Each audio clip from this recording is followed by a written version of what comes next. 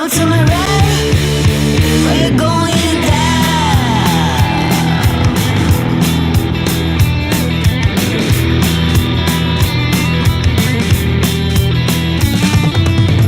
Hit the road, Jack, won't come back, no. You can sign me. Made a double in my hand, now here's to the cheaters. Hey, hey, hey, all you critics online, this one's on me, hey.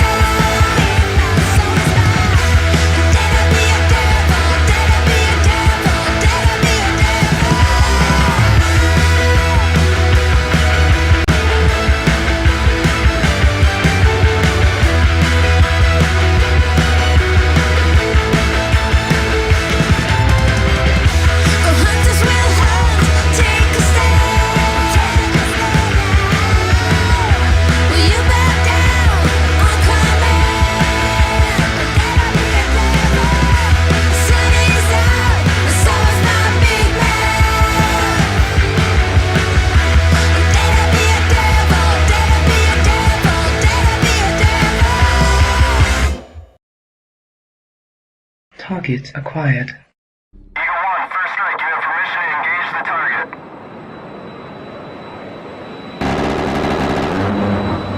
Warning: the following video contains explicit language which may be offensive to some viewers or inappropriate for children. The content within this video is intended for mature audiences only. What's up, everybody? Welcome to the show. Welcome to the show. It is it's that night. It's debate night. We got it going on. Tonight, Star Wars, Star Trek. We are going to have all the debates with Star Wars or Star Trek prompts. It can be Star Wars versus Star Trek. It could be just straight up Star Wars on Star Wars crime or Star Trek on Trekkie on Trekkie violence. I don't care. It's going to be good. It's Nerdorama, and it's cool, man. It's cool. I've got my Alliance hat. Join the Resistance. Join the Resistance, everyone. Got my Rain energy drink. I'm going to need that. I am going to cause the chaos. So, yeah, we got this going on. I'm going to be posting the link in the chat if you want to come up and be a member of this great debate night. It's epic. It's historic. I've been done before. We're going to have a good time. There's the link. It's coming your way. There it is. If you want to come up, come hang out, come join the party. We're going to have a good time. Now, I am starting that a little early, because we will take a little time to bullshit and, just kind of goof off. And that's all good.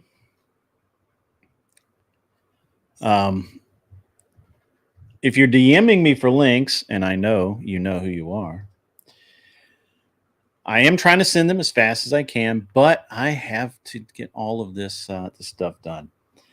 So this is needed to happen a long time, folks. It's needed to happen.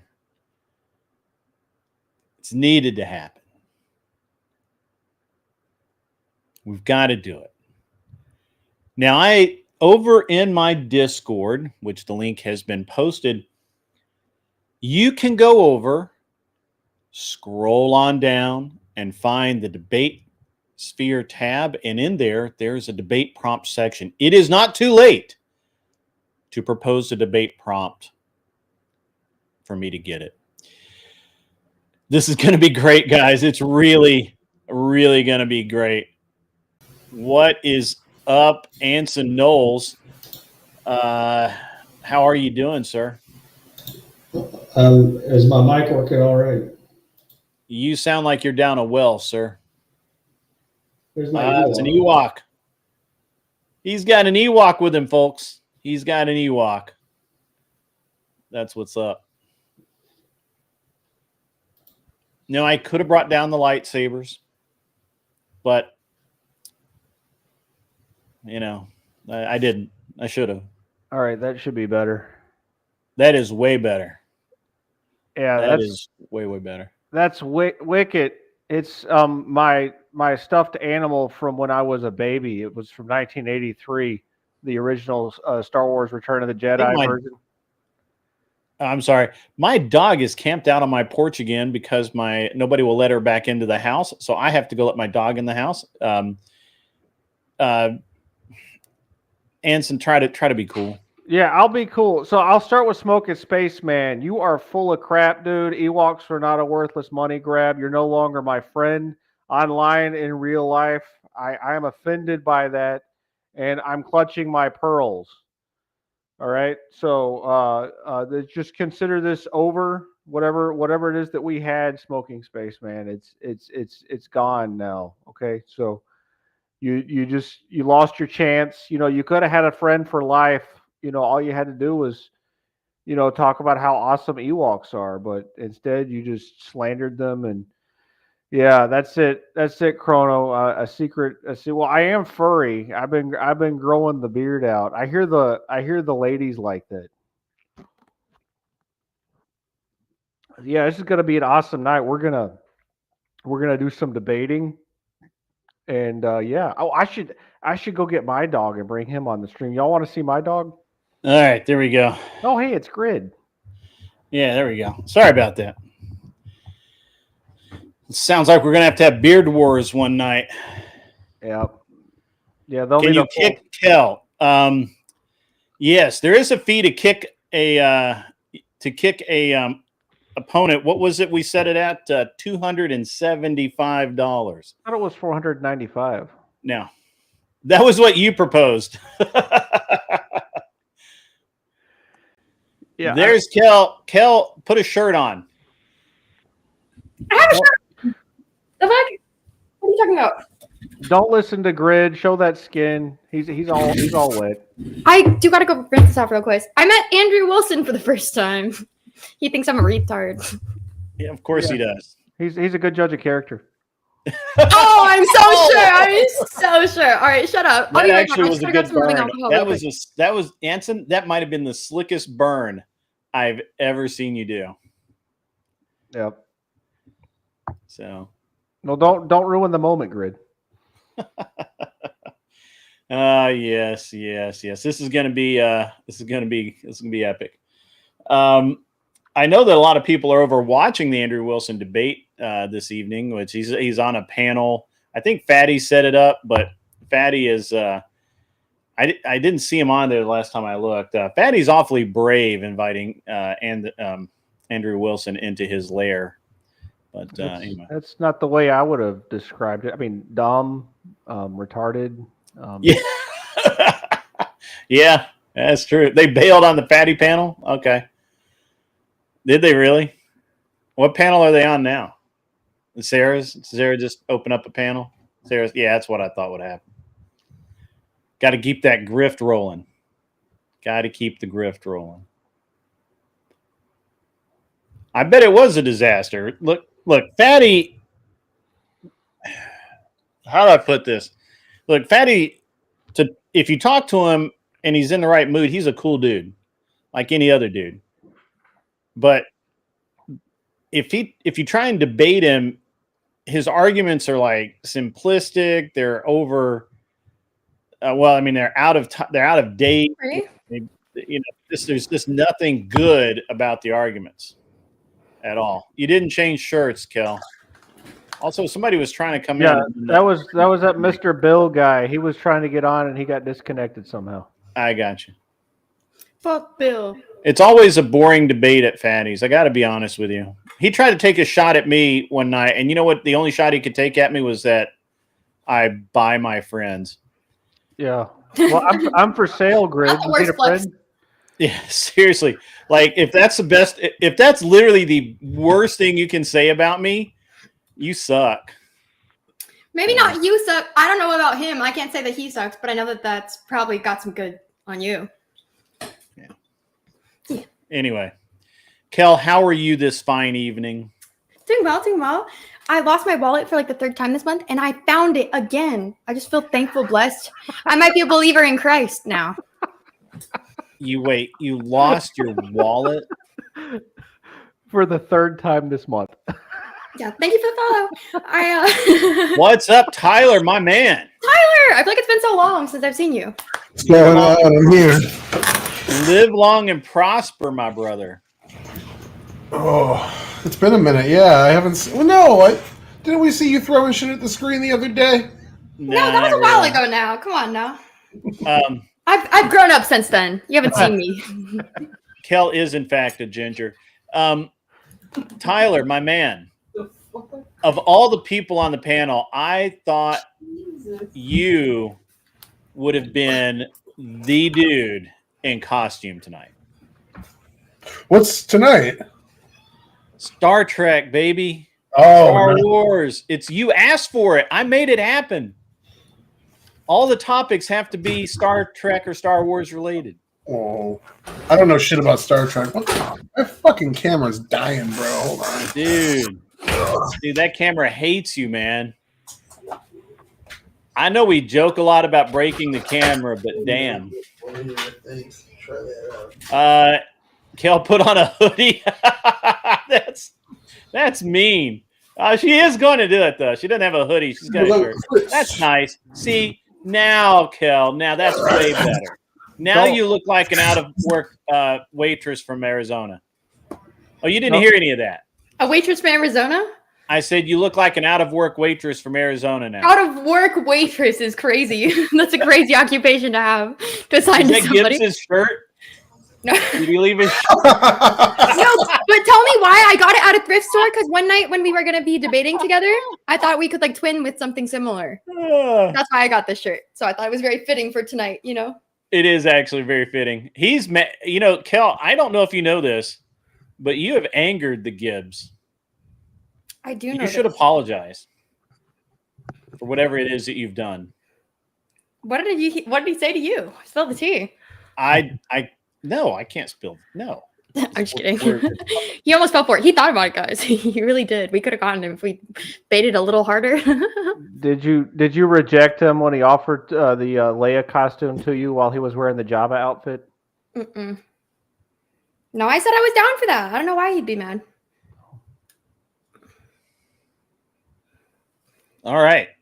So we're gonna do Star Wars tonight. Hopefully, we have some more people show up. This isn't enough to get a proper debate going. I know Cleaner will be along shortly. I think he was in yesterday, making sure that we were still doing it. I really hate taking time off to go do stuff, but it's going to get really hectic over the next couple of months with me being in and out of town. Yeah. And but it'll be okay. You guys will muddle through somehow. We will make it in absence of Dad one. So why exactly? What are you doing with your light? Do you understand it? If you look into the light, it blinds you. Well, my light is broken, so I got a flashlight, but I'm like, maybe this won't work. It actually is very bright though, so I'm gonna just. Has it been a slow week selling cars, Kel? No, it's honestly been a pretty decent week. It's been. I started off my week so good. For the one day that you've been there. Yeah, I was gonna say I started off my week so good that I literally haven't worked for like 2 or 3 days. But I had a good start to my week. Okay, I can throw it in the mod chat.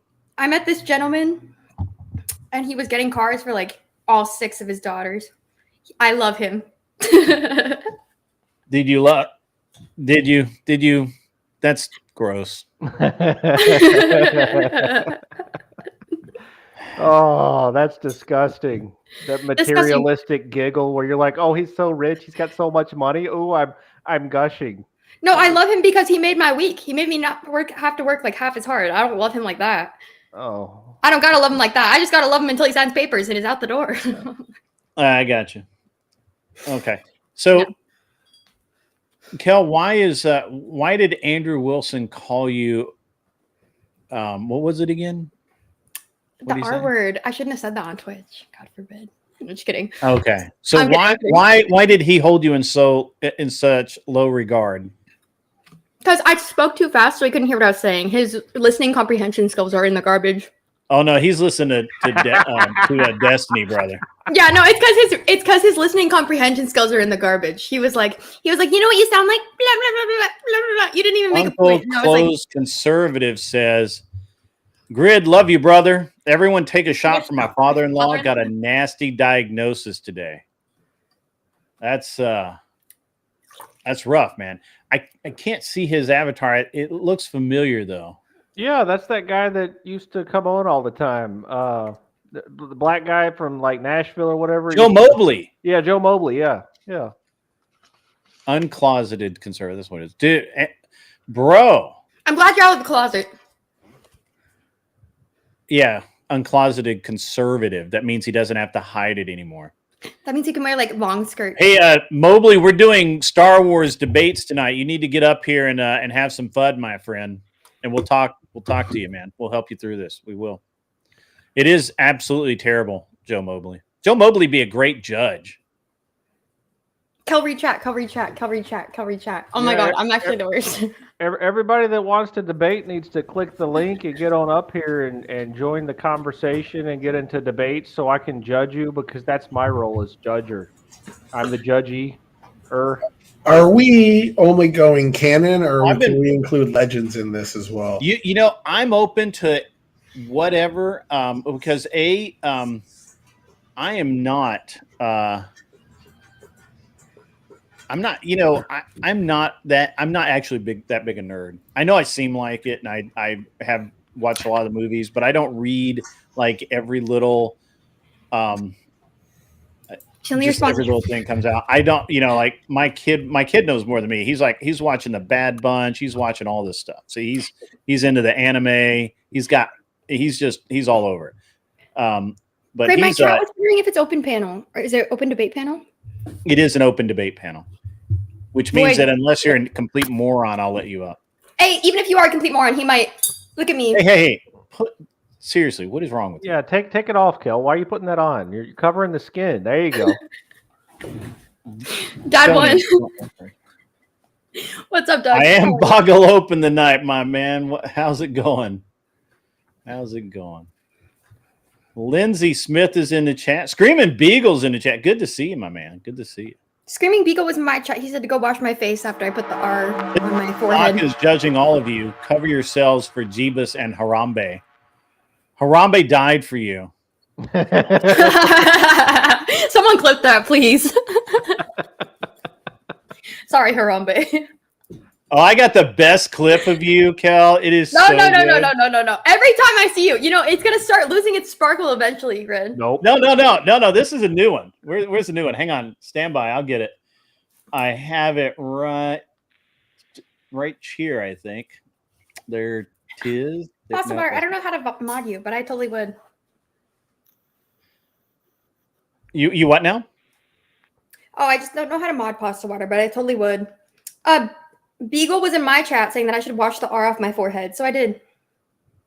He said, I wish we could just brand you as an R word. Andrew Wilson said that to me, so I put a big R on my forehead. Is that what he did?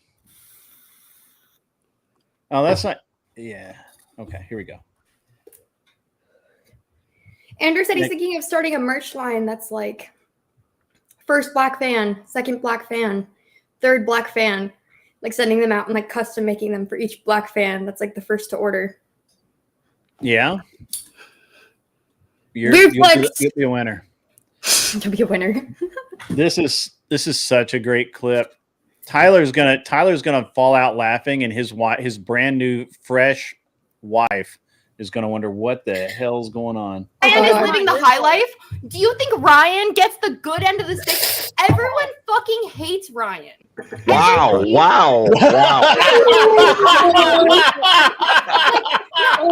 asked that question from the second I met Ryan. That's not what I meant, Ryan. Evil timing right there. Evil. He said, oh, look who's in waiting. You know what I could do? An agent of chaos, Grid is.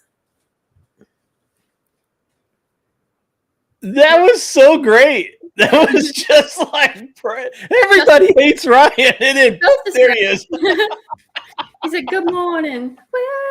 Wait, oh man, that was good. What did I do? And now Tyler's wife's gonna be like, "Why are you laughing so hard? What's wrong with you?" No, she's doing her own thing. I'm searching for people right now. I'm calling fellow nerds. Yeah, call the nerds. Call the nerd squad. If I keep taking out all my nose rings, K2, they're gonna close up. You can't just pay me every night to take them out. This is how I look. This is how I am. You could just not do the nose rings, and then you'd look normal and attractive. That's what K2 wants. K2 keeps donating. He donated me $10 when I was at a pool party to take out my septum ring, and I lost it by accident. Don't make what, Kronos? That was great. That's great. I'm waiting on a few more. We got to have a few more people join the show. I know. Look, I understand a lot of people are over doing cool stuff, watching Andrew annihilate people. Wow. I don't know about that, but did you not see Andrew like when he talks? Did you miss? Okay, I'm sorry. Is your his dick is so far in your mouth? I just couldn't hear anything you're saying. What? Oh, I don't know about that, but I do. But like every time I've watched Andrew in an exchange, is like Oh, he's just so awesome and What? handsome and. No, I didn't say I agree. With Jealousy's not a good look for you. I didn't say I agree with him. I said that he's really good at like controlling a panel and a conversation. I don't know. He just mutes to his chat. Maybe to his chat because he just mutes. Pussy move. Insane. Wheels Well, of thinking. even in situations where he can't mute, he's usually capable of controlling it. Wait, who Andrew cares? Who cares? Well, you seem to care because you know he's living rent free in your brain for some reason. Is it because he upset you so much? Are you in your feels? What? Do you need Ever? to cry? Do you need Whatever. To cry? Do you need a shoulder to cry? Do you want a hug? Not from Baldy. Absolutely not. Okay. Who in my chat? It looks like Anson, except not as good looking, I guess. I don't know. Okay. Yeah, come on, Grant. That's some cap right there. She looks way better than I do. She only looks better than you, in your opinion, because she has boobs. Yep. Hey, it's Agrillipus. What's up, buddy? What's up, man?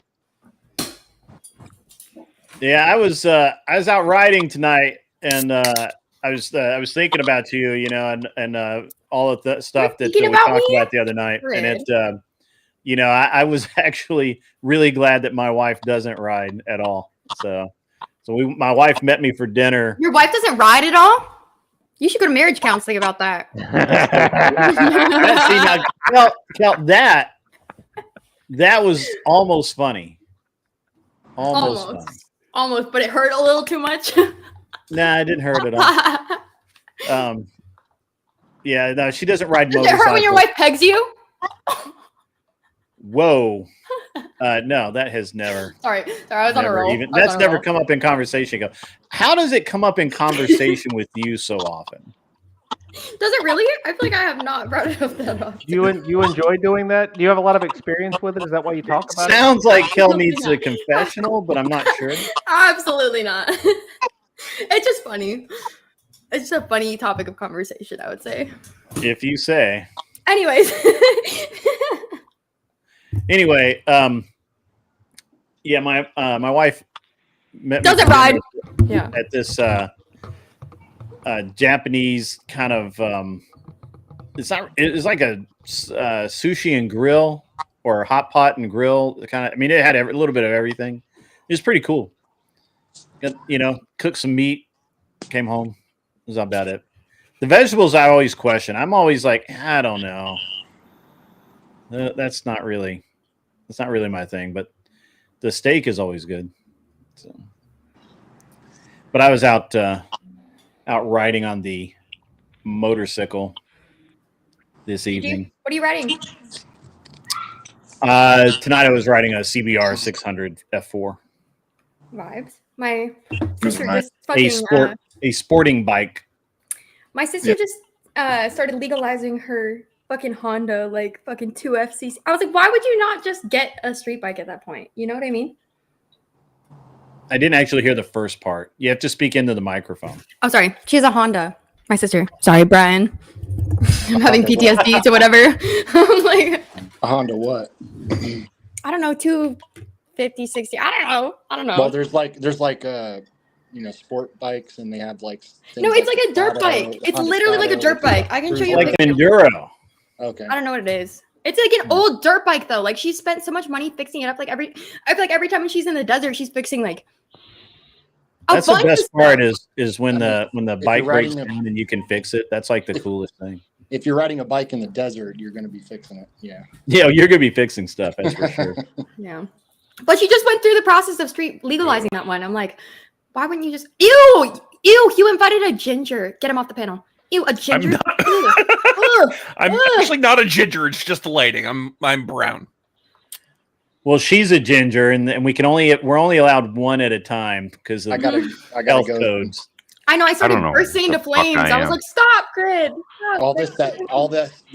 All this gray used to be ginger. So I guess I should go. I'm sure all this Do brown it. will become gray soon enough.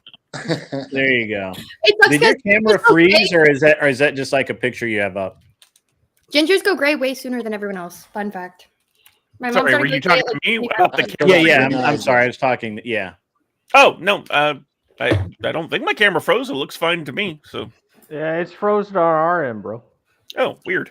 Okay. If you're using That's just a picture you Microsoft have. Edge or whatever the hell it is, No, try. I'm using Firefox. Also, Even worse. Here, I'll just do that and try it again. You'll see want if to use that fixes Chrome, it. man. Chrome is the browser that's compatible with the software. If you don't use Chrome, it doesn't work right. Interesting, because I used this software with another person to do a podcast, and it seemed to work right there. So, not sure. Oh, interesting. Yeah. Kels likes Andrew, but won't say she has a crush. That's insane. That's insane. I think you do have I actually think you have a crush on Brian from whatever, but you know, I think he's got a girlfriend now. $2 comes in from Kronos 420. Gingers battle-toed themselves out. That's funny. That man wants his girlfriend to bow when he walks in from work. Can't Like, do imagine that. walking home from work and your girlfriend's like, that's what he Yeah, wants. what's wrong with that? Yeah, Definitely not a crush. That sounds What great. is wrong with that though? Yeah, I don't see a problem with that. I don't think he's going to be down with my polycule. Every man has a different measure for what they want when they come home. You know, just like every woman has a different measure for what they want in certain situations from their man. Of course. There's nothing wrong with that. It's Also, just I a feel like- preference. I feel like fucking, also, I feel like Andrew is probably like a debate, like, unfair debater, because he's literally like, there's one option, then there's the other. And I'm like, that's like, it's so relative. Like, that is. He's not an unfair debater. If his opponents are not skilled enough to call out when he calls a false dialectic, that's their No, fault. I just and they're wouldn't unskilled. answer one or the other. And he started spurging out about it. Andrew Wilson Crash Out featured on Sarah's channel. Just kidding. But Kidding. I should definitely not be throwing straights. We love the Chris Bowl. We love Grid. We love God, etc. Sorry. You know, the thing I thought everyone was going to Amen. freak out about it when I joined was the fact that, you know, I have ANCOM in my name because I'm an anarcho-communist. So I figured, you know, that would get the. If Fabian knows this is going on, we'll have an anarcho-capitalist over here, and if John Mosman comes in, we'll have an anarcho-Christian. So, you know, fun. I can collect the full set. But just in case you guys missed it, this is yeah, I was gonna say this happened earlier. This was last night. It was great. And you know, I know you guys are all going to get a really good. Oh wait, why didn't it attach? Hang on, stand by. There we go. Now we got it. All right. Just, you know, because why not? This Bruh. is just, it's too He's much. living the high life. Do you think Ryan gets the good end of the stick? Everyone fucking hates Ryan. Wow! Wow! Wow! I asked that question from the second I met Ryan. I was didn't like, man know is that was living the so high life. good. That was so good. Evil stuff. Fucked up. I don't hate Ryan, and I disagree with a lot of shit he says. I don't hate him. Ryan either. I don't hate Ryan either. I'm just saying, like, this person was saying that Ryan, this person was crashing out on the panel because he's like, Ryan gets. You said everybody hates Ryan. Well, You literally said everyone hates Ryan, and he literally showed up. Right Ryan knows what I meant. Okay, listen. Ryan knows what I meant. He does. But we're all in question of what you meant. That was so good, though. Well, I'm trying to explain it. It's because this guy was literally crashing out on the panel, and he's like, Grid, what? He's like, why is it that this guy, he's Okay, like, go why ahead. is it? He's like, why is it that this guy gets so much panel time and airtime? This guy's living such a glam. Hey, Shannon. I can hear you. Yeah, you can be a little louder, but I can turn you up over here. Yeah, but this person was literally like, oh my god, this person has such a glamorous life. They get so much panel time. I'm like, Cope. Keep coping, Kel. Keep coping. yeah. Who said that? Opium flows. I fucking did. Oh, we're back to Oh. Does someone want to pay for Kel to get muted already so we can move forward? Yeah, we got cool. I like the black and white. Thank you. That's actually almost classic. It actually, it's kind of classy looking. Yeah, with the little dangly curl, she almost looks classy. Almost. If I didn't know her, I'd say she might be classy. If I just saw like the side profile shot, but I know her, so I'd never say that shit. Yeah. Gotcha. I don't know what the thing is with the bow, Kel. But I'm classy passy. I'm classy passy right now. I was gonna say you look a bit like a 30s movie star, just with headphones. Yeah, I could see that 30s or 40s. Yeah, for sure. Yeah, you've got that aesthetic, do you? Yeah, and especially with the hair done up like that. Hold on, guys. Shenandoah, what's up, man? The devil right there. Did you see that? Shenandoah's muted. I can't hear you, Shenandoah. Everybody else is talking. Sorry. Go ahead. I think he thinks he's muted, and it's just the Streamlabs fucking up. Shenandoah, we could hear everything you were saying to your audience about how you didn't like the vibe on the panel, and Grib was asking what was up. Oh, my bad. I don't mean that to be rude. I meant that more in the sense of, like, I didn't know my audience wanted me to watch, like, a huge debate panel. I'm sorry for, like, insulting you guys. That's all right. I have much worse said to me. Yeah, no, I don't mean it in a mean way. I just want to make sure that my audience will obviously be happy, too. Well, we're missing the Abe Dinkus guy. We're missing him. He should be back. Shenandoah took him. He's sitting on his fucking wall right there. I see him. There is Abe. Honest Abe. So we're missing Abe. We're missing a couple of people, but they may be over watching Andrew Wilson tear people up right now. So. Andrew Wilson is not tearing anyone up. Calm down. The only thing he's tearing up is his ass is getting torn up by his wife. There's your stalker behind you. Is he still going at it? Is he still going at it over there? So, you guys ever heard about land value taxation? Yes, I have heard of Georgism. Well, that's pretty cool. I like that. That's cool. I'm a Georgist. I like Georgism. We got a Georgia City in Alabama, Fairhope, down in South. Yeah, Alabama. that's true. Fairhope. I actually know a couple of people who are from Fairhope, and they really love talking about that project. It's interesting both how it works and how it fails. I'd love to visit one day. I've never been to Alabama. Can you just fun story that I like to tell people? The game of Monopoly started out as an educational game called the Landlord's Game, which was created by a Georgist to demonstrate the evils of capitalism. The evils of capitalism. I mean, that is true. That is. Kill's not getting enough attention, guys. I'm sorry. Kill's not getting enough attention. Kel, can we all focus on here? Hang on, I got you. Elizabeth Maggie, that was her name. Take off some more clothes, you'll get more attention, Kel. That's how it usually works with women. All right. Anyway, where were we?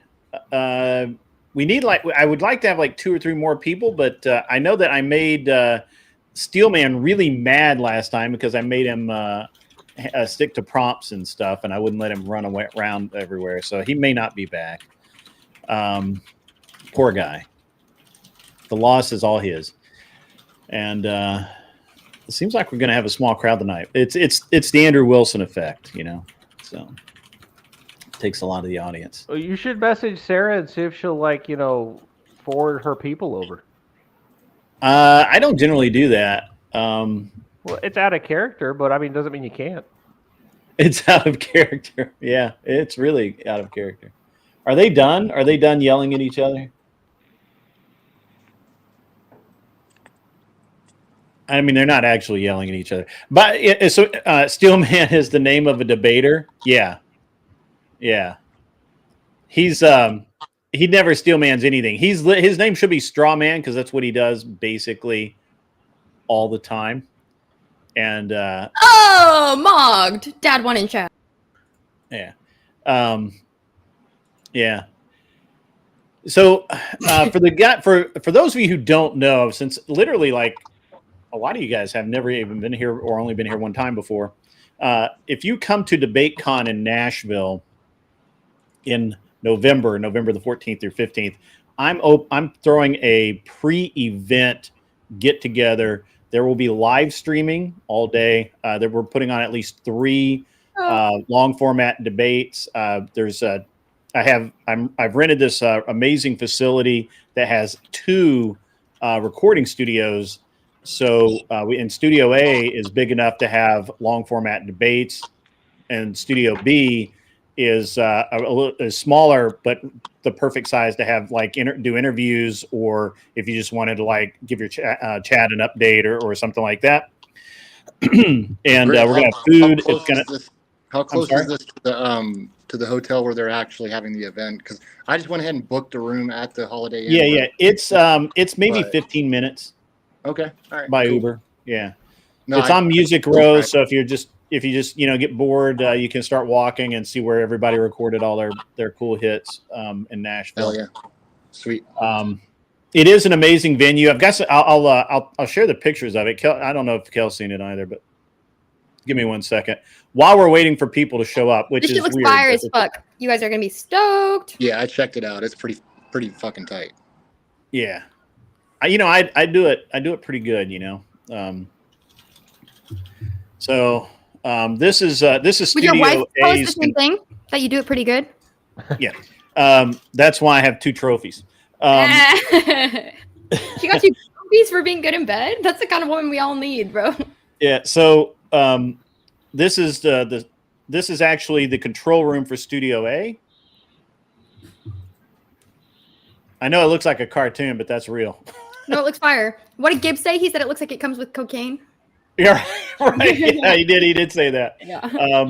I mean, this looks like the control room that some petty ass producers sit on the couch while the audio engineers do the real work.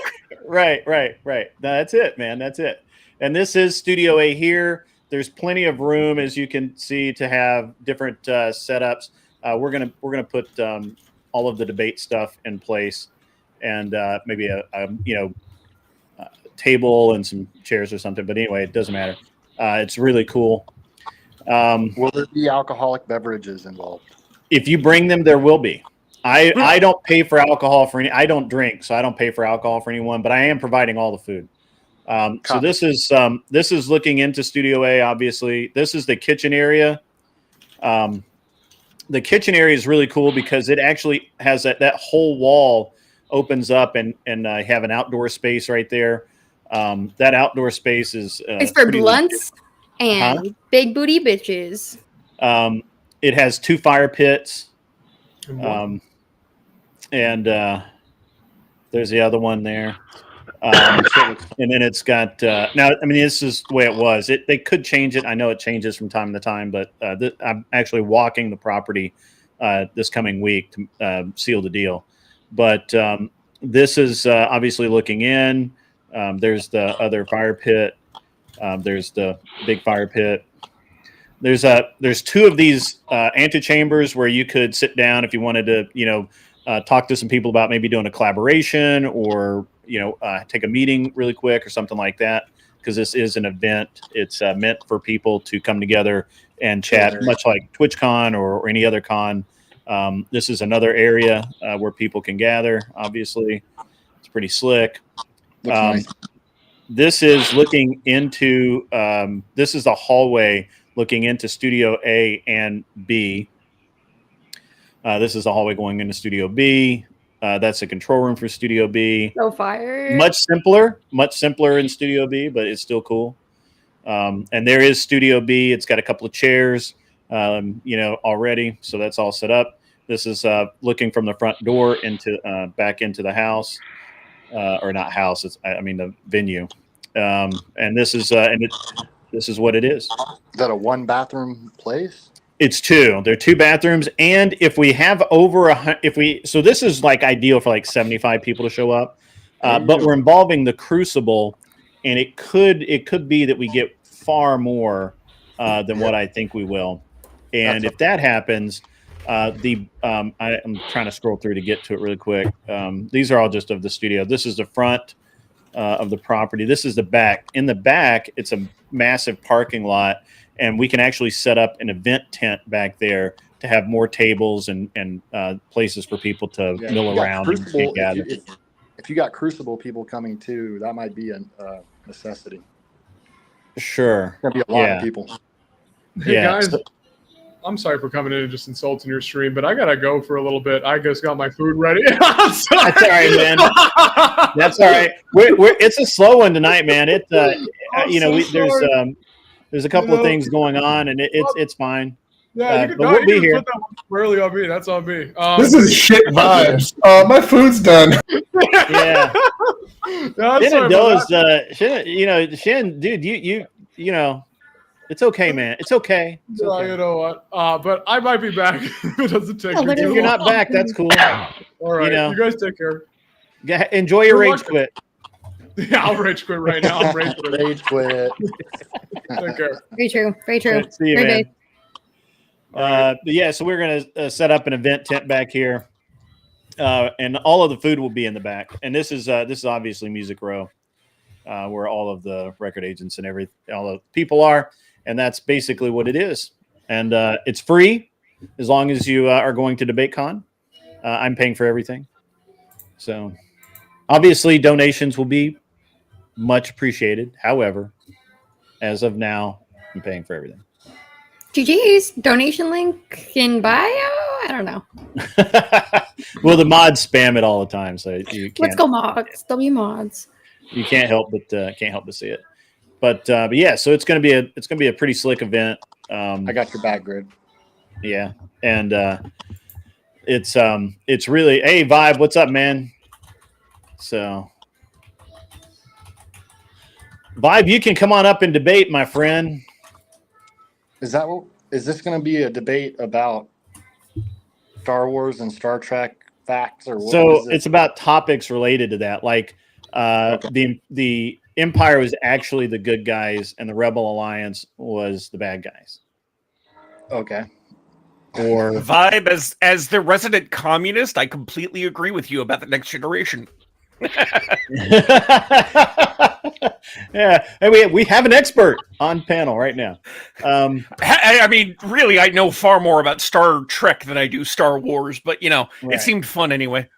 Yeah, I don't know that much about Star Trek past Babylon 5 or whatever it was, or not Babylon. What was the station? Are you talking about Deep Space Nine? Deep Space Nine. Thank you. Yeah, I don't know why it was based on Babylon 5. Right. Yeah. Deep Space Nine. Yeah. Yeah, Deep Space Nine was with the Ferengi, which was at least until fairly recently the best Star Trek show. Now it's a kind of a three-way tie between DS9, Strange New Worlds, and Lower Decks. So I don't want to insult you or anything, but has anybody ever told you that you sound like comic book man from The Simpsons? No, they have not, but honestly, I'm unsurprised, especially given this particular crowd. I'm used to being around a lot of nerds who all talk similarly to me. So yeah, that is not at all surprising. Okay. Watch out, there's a feminist up there. Yeah. There's one down here. Raging feminist. Well, wasn't there a guy that could like morph into other people? Yeah, shapeshifter. That was Deep Space. Yeah. Odo was part of a race of changelings called the Founders. Yeah. Yeah. See, he's a nerd. Yeah. We've got changelings here and now in the world. Yeah. They think they can be women. That's true. They do think that. I saw that joke coming a mile away. Every time. For you to say it. I saw that joke coming a mile away. I was actually going to go for actual changelings in the animal kingdom, of which there are many. Yeah. Hey, come on. I mean, I'm the asshole that'll say the thing that everybody else is thinking. It's true. It's true. Lizard people. I was tempted to cut you off because I did see where that was going. It's okay. Kel is not that thin-skinned. Yes, she is. Okay.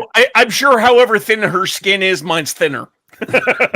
Weird flex, but okay. We're getting better day by day. She's probably That's eating true. hamburger with That's You know, true. it's so weird to hear someone refer to themselves in the like multi-plural sense, like always saying "we" as if they're like a It's me. queen Yeah, it's or me. like No, it's me and the voices in no, my head, bro. Royal maybe we. just like the schizophrenia type aspect. I'm not sure. I don't made know. the joke before you did. Depending what school of philosophy you subscribe to, we're all multitudes. True. What school of thought? You would have to narrow that down. Oh, I said depending what school of philosophy you subscribe to, we're all made of multitudes. What?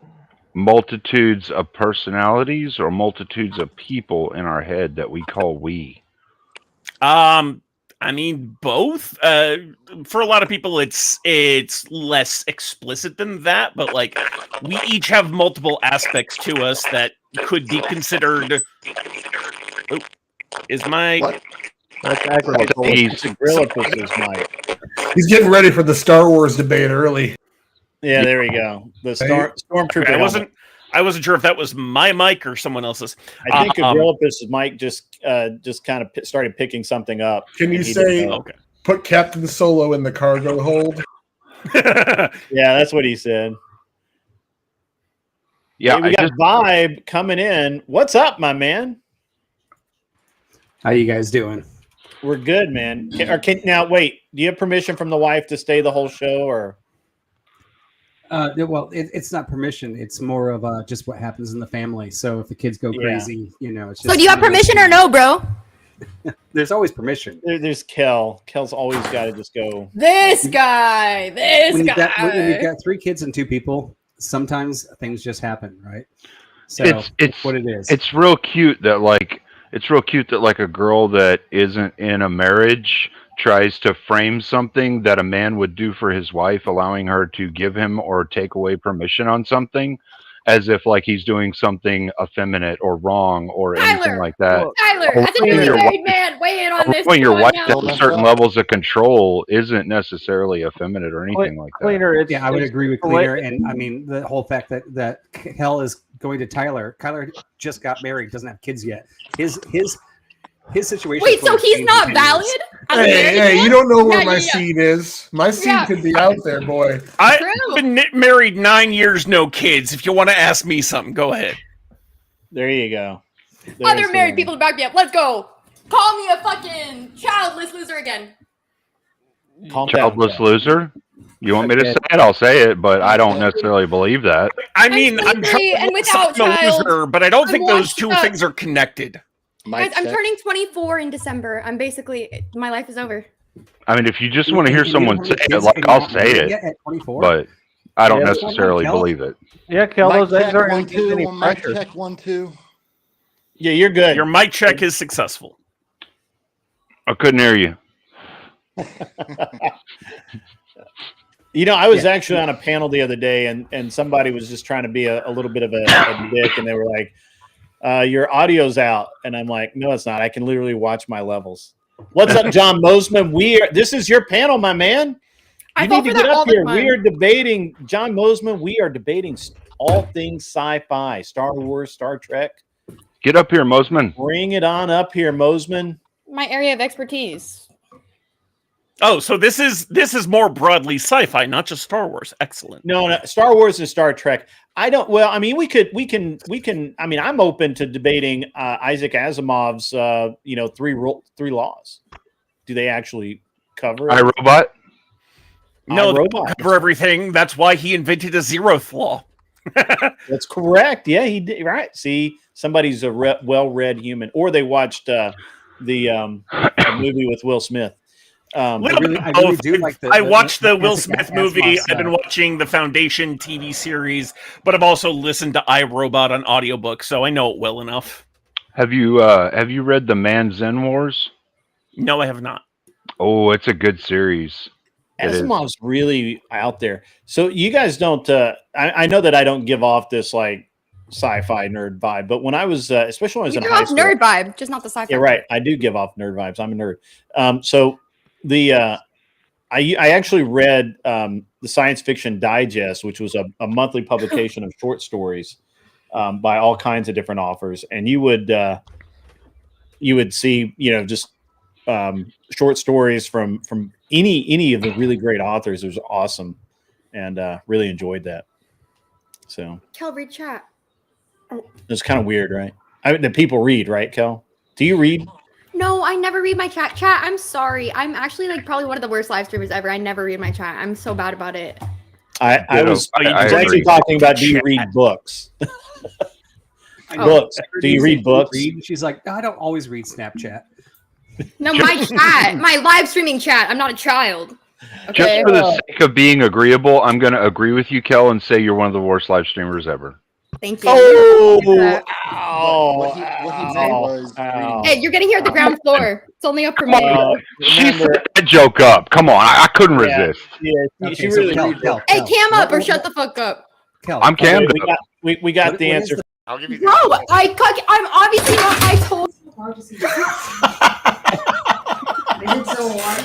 Cleaner, you say you're cammed up, but you're just a big square on our screen. It's not my problem that y'all's software isn't working right. I do want to know though, Kel. Kel, have you ever read a book where you read it and you put it down when you finished the end and said, "Wow, that really changed my perspective"? And what book was that? The Book of Mormon. What was it? The Book of Mormon. It was not a cookbook. It would never be. Mosman, get up here, my man. We need you. We need another debater to debate. Although he's more of a he's a LOTR guy. Lord of the Rings guy. I never want to smoke cigarettes until I'm on all of these conservative panels and everyone's smoking cigarettes inside. I'm like, I'm getting that itch again. When I'm drinking, and I only drink when I'm watching this bullshit. No, it makes me want to smoke. It makes me want to smoke so bad. I'm like, ooh. I know Tolkien better than I know Star Trek, so I'm down for that too. Dude, Grid, I'm debating Sarah on the 22nd. Or Sarah. Sorry, I'm debating Paige again on the 22nd. Good luck. Amazing. Yeah. And yeah, this time she won't have Based and I won't have Gibbs. So I'm like, you're debating who? Paige, the lawyer. Give me just a minute so you can hear me. Why would you do that? Yeah, she's going to utterly fucking destroy you, Kel. She challenged me. She challenged me because she feels like we didn't have a fair fight next time. And I was like, okay. It's not a fair fight. It's still not going to be a fair fight. But I had Gibbs last time. So now this is going to be a personal testament. Listen, I was going to debate her on whether it's wrong to raise your kids in Christianity. And then I was like, you know what? Let me just think about my audience for a second. So I was like, I told her last minute, I'm like, let's do homeschooling. Like, I'm like, I'm not trying to go up against Christianity. You're going to debate homeschooling with Paige? Yeah. Oh my God. What about homeschooling? What? Was she homeschooled or what? I homeschool all three of my daughters. What about homeschooling? All right, guys, can you hear me? Are you for It's just a debate topic. It's a debate topic. She challenged me. I'm taking. Yes, what about homeschooling? You. Do you know anything about homeschooling? Or are you just going in here blind? I'm not going in blind, but I'm not going to show all my tricks. Come on, a magician. Hold on the table. Kel, are you for or against the homeschooling? Well, Paige challenged me. Which side do you think Paige took? Oh, I bet Paige is 100% for homeschooling because of the evil of our education system creating more and more communists. Oh my God, here we go. Which helps the anarcho-communists down there, but doesn't do much for the rest of us. Yeah. Well, so are you going to be on the affirmative or on the refutation side, Kel? I'm going to say it again. 3 guesses. First 2 don't count. Paige challenged me. Which side do you think Paige took in that? Well, it depends on the framing of the prompt. Oh, yes. Okay, I'm going to pull in Andrew Wilson. I'm going to do what Andrew did to me. I said one or the other. Yeah, if you frame the prompt correctly, then you're on the affirmative. If you frame the prompt incorrectly, then the other person's on the affirmative, or like whatever. I said, she challenged me. Which side do you think she took? Are you dumb? That doesn't mean that I don't she's know. the affirmative. Knowing her, knowing Paige, I would say she would take either side because she would believe that she could absolutely fucking destroy you on this. Which she's probably right. Paige is not a very good debater, Cleaner. She's really dry, and if you can get her emotionally ruffled, she loses her place. All you really got to do, Kel, is question her integrity and then use examples from her own life to impugn her character, and it'll throw her off the entire time. She won't fall for that.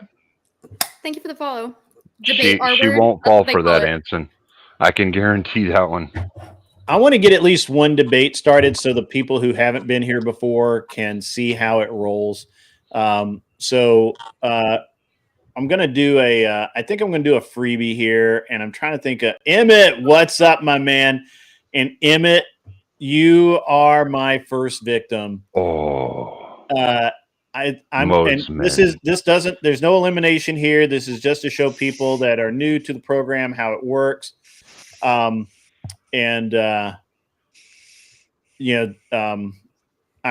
to explain the sci-fi. So I was originally thinking that we would do all Star Wars topics or Star Wars and Star Trek topics, because when we were last together here, friends, that's what we had talked about. However, I'm open to any sci-fi not genre, but any sci-fi series. You could do. As for what? Just so I understand. Well, like my best topic, the best example of a topic that I've heard so far. This is just an example topic. Right. Is the Empire were the good guys. But you could also say, like in Fallout, you could say that, the Brotherhood of Steel. Yeah, the Brotherhood of Steel are actually they have absolutely no interest in serving anyone but themselves, and they failed in their original mission. You could say that, right? You could pick on Star Wars. You could say that the sexual tension between Luke and Leia in the beginning was a really bad attempt at humor by George Lucas back in the 70s when it was originally shot, and it doesn't hold up in today's world because it's just creepy. I don't know. There's a lot of prompts that I think you could go Ender's World. The bugs were not actually trying to take over the worlds, and that the humans were the bad guys in that. You could also say that the humans didn't act quickly enough. They should have gone straight into complete annihilation from the word go, or genocide or whatever. I don't know. I mean, look, I'm whatever. What's that from? Ender's World. Okay. Ender's Game. There's Ender's Game. Thank you. I'm sorry. Not Ender's Game. Gotcha. Yeah, All Ender's right. Game. Just making sure. Gotcha. Right. And don't forget, it's worth noting that you want to make that distinction because another thing with humans and bugs is Starship Troopers, and so yes, very different Starship situations. Troopers is a right. Yes, yeah, right. And obviously, right Starship there, Troopers. We could talk about Heinlein and his propensity to do one book in a socialist mindset and another book in a conservative mindset. He was considered the very first libertarian ever, and he had a very interesting life as a human. But his books are fantastic, and if you actually read the books and not just watch the movies, they're really, really good. And there's definitely a question on that one of whether or not the satire is on a military-industrial complex, or whether the satire is on how socialist communists look at that, right?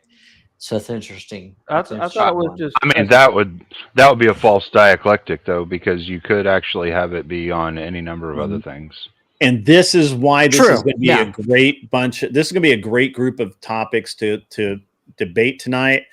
For those of you just joining us, the format of this debate game is we divide up into two, or actually we square off 1v1.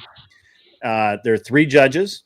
Tonight, I believe the judges are going to be Cleaner, Agrillipus, and Anson, because I'm 99% sure Tyler wants to play. As he shakes his head, very much yes. So the three judges make the decision. Each contestant gets 1 minute to make their case. In that minute, you either give your position, you can make an opening statement, whatever you want to do, but you have 1 minute to do it in. After each person's had their minute, then you get 5 minutes of open debate. At the end of the 5 minutes, the judges make a decision on who made the better arguments for their position. again, the subject matter tonight it's just straight different. So it is this is more of a look. I've been out. Dweeb debate night. Yeah, it's not just that. I've been away. I was gone last week, and so we weren't able to do one at all. And so we're kind of trying to get back into the habit of doing these, or not back in the habit, but introduce more people to them. And it's a really great format. So I really like it, and it's a lot of fun.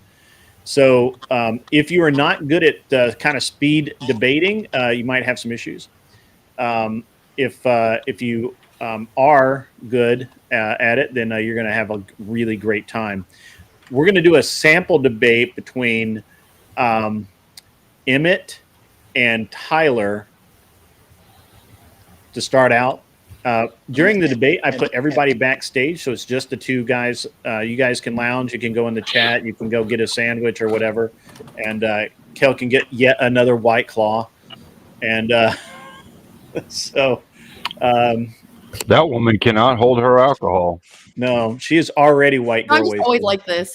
I think we should actually have a debate topic one time of whether or not people who drink White Claws should be able to vote, because I would say no. Oh, that would be that. You know what? I'm down for that. I'm down. Emmett's down too. Emmett's already shaking. Yeah, absolutely. All right, I'm going to put everybody in the back. Sometimes. Everyone listen up. Everyone just listen in. I see so I know it's sad that you have to go to. Oh, Emmett needs to come back up. Wrong guy. Thank you. Oh, great. We're gonna have a debate with Emmett, and then Chuck kicks me out.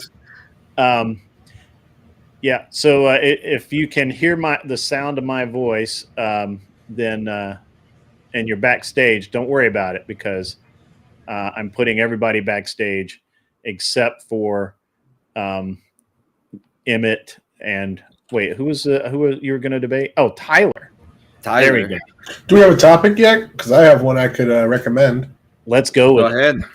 The Bene Gesserit's plan for the future of the universe was meticulously more planned out and better than the Sith plan for the future of the universe in episodes 4, 5, and 6.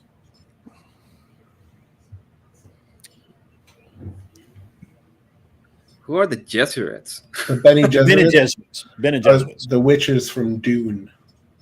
Yeah, the witches from Dune. I thought we were talking for some reason about Star Wars. I was like, what the fuck is that? I think Mosman wants that smoke. So let's do something a little easier. Yeah. I'm a nerd. I'm not a full-fledged nerd. Not a full-fledged nerd? No, I'm not a full-fledged what would you nerd. like to debate, Emmett?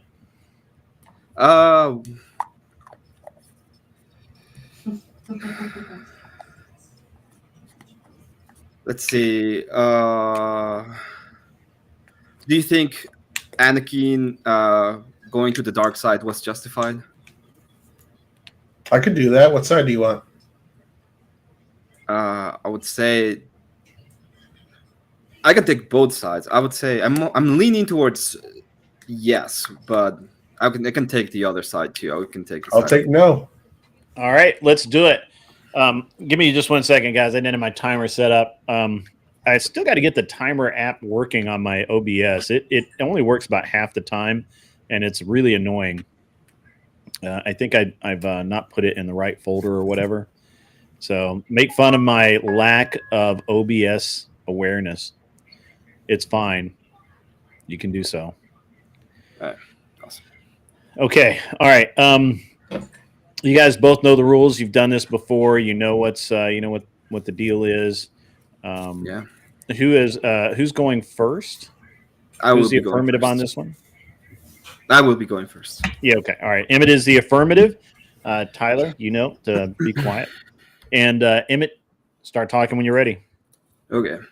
I would say that after being brutally taken away from his planet, Anakin had to suffer through the whole time as a Jedi member being disrespected, even though they told him he was the chosen one. And the point in which he came to the conclusion that he had to see the evil of the Jedis and be against them, he was completely justified in all of his actions taken, especially the ones taken during Order 66. I think at that point he had to do what was necessary in order to bring forth the goodness of the Imperium. And that would be my opening statement. All right. Well, 15 seconds left there. When you're ready, start speaking, Tyler. All right, so Anakin switching to the dark side, becoming evil. The justification for this was fear for his family, retribution for his embarrassment as a man and as a Jedi. None of that's justified. If you take that same logic over to the real world, you could justify murder, all sorts of heinous, evil acts, and that I feel justified for a raise, so I should go kill my boss. I feel justified for healthcare, so I should go execute a CEO on the street. Things of that nature start to arise from this self-serving, almost heathenistic mentality that is being espoused by Anakin at this point. He has fear for his wife, so he lets himself get manipulated by an easy, simple ploy that he should have seen coming from a mile away, because we all did watching the movie. So, I just feel like you're going to try to argue that because things were bad for him, he cared for his family, that it was justified. But you could justify some pretty awful things. That's it. 5 seconds left. Good time usage, guys. All right, 5 minutes. Just start talking. Well, it wasn't only about him. The reality, what we're talking is there was a full galaxy conglomerate. They were at war. They were doing all of these bad things, especially the Jedi. They were kidnapping kids. Are you pro kidnapping kids? I think that's completely bad. Okay, and to the end of it all, they went and attacked him directly. They were trying to attack his family. They were trying to attack his mentor. He knew what he had to do. He had to stop the war. And sometimes you have to crack some eggs, to make an omelet. So, in essence, you're saying they kidnapped, but I remember watching those movies. His mother was extremely happy, and he had autonomy the entire time. In fact, he was trying to talk his way into it because the Jedis didn't necessarily want to take him due to his age and his immaturity. Lessons that he needed broken in him. He needed to be brought down a couple pegs, because you can't be a Master Jedi on the Council and have that kind of arrogance. And when you're talking about cracking a few eggs, during Order 66, those babies were basically in eggs that he slaughtered by the masses so he could become evil. I don't think there's any justification in the world for killing a room full of children. Yeah, well, you're saying that he was too old to join. So you're telling me that the Jedis were just kidnapping younger boys. Okay? They were just kidnapping younger. He was just too old for them. That's what you're trying to tell me? Because I don't think that's a good idea. I'm gonna go ahead and take some babies to a convent there's gonna be a bunch of grown men, and they're not gonna do anything to them. That sounds like there's these islands. There's this small island to the side of Papua New Guinea, and they had the parents' permission. Okay? When you say kidnapping, you sound like somebody who wants to abolish ICE. They were not kidnapping these kids. How do we know that he omitted the part of the warriors of Papua New Guinea, okay? And the Jedi are just the descendants of these people.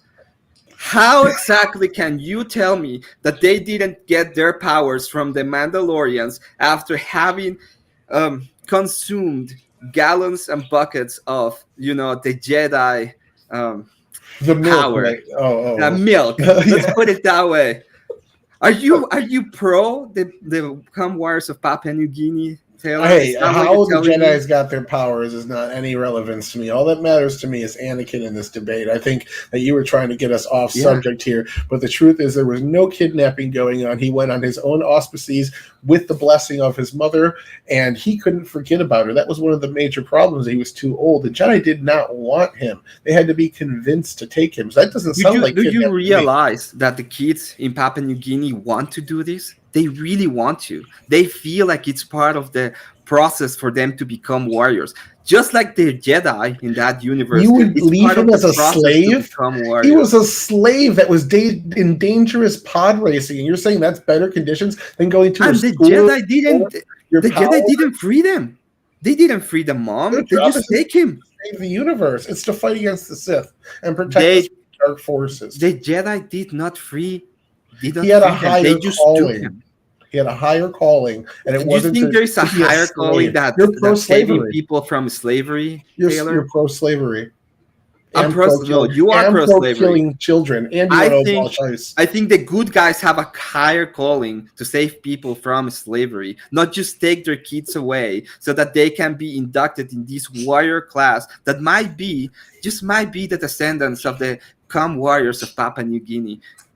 That sounds like speculation to me. I haven't had to see a It is well, I don't know about you, but you are defending these people. I think you are defending. I think they could be also the descendants of King Arthur. They could be King Arthur and his knights' descendants as well. With this level of speculation, the fact of the matter is, Anakin's turn to the dark side was not justified. He was not kidnapped. He was not abused. He got brought down a couple of pegs. Well, but we don't know. We don't know. You said it yourself. We don't know if he was abused. We have no, it might be that in his mind, Mr. What's his name? God, I forgot the author. It might be in his mind, he was thinking about the warriors of Papua New Guinea when he was writing all this. And he just thought that he couldn't put that specific part in the books. He was like, oh, it's too bad. But in reality, what actually happened is that they were giving these little kids just gallons of milk, and that is disgusting, Taylor. And you are pro that, okay? You are doing this purely speculating. If you could prove that, maybe throwing them in the wood chipper would be something we could agree on. But that had no bearing to the movie. We know that they wanted little kids. That's what we know. In fact, they were telling Anakin that he was too old. Anakin, you're too old. He was only like what, 7? He was a slave. You want to leave my people in chains? Wow. You might be lactose intolerant, Anakin. That's why we don't watch you anymore. Time is up. Wow. Wow. Emmett, you took it dark, brother. You took it dark. I got to hear from the judges before I say anything else. Let's start with Cleaner. Well, I decided before we started this debate that I was going to do tonight based off a little bit different metric because we're doing something fun tonight. So for tonight only, I'm going to be judging based off of how effeminate or masculine you're making your arguments and whether or not that aligns with your actual sexuality. So on this one, Emmett made a whole lot of really twisted shit that feminists would have fucking said. So Tyler wins. Oh, dang. Dang, son. All right.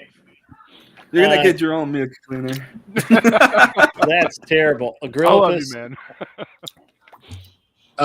So I'm just going to go. This was just for fun, but I just wrote like pluses and minuses next to who was arguing what. And I got 1, 2, and I got 2. So I'm going to have to go with Emmett, but only by 1 point on my scaling system because they both contradicted each other. Yeah, they both contradicted each other multiple times and agree and just going for positives and negatives here. Emmett had 1 positive but 2 negatives that agreed with Tyler's, and Tyler had 2 positives that agreed with Emmett. So kind of no negatives. So I got to give it to Emmett though. At least he had that extra positive. Yeah. Anson. Yeah, well, between the warriors of Papua New Guinea and, Tyler's focus on the actual character, from my personal perspective, if I didn't actually judge it by numbers, I would have gone with the warriors argument because that was funny. But because I actually use a rubric, I came out with in terms of clarity, rhetoric. I thought y'all were about even and not very good. Y'all both got it. No questions now, Kel. I'm judging. You can talk in a minute. Stop. Hold on, Kel. So, and then there's the force of the argument. Tyler, you had a little bit better control over your argumentation, and you were actually it looked like your balls had dropped. So congratulations. Style and delivery. Again, Tyler, I thought you did slightly better. You got a 3, and I gave you a cringeworthy score of 1. Emmett, I don't know what you were doing with your style there. And tactics, y'all both had about even, mid-level tactics. But in terms of audience, the audience really resonated with Emmett and his talk of cum. And so I had to give him the higher score on the audience engagement. Good job, Emmett, getting the audience involved. But overall, 10 points for Tyler and 9 points for Emmett. Ooh, I would have scored this in a negatives. I got to be honest with you. First of all, Tyler, all you really had to do was say that, Anakin literally begged to join the Jedi, right? And he literally everything about it improved his life. And that to equate the Jedi to the Come Warriors of New Guinea, man, that Papal New Guinea, by the way, Papal, whatever the fuck it is, that's a reach. That's a reach. That's like I mean, I admire the tactic because once you said that, Tyler was just like, "What the fuck did I just get into?" Like, it was a great tactic. I'm going to be honest with you, but overall, that I hope you both do better. Please, be glad this isn't an elimination round. I'm not going to lie, you threw me off with it. Well, Yeah. It was a funny argument. I thought I was. It going was to bring a funny it up. argument. It was a funny argument. That I think you could. I think Emmett, you could have gone a little bit better with like that. All of the angst that Obi-Wan Kenobi obviously overlooked in his training because Obi-Wan was so desperate to prove that he was a good guy and that he knew how to train people, and and he it was truly Obi-Wan who corrupted Anakin. I mean, I don't know what the Papal New Guinea Come Warriors have to do with that, but it was old Ben Kenobi there who kind of botched the training and all of that. That's their in my eyes, Emmett as the master. Oh, go ahead. Excuse me. You're one of the judges, so go ahead. No, I already judged. I was. I just was gonna say, Emmett, I think you could have had a really good spot if you would have said something to the fact of, look, the Jedi were supposed to be not emotional. They were not supposed to be involved in the politics. They were supposed to be a tool of the political sphere, and they obviously became fearful. The very thing that they were told not to, right? Like they didn't listen to Yoda. And if they would have just listened to Yoda, then Anakin maybe didn't have to kill all these Jedi, and maybe the Empire wouldn't have done this. But because they couldn't keep control of themselves, like those guys in Papua New Guinea. That is, yeah, John. You read my mind. That's where I got it from. I was thinking about how they lost control of their emotions, and just like the warriors of Papua New Guinea, they had to let themselves be free. Yeah, I don't really think that's exactly how it worked out, but I mean, it's a good story. It's a good story. That's a massive assumption, though. That is a massive assumption about the belief structure and the understanding of the Come Warriors of Papua New Guinea.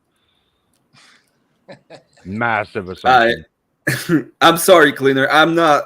I use them as an argument, but I don't actually follow them. You didn't read up on it. You should read up on it. Next time I'll try to read about PDFs. I'll ask for recommendations. Well, as my understanding is, it's when the young men come of age, so they're 18 or older, they're adults by their society standards in some metric. So it's not PDFs. And also, they're not 18. Also, no, but by their society standards, they're adults. Every society has a different standard for what's an adult and what isn't. Well, by yeah, their I know, but they're adults. Also, A Clippy Larklima donated $40. to make the assumption This is TTS. During debate prompt. Oh. Is Oh the my Paul gosh, we're Atreides really tyranny going this far? justified by his foresight? We have a paid for debate. You haven't seen all the movies. You don't have to see the movies. This is just, and most of these topics are going to be more like what we just saw with the, Anakin debate. But we do have one from. We have $40 from Anson. Thank you, my man. Is the God Emperor's tyranny justified by his foresight? Yes, because Dune, this was not made into a movie. You couldn't have missed it by watching a movie because it was a made for TV. But so Dune is a book about how monarchy is the best form of government. It is a beautiful series. I love it. Everyone should read it and learn why democracy is a failure. And so yeah, that's super. Yeah, exciting. actually, no, it actually shows just the problem with the guild systems and the corruption of the class system, and when you appoint people to be guardians over monarchical properties. Yeah, that's why that was all pretty much consolidated by the God Emperor and done away with. He had total control, so he didn't have to worry about that nonsense. That's the thing, though. Like, it was written from the point of view of someone who had a negative bias. And then whenever you're looking at it, you're also assuming that within their social construct, they adhere to what we agree is moral or immoral within our social construct, which changes. I like the prompt, but who's going to argue it? Yeah, well, but again, this becomes the whole issue, which is when you have to justify that type of authority. I feel like Anson wants to debate this topic. You have to accept all of the consequences that come with having a psycho like Paul. I think Anson and Kel want this one. No, I don't want to debate. I want to judge someone else debating my prompt. Y'all got it all wrong. Okay. Well, first, I'll step up on the negative on this. Okay. The communist is definitely anti-monarchy for sure. The anarchist is anti-monarchy. Yeah. He's twice down on the anti-monarchy. He doubled down. Yeah. All right, John, you want to smoke? You want to argue this one? I don't really give. I'm more interested in what Tyler's perspective of his prompt was than this one. But I mean, I can debate it either way. But obviously, I'm going to agree in person with what he's saying because I'm an anarchist too, and monarchy. Oh yeah, that's right. Absolutely, I forgot. Anarcho-communist meet anarcho-Christian. So they agree. So Christian anarchist. Okay. Used to describe myself that way, actually. See, John, this is what you have to look forward to. You can be this guy in the future. Well, it's still better than being you, right? Oh, yes. I like it. I like the energy. All right. So, who wants to debate this topic? What's the topic? It's basically, Basically, this is the prompt. Is the God Emperor's tyranny justified by his foresight? I'm taking the negative. My response to that is no. So if someone wants to argue the affirmative on that one against me, I'll take it. He's single-handed. Okay, never mind. I'll argue it. I'll fucking argue it all day long. I know you will. All right, I'll go. But unfortunately, Cleaner, you're a judge. Yeah, so, pardon me too. What God Emperor are we talking about? Dune. I don't care. Dune, The God Emperor of Dune. The Kwisatz Haderach, the Paul Leto or Paul Atreides. No. His son. Leto Atreides' son, Paul. Leto the second. Leto the What was second. his? I always forget his the name that the Muad'Dib. Thank you. It's Paul's son. God the second. It's Paul's son. Yeah. I thought the God Emperor was Paul because Leto Atreides was who's the taking dude. the positive and who's taking the negative here? Paul takes some of that authority to become what Leto becomes as the God Emperor. No, you guys who are arguing. No, Who's because taking the Leto positive dies at the very beginning. Yeah, but we're Right. talking, this is like the third book, right? Yeah. This is for the real nerds. yeah, this is like deep in the nerddom. Yeah. This might even surpass Tyler. Probably no not. kidding. Oh, Probably not. okay. Like this is a little bit beyond even my own knowledge because I've only read the first book, but I know bits and pieces of the later books because I've looked up the lore. I haven't read them in full, but I have enough chunks that I think argue it. All right. Well, I can since I'm the one that made the prompt, I can make it a watered down version for people who haven't read all of the books.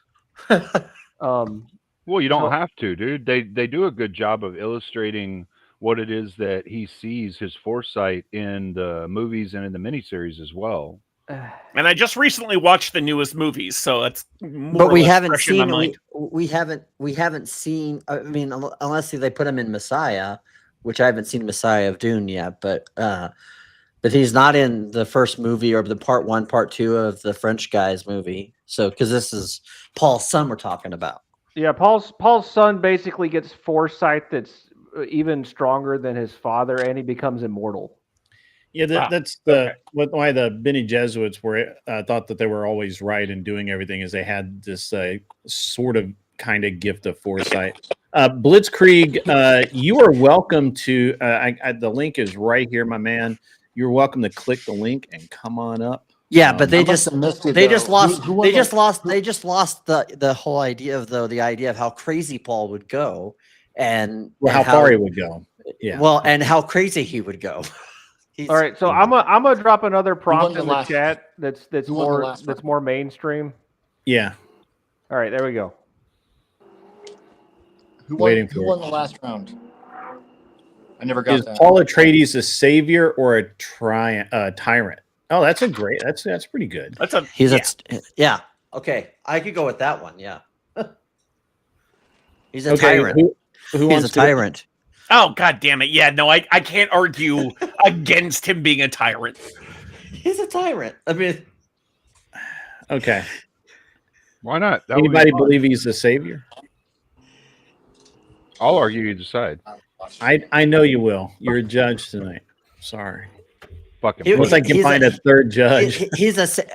If you want me, I can judge on this issue if you want. I don't You know. want? All right. So we'll let Cleaner argue it. And since no one, well, I mean, hey, it's easy to say that on the sidelines, my man. It's easy to say that on the sidelines. I know. Also, just knowing the lore doesn't mean that you can argue the positions. No, it's true. So, because it is the position here. That all right, so we're going to let John judge. Cleaner 409 will do the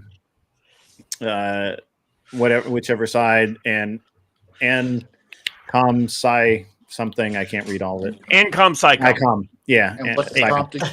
And com psychom, we might have to have a conversation, you and I, on the side sometime. I'm very happy to have that whenever you'd like. So same name on Discord. Feel free to look me or up. am I just being retarded? But all right, what's the prompt? And we got Ancom and Cleaner. Yeah. Who's taking the positive? Who's taking the negative? I was going to ask him, would you prefer to take the affirmative or the refutation side? So, the way the prompt was worded, it was the question of, is he a savior or is he a tyrant? I will be taking he is a tyrant position. Okay, so do you want to have that as the affirmative then? Sure. Okay, I'm good with that. And everyone else to the back. Emmett's all the way. Where did Emmett's? There he is. All right. I want a nice, clean fight, guys. Let's keep the obscure references to the books to a minimum, so that us normal people can relate. And remember, it's about the monarchy, or not the monarchy in this case. Was he a tyrant or was he a savior? I like that. We could use this argument as well for Jordan's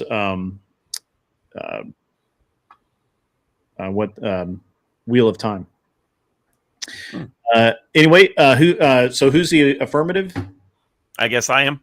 You are, and you go first. You get 1 minute on the clock. I'll start it when you start speaking. All right.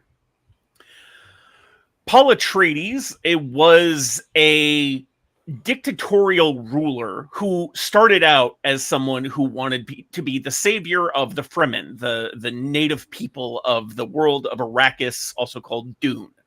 He had visions of the future where he predicted and foresaw the extermination of humanity at his own hands.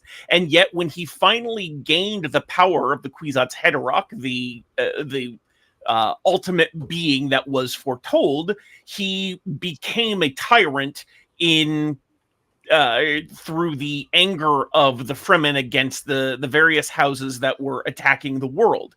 His motives to start out were good, but over time and through his actions of trying to wipe out the existing emperor, all of the great houses, all of the guilds became worse than the force that he initially wanted to dispose of. All right, what is going on here? There we go. That was your minute. Why is this? Cool. I have another alarm. Sorry. I was like, what? That's not the right alarm. By the way, if you ever want help with OBS setup, feel free to reach out. Yeah. I've got some skill there. Oh, that's good because for whatever reason, in the OBS, the timer that I've got, I think because I did a custom face on it, it doesn't work 100% of the time like it's supposed to. We're sticking this to the tyranny of Paul Atreides, not the sun. Yes. Okay. Yeah, I'm good with that. We're keeping with Paul Atreides. Okay. People will get that one better. Yeah. Okay. That was why I think we simplified it down. Yeah. All right. Whenever you're ready, Cleaner. Sure. So during this short speed debate, you will see that my opponent will not be able to prove that the visions that Paul Atreides had were not foresight. He won't be able to prove that they were or weren't something that was showing him what the future would look like, and that he would need to change the future in order to produce a better result for the future for his people, which he considered all people because he was going to be the emperor. He created a structure, and the following that happened after that continued to a degree. Had it continued being enforced the way it was, it would have produced a net positive for all of humanity, so to speak. 17 seconds left. Good deal. All right. So we're going to do 5 minutes, and whoever starts talking first, I'll start the timer. All right. Sure. So I think your challenge there of whether or not I would be able to demonstrate that he actually did see the future is taken as a given within the narrative of the book. He has been passed down the power of the Bene Gesserit, who have been having these sorts of visions and prophecies for millennia at this point, and have generally been recognized as accurate. So there was no reason to believe that the prophecies, the visions that he saw were inaccurate. And so we can generally trust that what he saw was accurate. He may not have had the full context of everything he saw. His visions were notoriously, garbled and scrambled and things he could not remember well. But generally speaking, the vibes that he got off those visions tended to be true more often than not. So what I would ask in that, you mentioned the vibes that he got off of the visions that he had. However, as us, the viewers, looking from the observer perspective, we could only know what we're being given in that moment of that show that was going on. So we could only know from what our perspective is. We couldn't know what it was he was feeling, seeing, thinking, all of that, unless it showed us that. And so we don't necessarily have a full understanding of whether or not, this or that as far as the entailment of each of the visions that he had. And we also don't know if those visions that we were shown were the only visions he had, or if he had other visions that may have given him some other backing for this structure that he was going to try and create going forward. I mean, he was very clear about what his visions were, both in the narrative sense and when he described it to other characters. And so while what we were shown was not necessarily easy to comprehend, he seemed to have a fairly comprehensive understanding of what those visions meant to him. And that is the argument that I'm going on, is basing it on his experience and his telling of what those visions were and what they meant. Right. The thing I would say to this, though, is that, and not to get too nerdy off into the books or anything, but when we look at the books and then we look at what it was showing us in the different movies that we've seen, the different miniseries and movies, the movies and the miniseries don't really include all of the thoughts he had and all of the feelings that he had that were displayed in the book. So if we're going to go off the reference that yes, his visions were some kind of foresight granted to him by the Bene Gesserit ritual act, then he obviously had some kind of foresight. However, we've already seen that between the book and the movie, there's some conflation or some disruption in knowledge and understanding as far as what we're being given as the viewer. So how are we supposed to know, and how are we supposed to second guess what it is that he, the godlike being, is seeing in these future visions, and whether or not we're actually getting the full entailment of what each of those future visions is? I mean, that's a fair question. We're essentially debating the trustworthiness of the narrator in this case, which then we have to go back to, you know, the writer's intent to see if you know, what he was intending to communicate through these visions was, you know, what the character described. I personally think that based on what I know of the author's intent, which I'll admit is not comprehensive, it seemed to be that he was intending those visions and their descriptions to be relatively accurate. The main thrust of the visions Muad'Dib had prior to becoming the Kwisatz Haderach was that he would be responsible for the extinction of all humanity. And he still ended up proceeding toward the point in his life where he made the choice to become the very thing he knew in advance would lead to that outcome, based on the communication of his visions to himself, to the reader, and to the other characters, his mother, his girlfriend, etc. And the visions he was getting, some of them were showing destruction, some of them were showing organization. There were different things that were shown throughout all the visions. So what I would ask you is, if you had the option of hitting a red button and destroying one baby, or hitting a red button and destroying 10 babies, which would you rather do? I mean, personally, I'd rather push neither button, but, well, you know. Right. But I mean, if you had to, if you had to pick one. Yeah, like if we're going off the, you know, you have no choice but to hit one of these two buttons, then yeah, going for the, you know, the lesser harm as far as you can tell, you know, is the most likely thing. But of course, there's always the chance that one of the 10 babies ends up being someone who destroys the universe, and you don't necessarily have that knowledge. So it's one of those things where you can only do, you know, you can only ask based on the knowledge that you have. Right. But that's why I read based on that knowledge. Guys, the time's up. I know you guys are into it, but the time's in the first part, though. Yeah, it's a difficult one to argue in a short period of time. I know. I understand. It's a fun one. I like that one. It's fun. It's that's a really good argument. All right, so which judge would like to go first? I love how there's two Kells on the screen right now. There's what? Two Kells. I see two Kells on my screen. I'll go first. Why are you on twice, Kel? I'm gonna have to kick one of you. Pick one. I don't care. I don't care They're which both one. doing different things. That's weird. Oh no, they synced.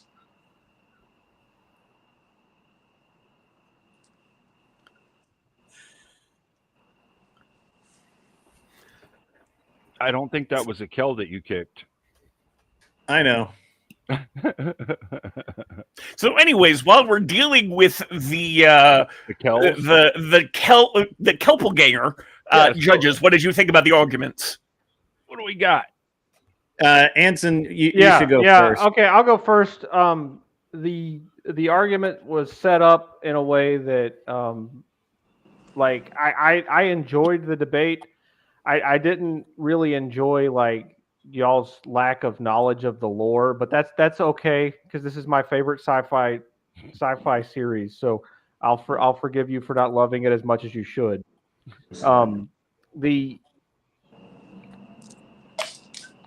argument that Ancom made was that Paul wasn't a valid leader because he had a valid leader to have complete autocratic, tyrannical control because he was imperfect, right? And he tried. It was more about the fact that he had foreknowledge of right. what taking a certain action would do, and he chose to take it anyway, despite all of his reservations. I'm just listing off my observations, and then I'll get to the judging. From my perspective, that's what I heard. Right? Is that you were like, look, he's not the perfect person, so he can't possibly be the perfect leader.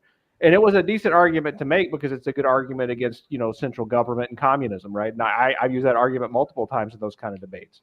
And then Cleaner basically made the argument of, well, you can't know whether or not his visions were perfect.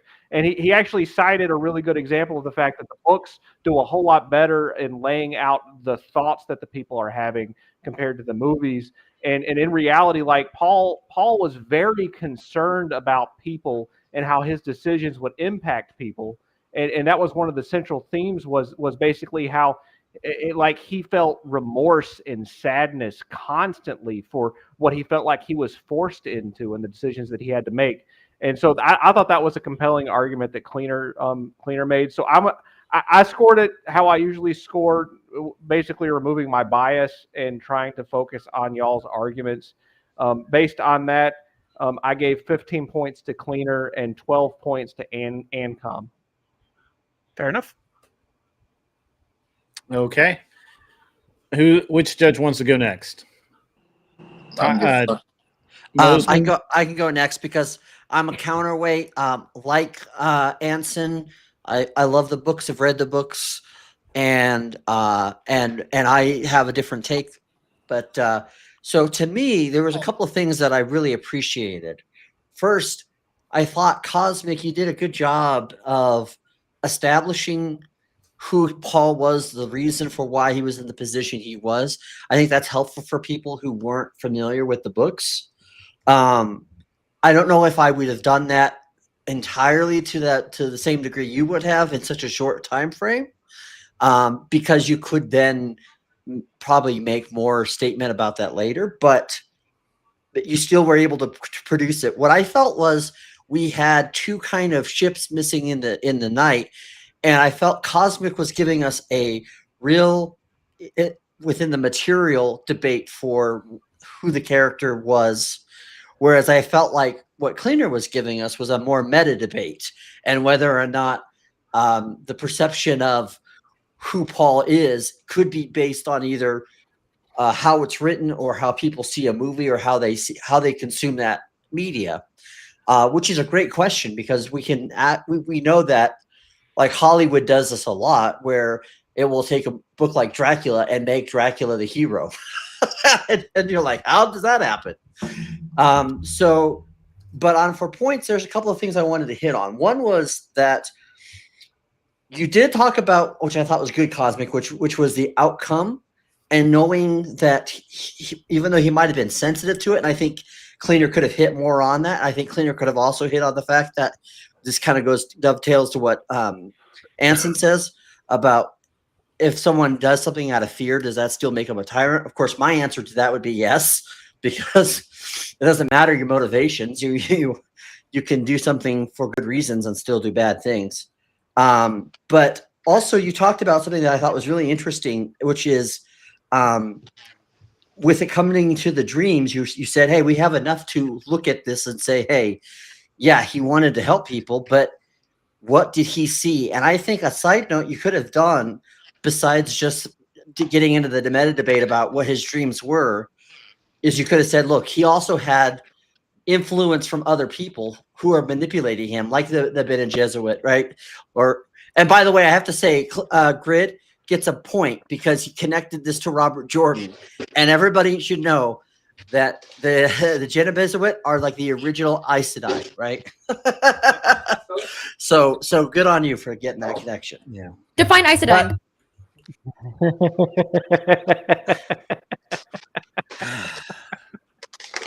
Aes Sedai. Let him Aes finish, Sedai. let him Aes finish. Sedai and Aes Oh, Sedai are two different when he was things. talking about the Wheel of Time, the Aes Sedai are a group of women all witches. women witches in that world, and very similar to the Bene Gesserit in that they're witches, they're all women, and whoever, like, the only male who will ever be able to use magic without dying is this Dragon mythical reborn. figure. Yeah. Well, and that's because in the breaking of the world, the original dragon, and I can't think of his name right off the top of my head, but he tainted the male side of the one power, and but up until that point, they're both male and female Aes Sedai. Well, the Aes Sedai are female and the Aes Sedai are male, right? So there's the two differences. Siden. Yeah, Siden, yeah. However you say it. Yeah. Yeah. But I would say for just hitting I on love Clash, Ice Poseidon. I thought that both of you guys clashed well together, which was great. And I also think that you did a good job of presenting your different perspectives.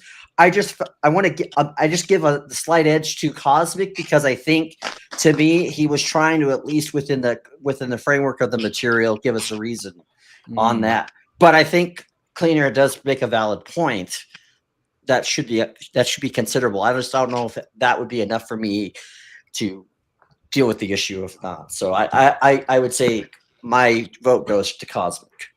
Okay. Anson? Already did mine, man. Oh, you did yours? Yeah, I'm I sorry, voted. wasn't paying attention. I said Cleaner won 15-12.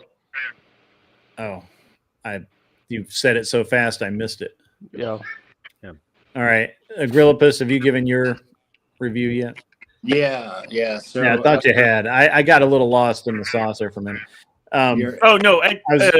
Agrippulus didn't. It was him Clippy next. He's next. He's Clippy next. went first, then John, now Agrippulus. Yeah. So I believe the prompt was is this Pole guy is more a savior or a tyrant, right? Yeah. Okay. And Ancom, you went for the positive that he was a tyrant. Correct. Cleaner went kind of more of a savior. So Classic hero complex. As much as it went kind of back and forth, I'm going to go with Ancom because he more than talked a bunch of stuff and more than proved the guy was more of a tyrant than a savior. I mean, even with visions or not, the guy seems to have done some, and I don't know all the stuff about this lore. I know some stuff, but not to this extent. But just based off your arguments back and forth, it kind of seems like he was more of a tyrant. I'm just going to go with that. Yeah. Well, I actually really liked your I guys' agree. arguments. Yeah, it was really, really close though, man. I mean, because they're literally back. My notes are like back to back to back with you two. I have to say, I've heard Cleaner 409 a bunch. I've never heard Ancom before. Yeah, I will say Cleaner definitely demonstrated more knowledge of the backstory and lore of Dune than I did. So on that point, I will give it to him. I just think he wasn't going after the. He was more attacking my point rather than asserting his own, which I think that's kind of welcome to debate. I actually. Okay, so I understand what Agropoulos is saying, and I actually agree with him based off of just what we were able to say. The thing is, I kind of had to cut you off a couple of times to shorten the talking time so that I could try and get in the walk that I was doing. As a savior because I was trying to walk you down the path where you would understand. You better not. No, that's totally fair. And I think had we had like 15 minutes, you may have been able to successfully get me there. I needed about another 30 seconds because I was almost there. That's why I asked you the baby question. That was the last question before the follow-up with, okay, well, then this and this, But so I agree that based upon the time, I was only able to get so far into my walk of taking you towards where it looked like, okay, yeah, maybe he's trying to do the right thing in this, and that would give a 50-50 chance as to whether or not he was a savior or, a tyrant. So and it was like you were saying, like unless you have read like the books and watched the movies, you might not know all the stuff involved. Right. Right. Watch the movie. Right. Right. Well, Right. and Cleaner is also thing- hitting on something that's very popular too, which is that when you talk to, there's a reason why a lot of liberals like Dune, right? Because it seems to attack the hierarchical system, right? Commies. Yeah. So even though there was a loser, nobody paid for Ed this Puppy debate, so Lakuma there's no donated elimination. $40. Well, Super chat. the learning Star part Trek of this prompt. for Does everyone Klingon is blood wine when fuel you're having a debate reading like this and surpass you're trying to Vulcan walk someone Ponfar's down a animalistic path, heat cycle? make sure you have enough time to get them to the end of that path. Sometimes Okay. you have to cut them off a little early. And I would get the also point say, that I also want to say this is that debate. That debate as a- was paid because it was based on just super the chat. prompt. Just the prompt. Just the prompt, yeah. Oh, okay. I just Yeah. want to say this too before my last thought is you had told Cleaner that was a fair point when he was talking about something in the meta conversation. Yeah. I would not have said that because you'd say, look, what you could have said is, look, I understand where you're coming from and you're making an interesting point, but the question is whether the character is these things. Let's stick to the source material and determine what that might be, what is given. Now, he's given you a good argument against that source material. Can you trust the source material, especially if all you know is the movies or whatever? But at least that would have given you a better shot of trying to maybe give some clash to that. Because when you say fair point, you're giving him a point. Maybe he shouldn't have one. I see what you're saying. I am too stuck in the mindset of being a good faith debater who's looking to get to as close to the truth as I can, as opposed to winning. Maybe not great for this particular format, but it's something I've got to learn, I think. It's okay. Tonight it looks like it's going to be a fun night and not a very serious elimination. And I also hate the fact that I took that prompt because this prompt I really want to do. Yeah, right? Yeah, this one's good. This is good. All right, so you guys talked through the TTS and you can't hear it anyway because you can only hear it through YouTube. $40 came in from Clippy Lacumer. That's Hanson. One of his many, many, many aliases. Star Trek prompt. Does Klingon blood wine fueled rough breeding surpass Vulcan Ponfar's animalistic heat cycles? I don't know that I need to explain this to anyone, but if I do, I will uncomfortably do so. We can probably pull up a I will video. very comfortably explain it if anyone needs it. I have no problem explaining this.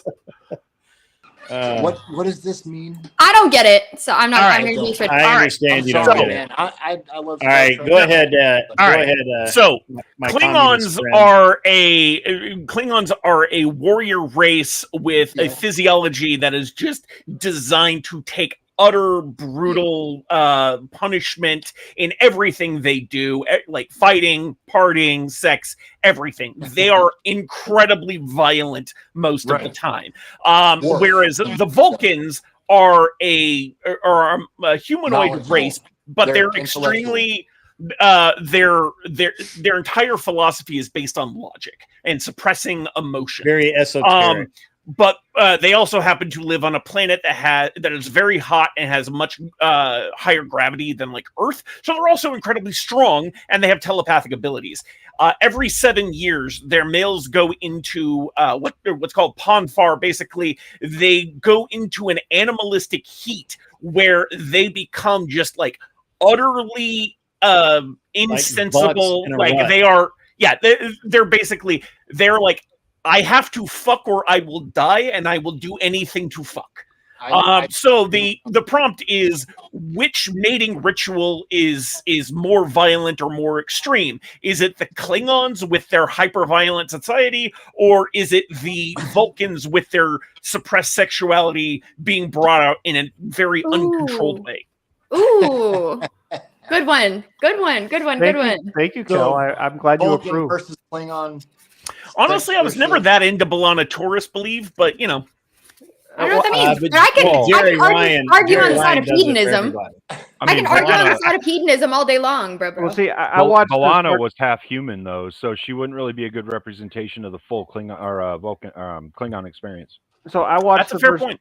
I watched the first episode of Star Trek Enterprise today, where T'Pol had sex, and so that's why I Read thought that of down? this. No, I did not. So T'Pol was by far the hottest of all the Star Trek characters in all the series, And Yeah. so, I'd like to go into heat 7 of around her. 9. I mean, No. Dude, to Paul's gorgeous. I Really. agree, gorgeous, but 7 of 9. Anyway, Look, all I That gotta would be say is Janeway in the tank top with the phaser rifle is hot as fuck. Ugh. Mom? Who's going Vulcan and who's going Klingon? all right, yeah. So, who wants this debate? This is a good one. Again, this debate actually hasn't been paid for. The prompt has been paid for, but the debate, nobody's picked the combatants. I get to just say who wants to smoke. So, who thinks they can make this? Who thinks they can make it? So I know I just did a debate. I can take either side on this. So if no one else wants to, I'm in. Yeah. I was hoping to get that the Put Blitzkrieg guy up here. He seemed to be like, all Talking a lot into of it. shit. Yeah, he was talking a bunch of shit. So I was Yeah. kind of. He's all fucking talk. He ain't coming up. He ain't a man. Ooh. Yeah. No, I agree. I agree, Tyler. I don't see him coming up here. Star Trek is not my strong suit, to be honest. I mean, I've watched a lot of it, and I watched the original series, back when it was live, back in the 70s, because, that's when I was born. And the last time I read the Dune books was years ago, and I only read through them once. So, and I still, man, come on, we'll still make the argument. Same here, man. I was trying. Yeah. So I want Blitzkrieg Damon to come up. I want him in the debate that the Empire was the good guys. That's what I want. Well, I'll take it positive if he has the balls to do that. Oh, all right. We got some gloves. If we also want to go full Anson, we could also talk about who is the hottest sci-fi leading lady in a movie. Ooh. In a movie specifically? Because that narrows it down significantly. In a movie, yeah. Okay. It had to be a sci-fi movie. It had to be a sci-fi movie with a leading lady in it. Well, a woman where she's. Are we including the porno versions of the sci-fi movie? No.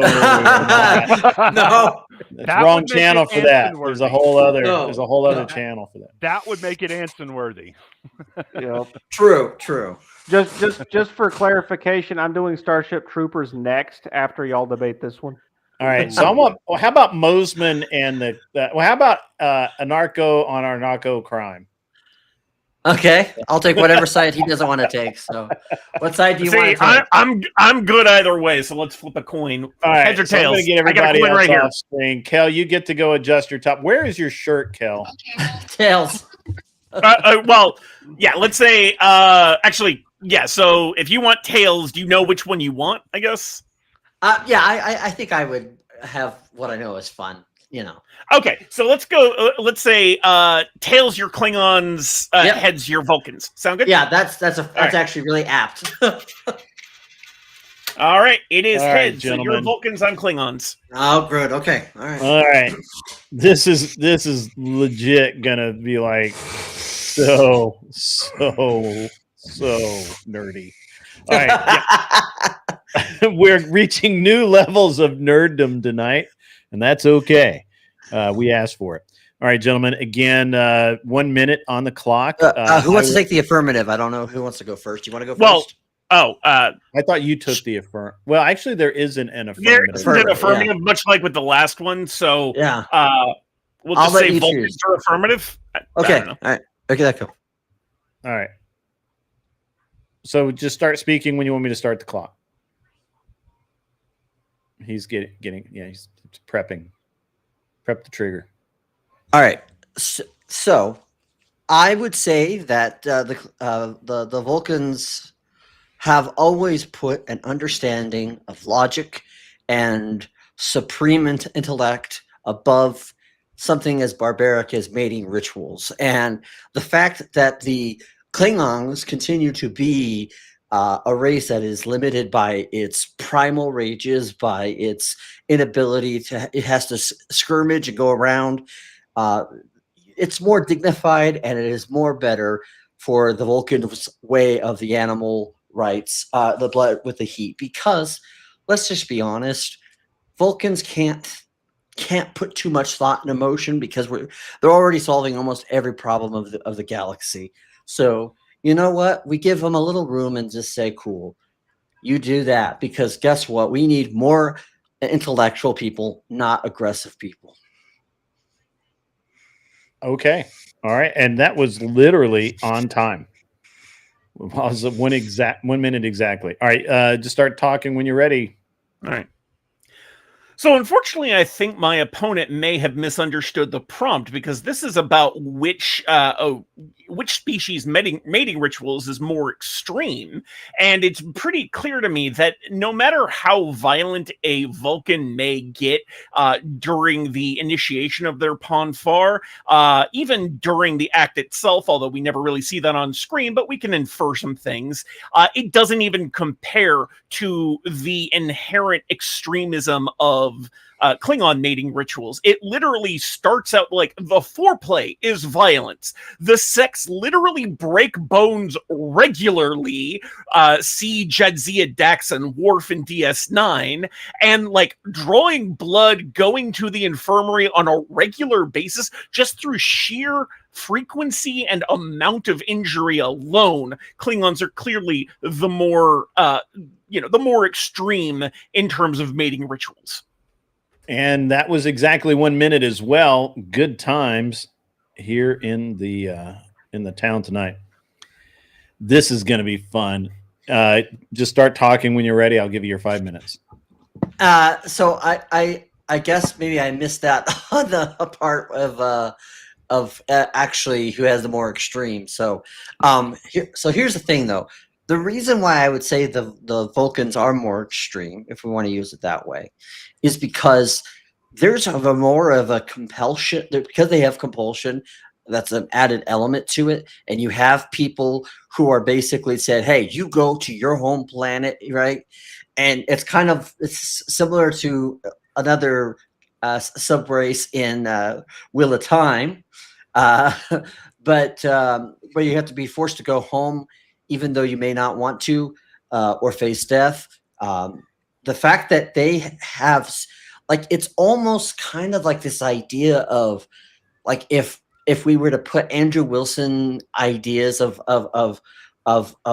what's right by society and put it on steroids, right? That would be the Vulcan. That would be the Vulcan, right? So as an anarchist, you have to agree with me that at least with the Vulcans are a little bit more, or the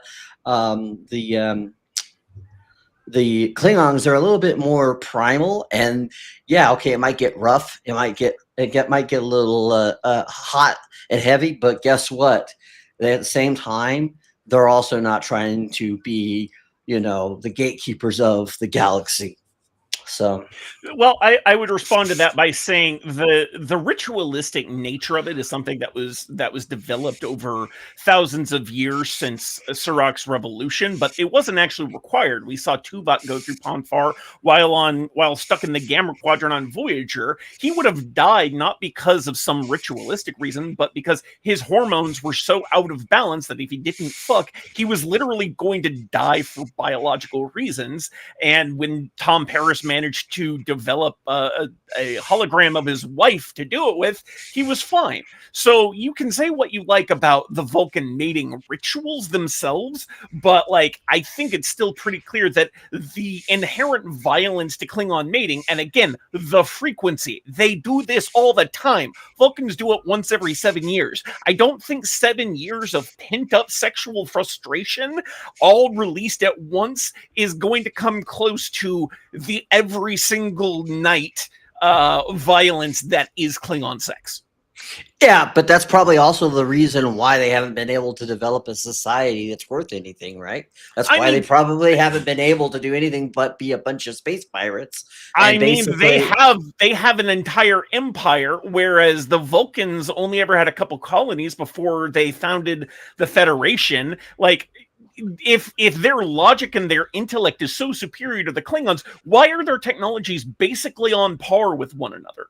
Clearly, Klingons still view science; they just view it as a as a mechanism for war, which, you know, that's part of their culture, that's who they are. But like, you would expect the Vulcans, and by extension the Federation, to be vastly technologically superior to the Klingons if their intellect and their logic was that much of have you not thought that because they haven't allowed that to happen, or because only an emotional horn dog alien race driven on F it or kill it, that basically that they would not realize this is like a 4D chess move of saying, look, this is what we're going to do. We're going to allow you to have similar technology to ours because we also have something that we gave the other people of the Federation, like the Prime Directive. So they allow it to occur, right? They allow it to happen because they acknowledge. Sure, but I think you're making my argument for me in that Klingon sex, the violence of Klingon sex surpasses that of Vulcan sex. It doesn't surpass it, right? You might think that it's more rougher. It might be more hot and heavy. It might be more for Anson type of entertainment. But does it actually surpass? And I would argue surpass meaning that it creates a sustainability for its people. No.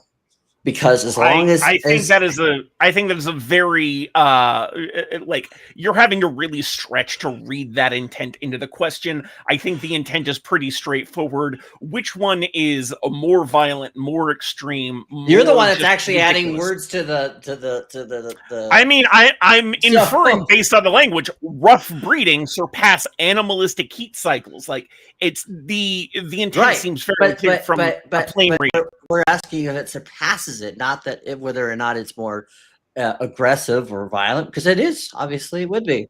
That was really interesting. Kidding. Tyler's keyboard's like really loud. I don't know why it is. I don't know why he has the loudest keyboard on the planet. It's louder than mine. But I thought I was muted. My bad. No, you're cool, man. It's fine. I just like to point it out. $2 comes in from Bandit 848. Whoever is breathing heavy loses. That's true. That happened. I mean, that's Kel. Why are you breathing so hard? Sorry. This debate was just so hot and heavy. I couldn't help myself. That was interesting. I can't wait to hear the judges' viewpoints on this one. Let's start with Cleaner, go to Anson, and then finish up with Klingon. Well, I think they both started out fairly strong. They each had 2 masculine points in their opening statements, which was really, really awesome. Throughout all of their arguments, they were able to go tit for tat with the masculine arguments. They scored 7 points each total on masculine. However, during John's opening statement, he touched on an effeminate point, a very feminine point of whether or not something felt emoted X in that metric, and so he scored 1 less point because of that. So I give it to Ancom Sci. Okay. Anson. Yeah, I was just generally disappointed. Neither one of you are nearly degenerate enough to have made that entertaining for me. I laid it out there for you, and all you had to do was, climb on top and have your way, and neither one of you did it. So anyway, you can lead a horse to water. Yeah, I know. I really did appreciate the nerddom, though. Thank you so much for providing me the entertainment. The only area in which either one of you pulled away from your lackluster performance, from my perspective, was with regard to the audience engagement. And for some reason, people in the audience resonated with some of the stuff that Mosman said better than Ancom. Aside from that, I both, scored you miserably fairly well. Ancom, I scored you at 7 points on my rubric, and Mosman, I scored you at 8 points. So you pulled away by 1 point, Mosman. You made it out. All right. Agrillipus. Yeah, it was which sex ritual was more extreme, because there's some argument back and forth about whether that was added or not.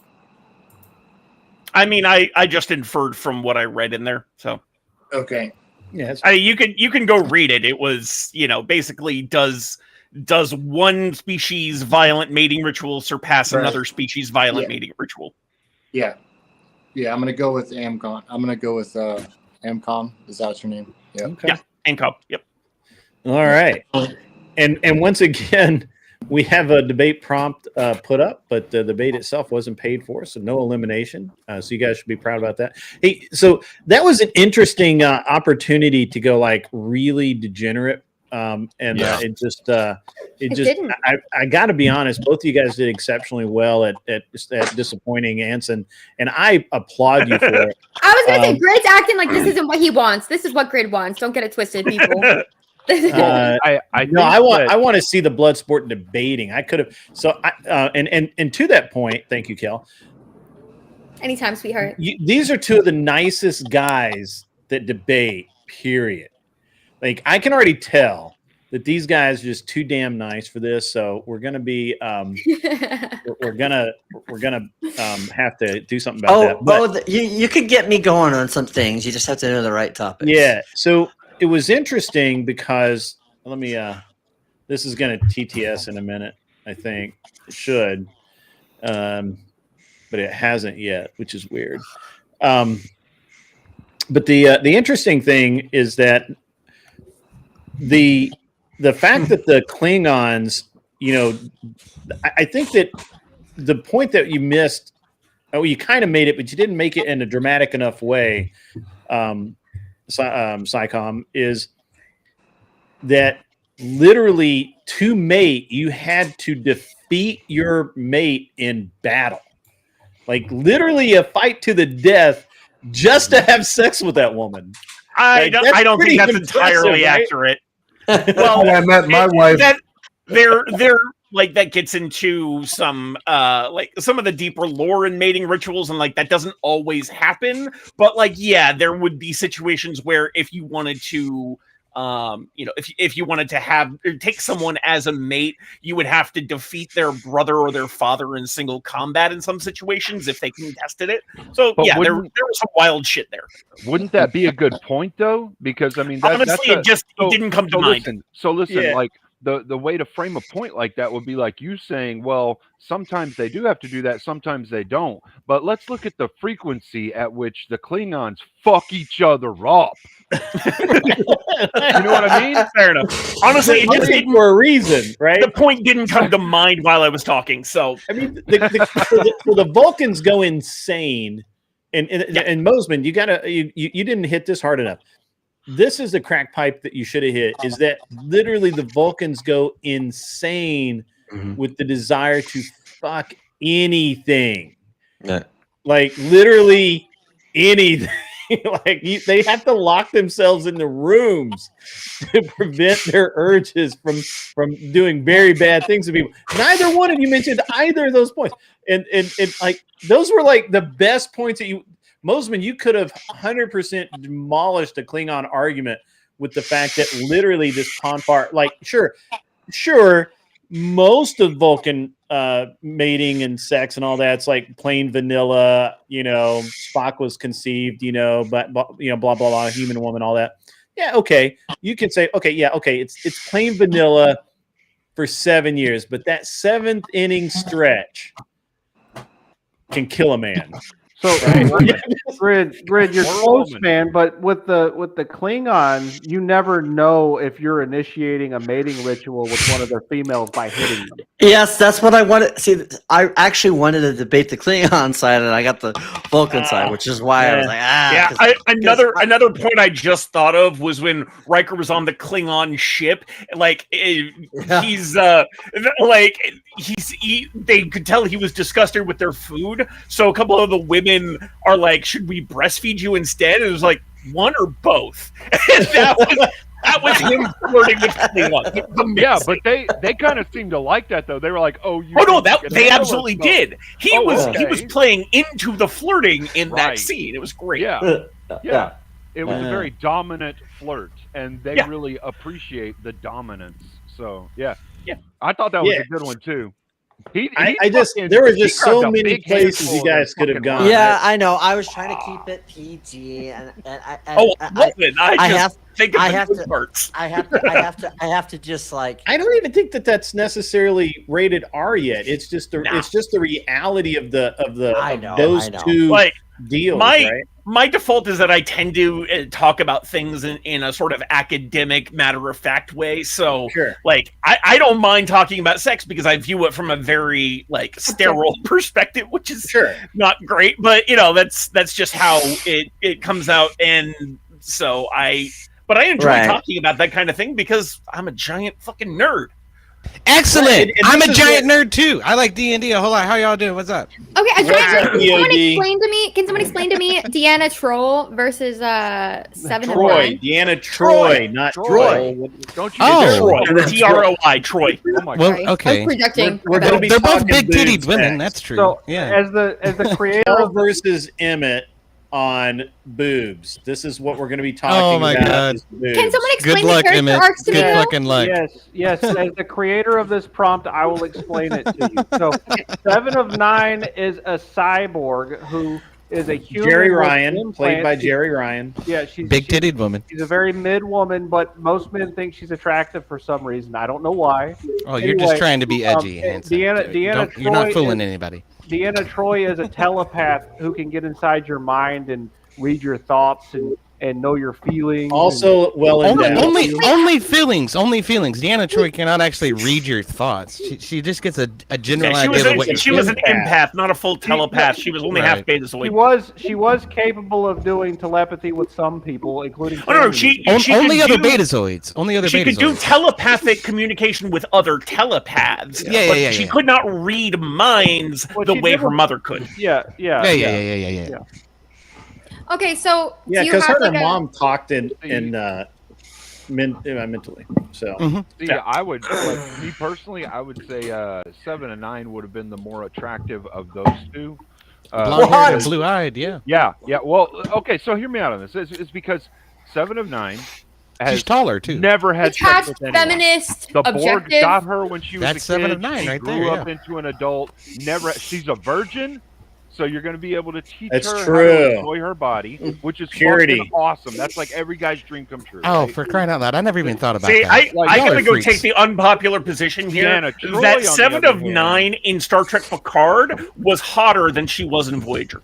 She was pretty hot in that, yeah. But I and she was a badass. Yeah, she was a commando bitch. Well, yeah. that's the thing is if you're asking me to take like one side or the other in a debate process, we got to start the debate. It's going to be Kel versus Emmett on boobs, basically. As someone who doesn't know the context, if I'm asking what's sexier, and someone who doesn't have boobs, right? Oh my god, you guys are so annoying. That's so fucking annoying. Can I speak? As someone who doesn't Look it up quick, Kel. Look it up quick. Kel, I can explain it. All right, to you. Kel. I'm literally gonna speak, and you guys are gonna fucking listen for 1 minute.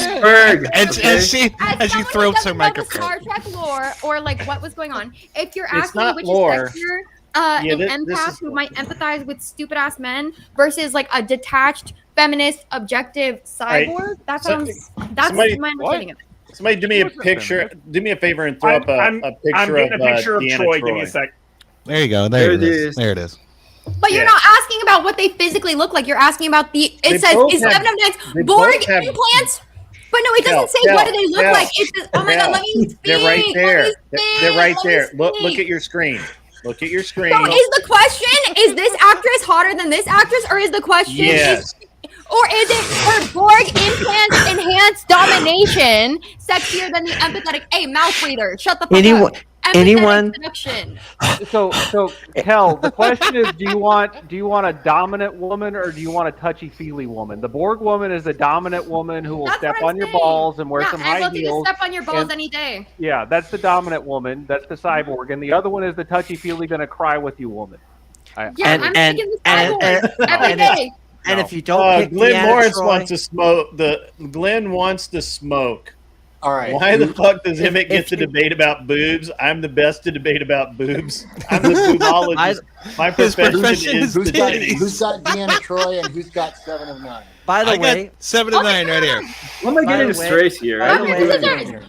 I can't By the argue on way- behalf of empathetic women because they might be empathetic to men, like you guys. If you choose against Deanna Troi, trying to keep it on your track. TNG card gets removed. No way, dude. I was Dr. Crusher all the way. Dr. Crusher was way hotter than Troy. You're silly. Okay, then I'm like, so I'm forced to take the ladder. Oh, Okay, because ladies you're into first. gingers, huh? No, I'm sorry, ladies first. No, that Ladies might get be. to pick the prompt first. So go ahead, lady. You can pick first. Not this I will one take the though. ladder. This one can take a hike. But... No, I know I'm good enough to fucking. All right, I'm going to start dropping people in the back. I've got to get into this debate. We got to move along. It's good to see you, Abe and Emmett. Yeah, you guys will be back in Explain 7 who minutes. is what. Ish. All right, Kel, you get to stay because it's Oh, going to good be of you you. and Emmett. Can't wait. I know Emmett's Yeah, such I a know.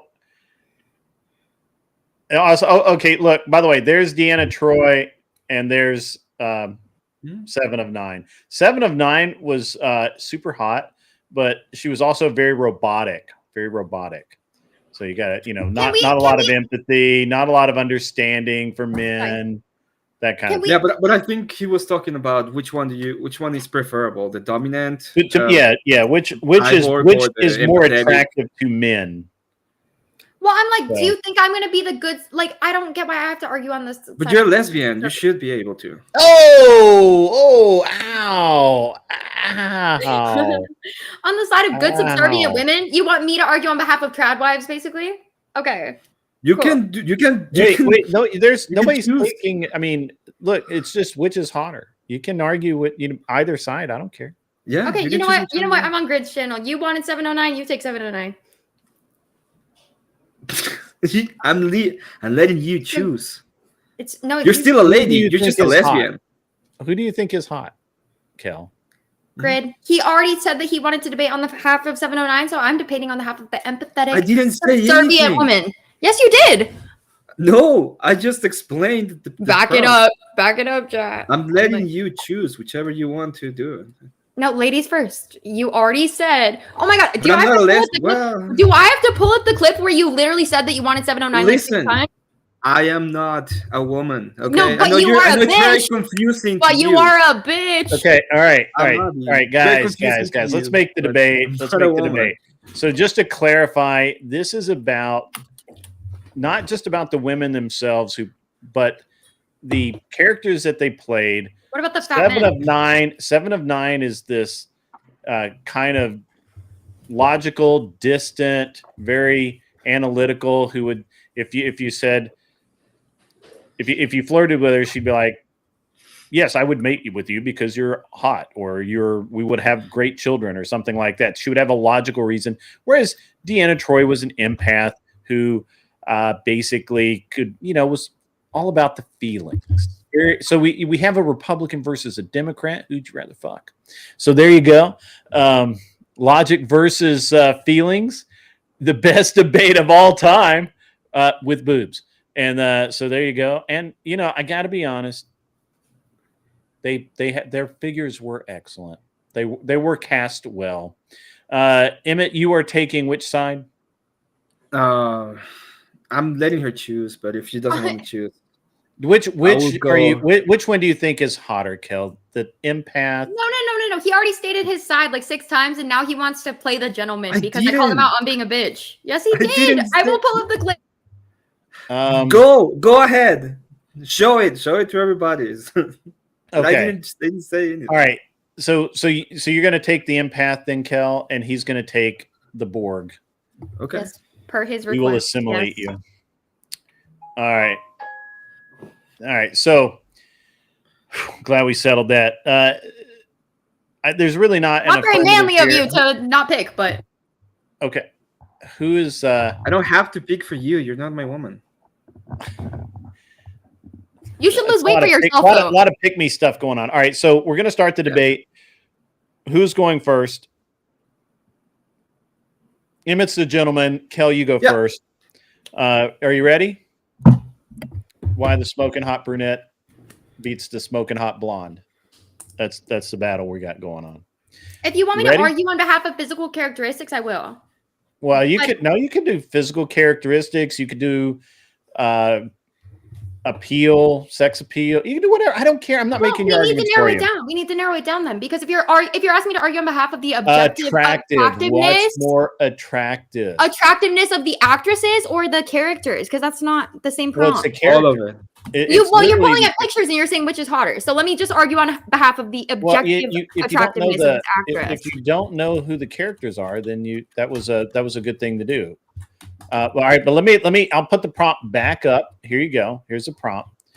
So if he's taking the latter, then he should definitely be going first. That's always how debates go. You're taking the affirmative, so you go first. All right. Okay, fine. Emmett can go first. Yeah, I go. That's what I thought. It's just first. It's fine. I'm gonna leave the prompt up here, just so you guys can reference it. All right, you guys, Emmett, just start talking when you're ready. Okay, well, whenever we're talking about what is sexier than a woman that knows what she wants? And you know what? What a cyborg, blonde, blue-eyed, obviously better genes, if you know what I mean, will come and make you better. Every single time, she'll know exactly what you want. She has the stamina. She has all the implants of the world. You know, you can even make her better at sucking, if you know what I mean. So the point of all of this is that you want a 709 in your life. You do. If I was a salesman, which I'm not, but if I was one, I will be selling it to all of you in the audience. And let me tell you, all of you will be completely customer satisfied. 13 seconds left, and Kel, your turn. I will say the inability of my partner to use the full extent of his time illustrates a clear disassociation with his ability to make his point. She knows what she wants. What's more attractive than a woman that knows what she wants? I'll tell you what, relationships are very often not based on objective, cold, hard facts. Because if my husband is moving across the country for his job and it's very cold, hard, I have my career here. Sometimes you have to make decisions that are not based on cold, hard metrics. It's based on emotions. And you want a girl that might be a little bit more emotional and is down to follow you down through whatever. And maybe that's a little bit rational. Relationships take sacrifice. You go, if I was a salesman, you are a salesman. You're a debater. Welcome to it. You're selling your debate. Just had to throw that in there. Blonde hair, blue eye. That sounds a little anti-Semitic to me, in my opinion. But a woman that knows what she wants, what's attractive than that? A woman that will sacrifice everything to be with you and make her life work around you, because that is what a good wife is a subservient, docile, obedient, not always emotion based, because she's following the instructions of her man. That's time. Okay. All right. And just start when you're ready to start. Do you see all of that prattle? That's exactly what you get when you get woman to be emotional. You don't want that.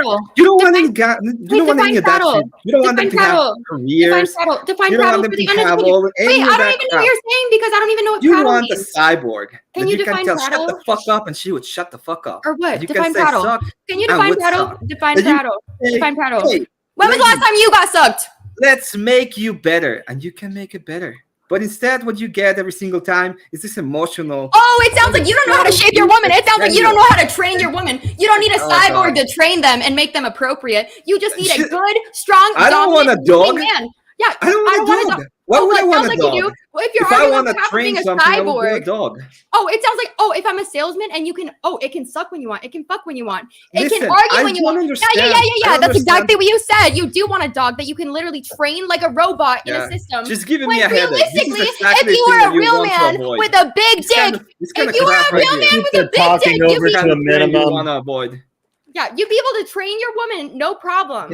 If she talks about how complicated and complex and difficult relationships are. They're not if you have a fucking cyborg. They just tell her what the fuck to do. Oh, I thought you didn't want a dog that you could train. It's amazing. I thought you didn't want. Yeah, I don't want a dog. I don't want a dog to train. Oh, you want a cyborg to program? Do what I want. You don't want a dog to train. You want a cyborg to program. So it sounds like you have no skill. You have no skill. You have no skill to train your woman. All you say is, Grid. look, I guarantee you, Grid's women are fucking complicated. They can't about I have a question for you. Do you think Rachel Bilson, with her multiple baby daddies, was a good, obedient, subservient wife when Andrew met her? Or do you think that he trained her, even though she's not a cyborg? He trained her successfully to be a good subservient wife. No, they're not being trained. You don't understand the difference.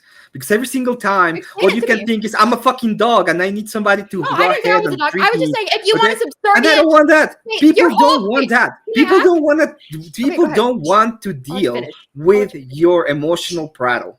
I'll let We you don't finish, want sorry. to. Every single time. I still don't know what prattle means, by the way. I asked you to define that. It's when you talk However, without having any point. now he wants to Blah, blah, define blah, it when blah, he's blah, talking blah. over That's me. prattle. I'm good. Okay? It's like that time that, like, when you were with Andrew in the morning, you went, blah, blah, blah, blah, blah, blah. What the fuck? That's prattle. That was like an hour ago. I love that you tuned in, though. Blah, XO. blah, blah, blah, blah, blah. What the fuck? However, sir. However. Sounds like you don't know how to train a good subservient wife. Your I whole don't sales have pitch. to train. I Wait, don't your have to train whole a sales cyborg. pitch this I just entire want time. I a let you finish, brother. with I let nice you finish. You kitty gotta let me. cyborg. You can just go ahead and oh, it's great. Oh, your whole sales pitch this entire time, right? Has been Beautiful. that a cyborg is programmable, obedient. You don't have to deal with anything outside objective morality. And then when I say, well, it sounds like you just don't know how to train your wife or keep her in handle. Objective morality? No, but you literally went, it's not a dog. I don't want to have to train a dog. I don't have to train. Yeah, I don't have to Right. train So a dog. so my question is, what's the difference between wanting a cyborg to program and a dog to train? Because you don't want a bitch. You just want a cyborg that will do anything. So you it sounds want. like your And sales it's gonna pitch be is completely amazing. equivocation You can and tell her to completely do undermine your cool, own complex point. stuff. You can tell her to do cool, complex stuff. You can even tell her Oh, to and you clean, can and she fucking- won't be bitching like a bitch would. You know, that's what you want. So this guy That's doesn't know how to the train moment his you women want. up, is what I'm hearing, guys. Loud and clear. Oh I'm like, okay, wow, this I'm guy! like, Oh my god, this guy's debating me, and he doesn't tell me exactly what he thinks. I'm gonna attack him personally. Oh, more prattle, more fucking prattle from the fucking woman. Wait, I'm sorry. Have you made a point? Are you having trouble with your ears now? Dude, I literally You know what- debunked his you know point what and wouldn't he's have- bargaining, Griff. Do This is you know why hilarious. wouldn't have trouble with their ears? A cyborg, because you can just go ahead, check them out, change them if necessary. Cyborg. I think I made my 10 point times loud and better fucking clear, than this gentlemen. kind of I think fucking I made my prattle over point here. loud and fucking clear, okay? Yeah. You think so? Yes, I know so, dude. I Yeah. know so. I'm gonna pull an Anson real quick. Hold on. You're gonna pull an Anson? What I are just you gonna nailed say? it. I just nailed it, dude. Okay. You don't know how to train your wife. That's not my As we can problem. see, Like, you have the not made a emotional fucking- prattle of woman just makes them completely undateable, especially lately. Imagine if she was also an empath. Oh my god, that would be. You can't deal with that kind of crap.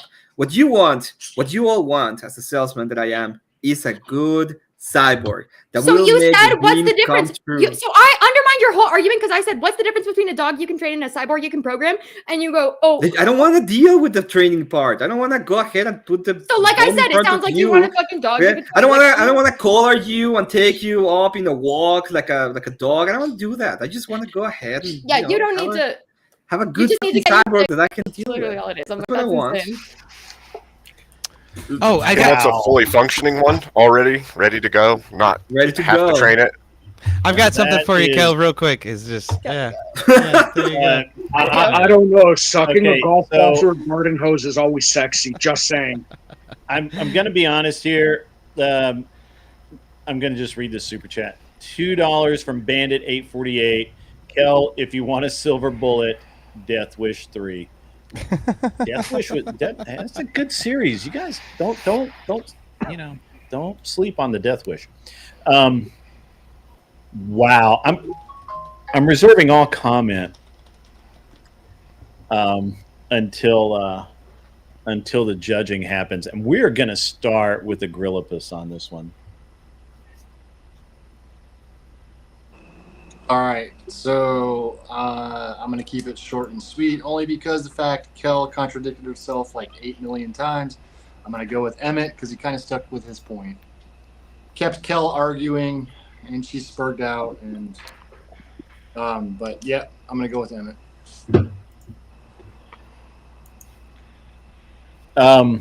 I guess Kel obviously has an issue with EOD being up on camera right now because he's banned My bad. off My of bad. Twitch.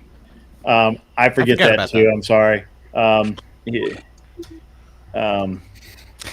Well, Grit, I've been on your channel. I don't know how many times on camera. It hasn't affected you I on know, Twitch, I so- know. it is a weirdness on Twitch. I don't know how to do that, to do the whatever that thing is. Shut my camera off. Well, I mean, I can shut your camera off, but I can't. I don't know how to like put the blur over your face. So because I don't go through whatever that is. Well, somebody in my chat requested that I give her a ginger wave. That's the only reason I did that. So I got you. That's middle finger. So that's okay. And by the way, I'm not really sure how much Twitch is. I don't know about the. Well, the truth is, it happened fucking 2 years ago. I'm sure there's some kind of statute of limitations on that. They allowed me to apply for fucking reinstatement, but they denied me that. But it's been over 24 months. I'm pretty sure they're not going to give a shit at this point. But what do I know? Yeah, I don't know. Richard, what did you do? I'll say that when I have had my Twitch go live and EOD came on, it didn't affect it. I can't say anything. I've had 3 Twitch accounts banned, and bro, I've gotten back on every time. And I said some fucking degenerate bullshit on there. Yeah. I must have pissed the wrong people. I pissed the wrong people off apparently because I didn't do a fucking thing. Okay, it was like some people on my panel were talking about this particular dinosaur that starts with an offensive, couple syllables. Yeah, I know the dinosaur. I know. So that was one, and then another one is I'm not exactly pro-trans, so sometimes I've made my views about that maybe a little too obvious.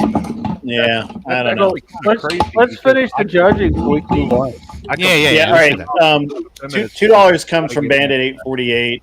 Bronson didn't kill half of New York City over of 7 of 9. Just saying. That's okay.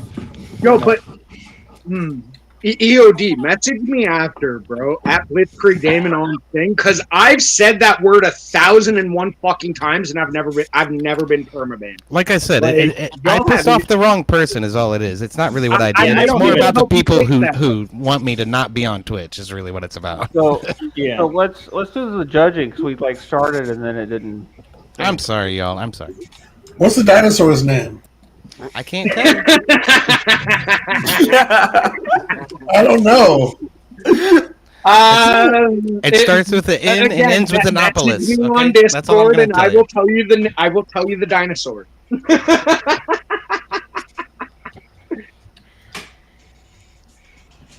All right. I guess I'll judge next since someone else already judged. I gave it to Kel 21 points over 12 points for Emmett. That was almost a perfect score for Kel from my perspective. She made very good arguments related to how Deanna Troi's empathic nature would make her a good submissive, real human partner for a man. And that was a very compelling argument from my perspective. She talked about how that would make her more likely to submit. And that also Are you doing that on resonated with me purpose, as well, John? Those are I didn't very hear any of important that. traits for a woman to have if you want to mate with them. Also, Emmett continually used ad hom attacks against Kel, and one of the worst ones was when he was saying that he was basically mocking her for not knowing the definition of something. Good debate decorum is to discuss the definition so you're not talking past each other. When she wanted to know what prattle meant, all you did was make fun of her, Emmett, instead of use it as an opportunity to show that I told you her were what the- it meant. Emmett, It's up to her to prove her own point. no. If a debater says they don't know a definition, there's a procedure that you go through, right? If you're actually having a debate, a good faith debate. Emmett, you were not good faith, and the ad hoc really just put it over for me, man. So I unfortunately had to side for Kel that time, Emmett. I think you might have swapped the two people there, Anson. What did you say? You might have actually swapped the two people there. Is that what you just did? John, you got a lot of background noise coming through, but I mean. Yeah, I do. Yeah. Yes. We can hear you breathing in and out. Cleaner, you're very quiet right now. Yeah, you're really low, man. That's true as well, yeah. But I mean, once again, just another completely off the wall take from Anson that makes absolutely no sense to me. But whatever. Okay, I think there's another judge. Yeah. No, I already judged, and like I said, Emmett stayed on point, even though it was a kind of, I mean, these are short debates. It was a ridiculous point, but he stayed on his point. Kel, she kind of contradicted herself in a few ways, and I gave the points to Emmett, but, whatever. Hey, that's my point of view. Yeah. Even going off my metric before, there was only 6 points that were made by Kel. There's 19 points altogether made by Emmett. Cleaner is awfully quiet. Is he quiet for anyone else? Super quiet. And, Yeah, I don't know. definitely. I've got my Cleaner, mic you're all the way super up. quiet. It's weird.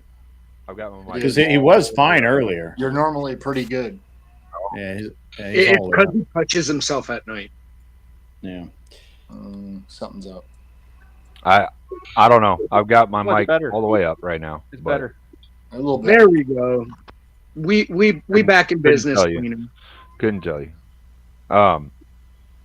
Yeah, even just going on. All right, so I went off of how many points they made based off their gender. Kel actually made like 8 female points and 6 male points, so she lost 6 points. So she had 2 points total. Emmett made 19 male points, and so he got it off of that metric. Even if I went by my metric I was using before, which I normally use, he had 19 points and she only had 14 altogether. So Emmett had it. By the way, is that better, guys? Yeah, that's a lot better, We can John. hear That you. is. Thank you. If it was cleaner, we could. Thank you, Cleaner.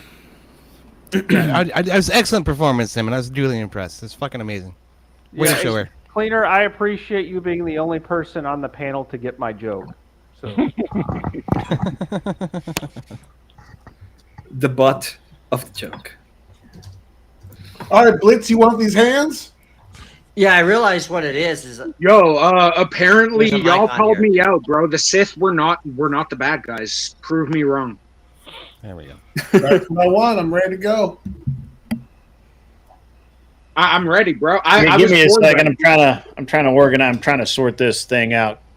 They weren't the She's bad fucking guys, they're freaking not out the in your guys. DMs, isn't she? I bet she is. She's fucking blowing up. It's not a question of freaking out. It's just like, I mean, my position's always going to be that if you're going on panels and there are going to be banned people there and you're really that concerned about it, it's your job to pay attention to that and do whatever you need to do, whether you put an overlay on them or you mute them or whatever that you do on your end to take care of it. It's not anyone else's responsibility but yours. Kel disagrees with me and doesn't see the logic in that. Well, here's an easy thing you can do is just switch your camera over to only you. Like I just did that right now on my stream. So Or Kel can spend some more time editing whatever she's streaming to other places and just cut EOD out if she's really that concerned. I moved to YouTube just so I could see EOD again. Yeah, I don't know why he's not cammed up. you want me to? Yeah, all right. Yeah, if you want me to, he's not, absolutely. so Yeah. You might as well EOD. Fuck Show it. your cock. Well, no, I'm not going to do that. Yeah, I she will.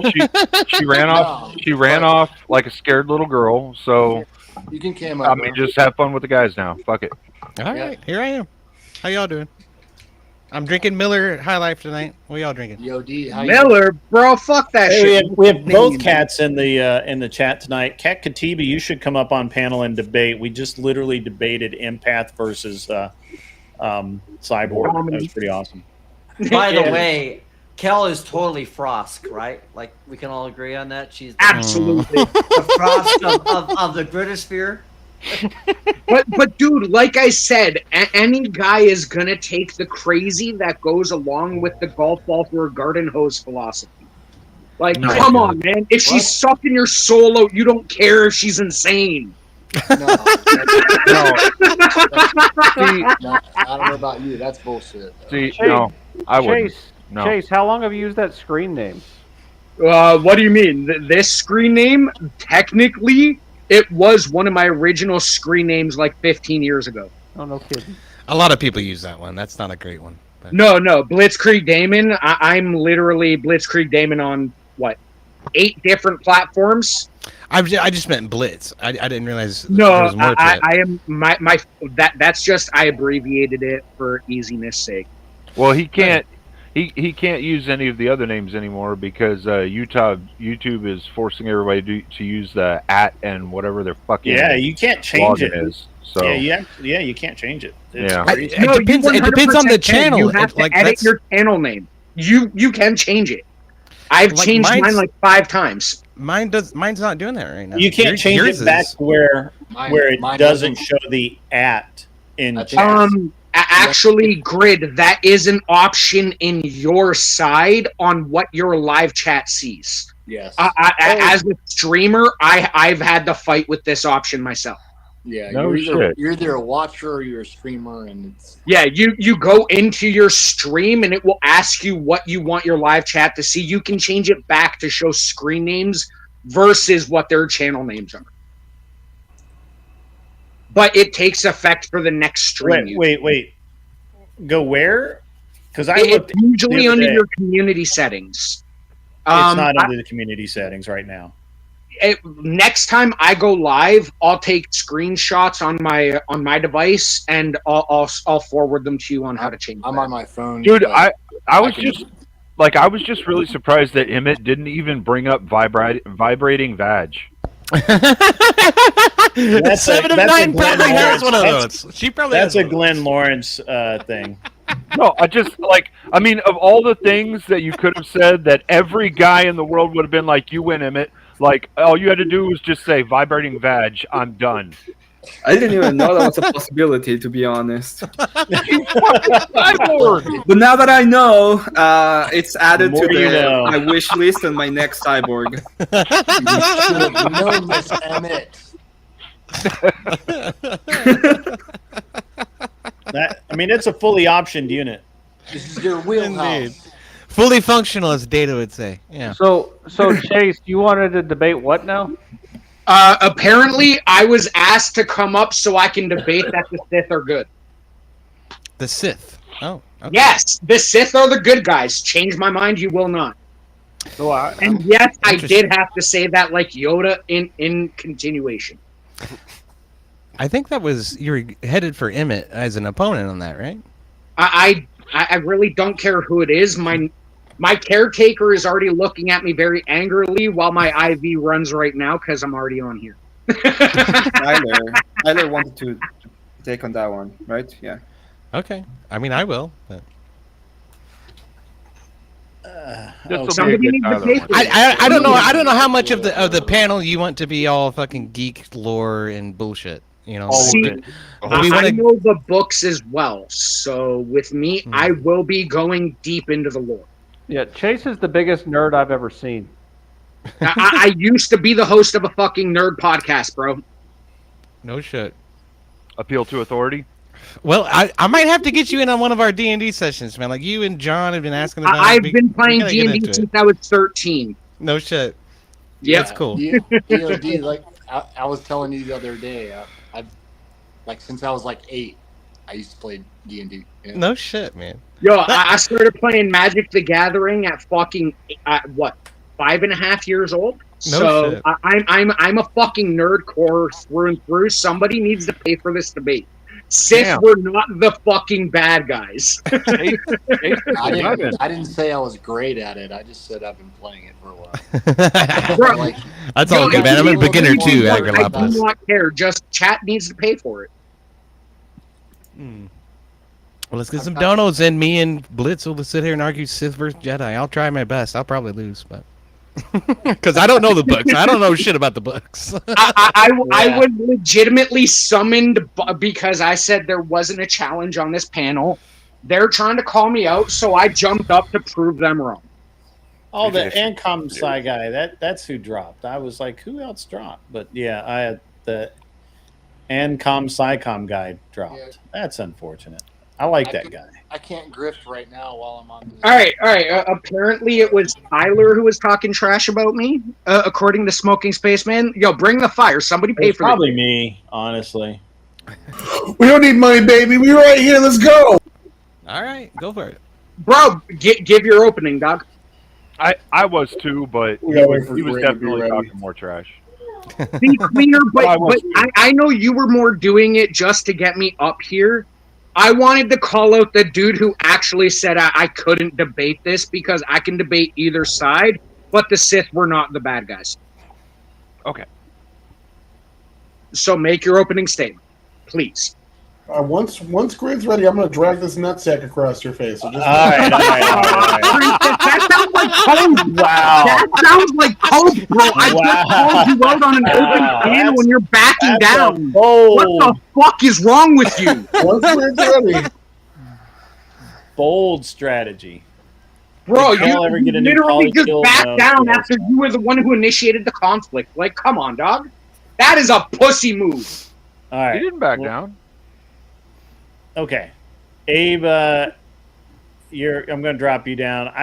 We're more having fun than anything else tonight. Blitz, you get to stay. Nobody's sending money tonight, so that's all right. Well, this is my last one. I got a jet after this, but I was sticking around. No. That's weak drift while sauce, I'm baby. on That's here. It's weak fucked up. sauce. All I'm hearing. Yeah. Let's see. Grilled piss. Sorry. It takes me a minute. That's okay. All right. Normally we have a cam up rule, but since, it's fine. In my country, if I cam up, the shit I have said online will get me arrested. Okay. All right. That is why I do not cam up. You in Canadian land? Yes, I am Canadian. Yeah, okay. All right. So let's what is the exact prompt? Are the Sith evil? That the very easy. He seems to have his opinion already set, so we're just gonna go at it. Okay. All right. Well, are the Sith the bad guys? Are the Sith bad guys? Okay. Minor distinction. Okay. That's different than what I had originally proposed, which was the Empire were the good guys, but that's okay. But the Empire is ruled by the Sith. They can coincide hand in hand. Yeah, we can do the Empire. I'll do the Empire, and if you want to, it's basically just framing it. Who do you want to go first? Either way, it's fine for me. All right. I'll let you guys hash it out. 1 minute. I'm going to let Tyler go first, and I'll start the timer when you start talking. All right, this debate should be obvious because Lucas intentionally wrote the Empire to be evil, wiping out entire planets because the leader didn't get the question that he asked answered, enslaving the Wookiees, the Kashyyyk, starting a galactic space war by manipulating both sides into attacking each other, and then stepping in and becoming the hero to the problem they created. They'll murder at will, they'll destroy at will. Their entire MO is they'll go to a planet and take it over, enslave or kill the people, strip it of resources, and use it to fuel either the tyranny against the people that they rule over, or to continue to make more people that they can rule over and take more planets. All the fairness, justice, and goodness that comes out of a working system, that's all represented by the Jedi. These are the oppressor. I presume my opponent here will talk about the stability and the structure brought to the universe by the Empire, but that leaves that out that they were the hidden architects behind that chaos in the first place, orchestrating it so they could step in and be the hero inorganically through deception. All right, that was your minute. Okay. So here's the thing. When it comes to the Sith's overall, the Empire's overall plan, it is for order and stability. However, they were not limiting what their people could learn. They did not limit how their people could act. They did not limit how their people were allowed to proceed. All they did was go after the threats who came after them initially. And it like you have an American flag behind you, and bro, what do you do to people who rebel against you in America? Y'all fucking bomb them. That's all the Empire did, bro. They responded in kind. Okay. That was a nice, quick opening. And we're going to put 5 minutes on the clock. Just start talking. I'll start the timer. So when they went to the Wookiee planet, the Kashyyyk planet, and destroyed Alderaan, none of those planets were not only a threat to the Empire, but did not attack the Empire in any way prior to them going to them planets, enslaving their people, destroying their people, and strip mining them all for resources. So I'm kind of curious how you could take the defensive posture. Okay, because here's the thing. When somebody is a planet or a nation or even a province of somebody who is rebelling against the power, or in this instance, terrorists or rebels, you respond in kind. You go after them first. Any government goes after the ones who are going after them. This is all the Empire did. They responded. Alderaan wanted to back the rebels and be a rebel hideout, so they destroyed them. The entire planet? Abso-fucking-lutely, because the one who was leading the planet was one of the main rebel supporters who were hiding the rebels among their Wookiees. People that live in the forest that didn't threaten the Empire in any way and didn't start rebellion. That's not true. A small faction did. That's it. They wiped out and enslaved the entire planet. If you actually know the lore, when it comes to the Wookiees, they had multiple different Jedis over the years who were Wookiees. They were Jedi-sided. They were always on the Jedi side. So when they started having the rebels, yes, the Empire took over. Just like when fucking America went to Iraq and then everything fucking hit the fan, bro.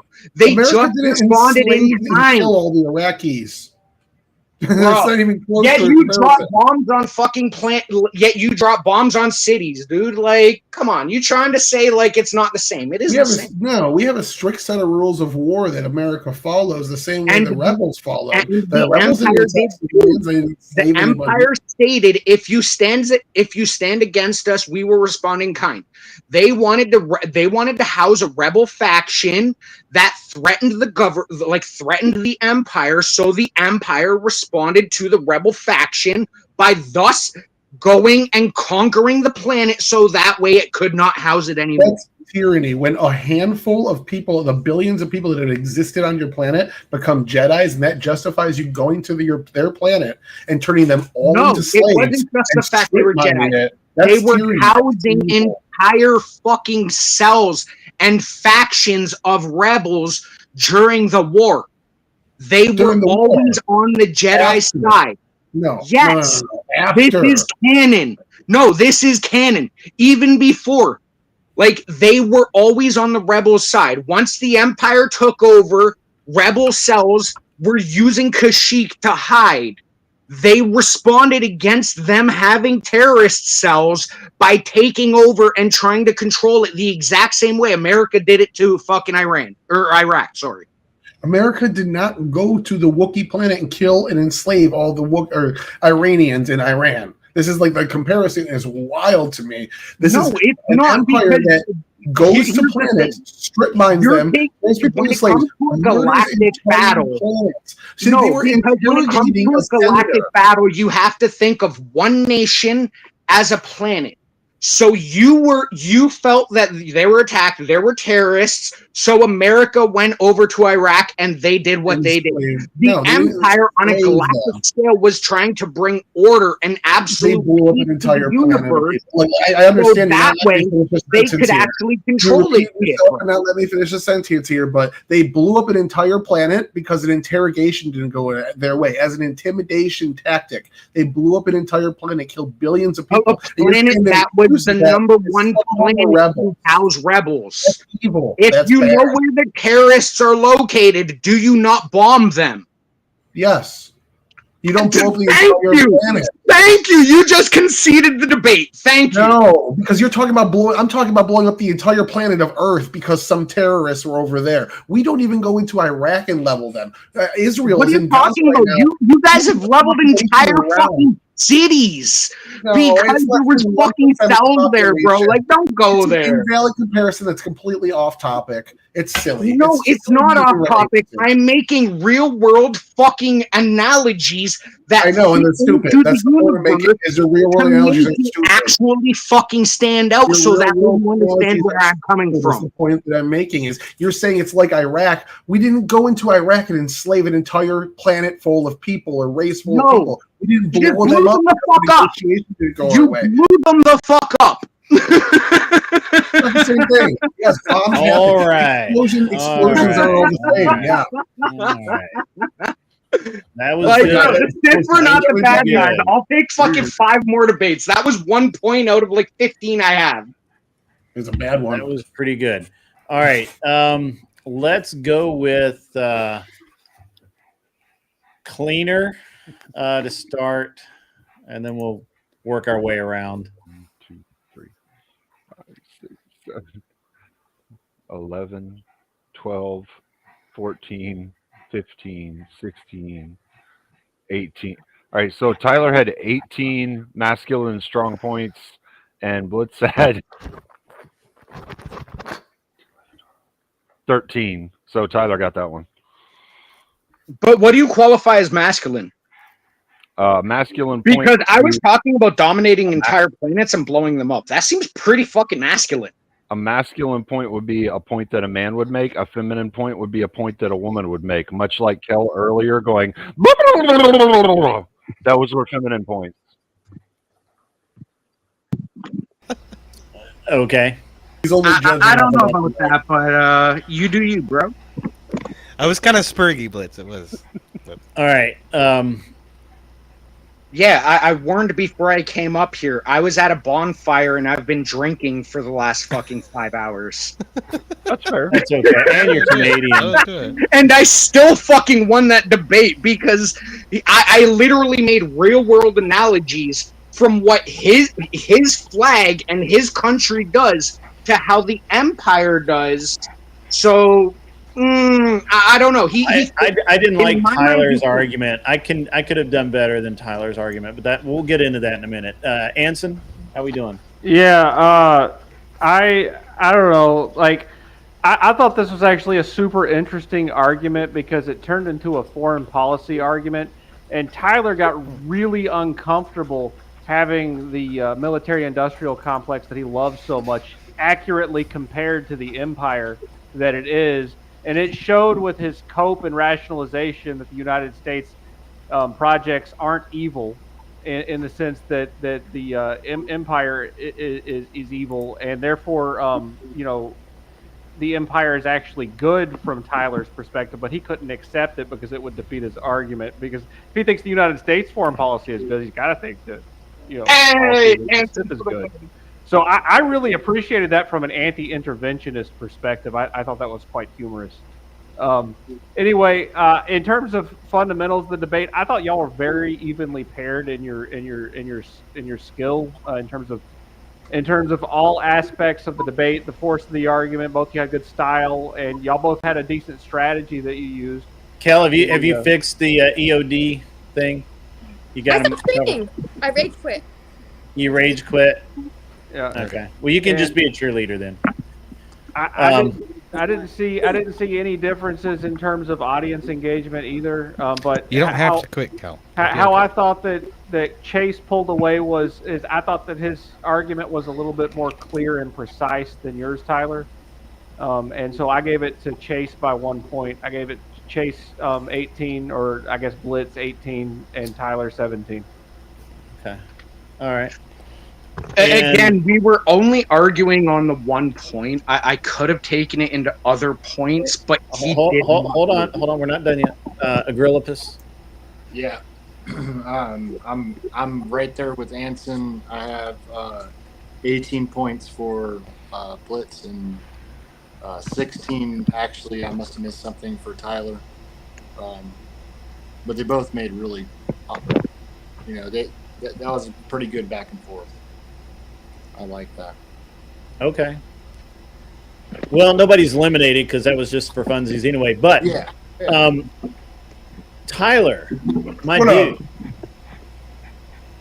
the Empire, the Sith were literally not. You started off really well. The Sith were portrayed by Lucas on purpose as evil, led by the evil Emperor. And if your leader is evil, then the actions of that leader are evil, man. You got lost in the sauce. You let him take you into you know what? And the whole blow up the planet thing. Yeah. Okay. Sure, the American Army goes in and does surgical strikes to eliminate insurgents, but we don't take out an entire planet, not yet anyway. And Wait, was that inside chat or your chat that they said kinetic kill? huh? Nobody cares about you. That's the reality. Shut the fuck up. I don't know. Sorry, I'm I'm only paying attention to the old folks home. Children. Yeah, children. I'm There you go. So I understand all of the. I mean, Tyler, bro, there was so many things, and you just kind of got bogged down. You let him get you bogged down in a weird place there. You don't do that. It would have been with such limited time. You know, it gets away from you. I know, right? That's the beauty of this format, is because what happens is you pick a lane and you just fucking stay in it, and you know you're wrong. You're not like I got to get off of this. I got to get off, but you can't. Blitz had a silver bullet too, though, because Alderaan was the financial center of the rebellion. So that's true. Exactly. That's true. Tyler, they were the biggest financial backers, so henceforth you had to deal with the entire fucking planet. Well, all I'm hearing here is all you guys saying America's fascist, and this flag behind me, these colors don't run. Just saying. All I'm hearing is that a bunch of coke. So there's no way that we could, that even the U.S. would bomb an entire. Like, we haven't taken out Switzerland, and all the money flows through Switzerland. But see, here's the thing: when it comes, like I said, you have to think of nations as planets. When a nation is going against you, you go after them. They went after them in kind. The rebellion was trying to wipe out the empire, so they wiped out them instead. I understand the argument. I'm just saying it's a stupid argument, because even even America, we know that all the money goes through Switzerland and the Cayman Islands, and both of those countries still exist. We've not bombed them into gravity yet. That's because of NATO. That's because of NATO. Because if you went after Switzerland, you would have 37 other countries coming after you. This is what the problem is. No, hold on. I don't think Switzerland's part of NATO. Like, no, they're not. Yes, Switzerland is part of NATO. Switzerland is 100% part of NATO. So the argument that I was really hoping someone would make was that Darth Vader and the Sith in general had a more humane philosophy in their interpretation of the Force, because they were less focused on materialism and more focused on transcendentalism, whereas the Jedi were more focused on the accumulation of power and running the government generally, and the Sith were put upon and forced to not seek out the fullness of their religion, because it was considered profane and heretical. And so they were a religious minority constantly persecuted by the Jedi. But if you really watch and pay attention to the lore, the Jedi are the only ones that to obtain the absolute eternity where they can appear. You see these in the movies. They try to say that. No, they don't. Yeah, they do. They Darth Vader was a bad guy. Anakin was a bad guy, and at the end of 6, you see him. Yeah, he brought balance. Like you're saying, the Sith cannot do the ethereal form, but obviously they can when Darth Vader himself showed up at the end of 6. In the Clone Wars, they also had Sith. He was still a Sith. He was a Sith predominantly through his life. He committed what the Jedi called unspeakable acts, and he was still able to gain that power. And brought balance. That doesn't really approach the argument of what you were saying about destruction of the planet, though. Like, whenever you're talking about destruction of the planet and trying to say that, like, America is relating to that, or a good analogy in reference to anybody we've ever fought, that's not really a good reference. Okay, a good reference would be like Ender in Ender's Game. All right, the kid was there and he was tricked into doing something because he believed that what he was doing was the right thing.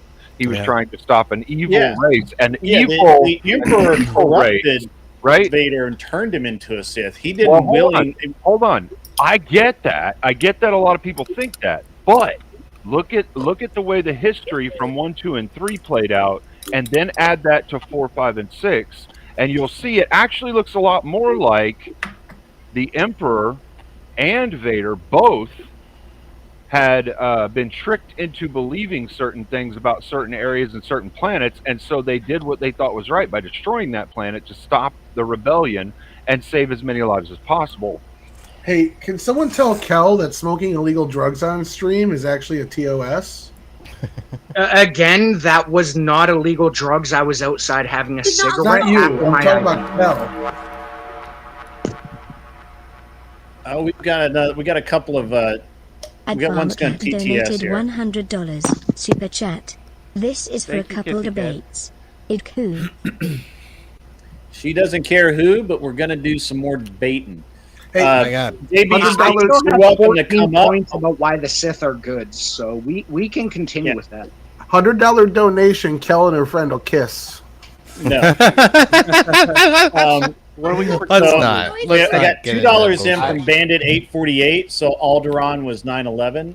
I can say that That's a closer, honestly, that's a closer analogy than anything else because nothing galvanized resistance together until Alderaan. Well, Well, here's here's the for thing, though. $200. But Here's the thing. Well, there was many things that put the resistance together beforehand with the Empire. It wasn't necessarily Alderaan. Alderaan was just the call to arms that caused all of the cells to unite. There's also more to this story. Like Starkiller, freaking Vader's own apprentice went and helped Alderaan set up an entire system to fund the rebellion, and during the time he was working as a spy, he ended up finding out that like all the royal families on Alderaan were pooling money. They were building armies. They had turbo cannons to keep any ships from orbiting or getting close to the planet. There was no way to actually send an army. You would have to actually destroy the planet to actually take them out. You couldn't get ships close enough to land or fight them. So, and due to the guerrilla warfare that they were doing, the only way that you could stop that guerrilla warfare and the hits on people that were civilians as well as military people would be to blow that fucking planet up. get your loyalists off and take the planet out. So, Abe, me and you, we're gonna go Sith. We're the good guys. Let two other people come at us. Sith, we're the bad guys. Man, the Sith were not the good guys. Okay, they obviously Sith only cared were about 100% the good guys. How many Sith were there at any one time, Blitz? How many? Actually, there was many. And if you go in the books, there was actually an entire Sith temple dedicated to training Sith agents who were literally under the control of the Empire. There were thousands at one point during book 46. The Jedi went in. Being dropped a mana bomb on them. The fucking Jedi went in and committed genocide and fucking slaughtered them all. Genocide? Good for the Jedi. Good for the fucking Jedi. Okay, that was righteous genocide. Yo, you're saying good for the Jedi. You're saying good for genocide. You're saying good for the You're saying good for limiting knowledge. You're saying good for limiting growth. Like, yo, let's go, BOD. Let's go. All right, so guys, first of all, when the TTS hammers out, we got to be quiet. Second, $40 comes in from Anson Knowles, our Clippy LeClumer guy. Is Captain Kirk's insatiable alien fucking spree hotter than Captain Picard's refined tea-sipping dominance play? You said it was Star Trek. Why is this so incredibly fucking gay, Anson? Are you trying to tell us something? Incredibly gay, Anson. Anson's gay. This sounds like an Anson versus Abe duel. That would be so good. I'll be a guest judge. Can I be a guest judge? I'll take that. Yeah. Or Emmett. Let Emmett be a guest judge. He's been here longer than me. Did you Yeah. say hi to Zoe? I don't know who was eliminated between the Emmett and Kel debate. Kel was. I won Kel that. was. Emmett was just not. crash out Kel. She's just crashing in. All three judges were on. You were now the winner. Back to By the way, we have a lot of first-time people here, and I have to remind everybody that you're going to get upset. You're going to feel angry, and you're going to want to spurg out and say some shit. But just remember, Everyone does it. Now you can do it too. Shut the fuck up. Shut your mouth. Shut up. Shut the hole in your face. Like that. You can do it. Shh. Shut up. And shut the fuck up. It's just a meme. You're just playing a meme. I don't know how you got Sarah to say that, but Hey, Grid, kudos to you, Grid. That's not Sarah.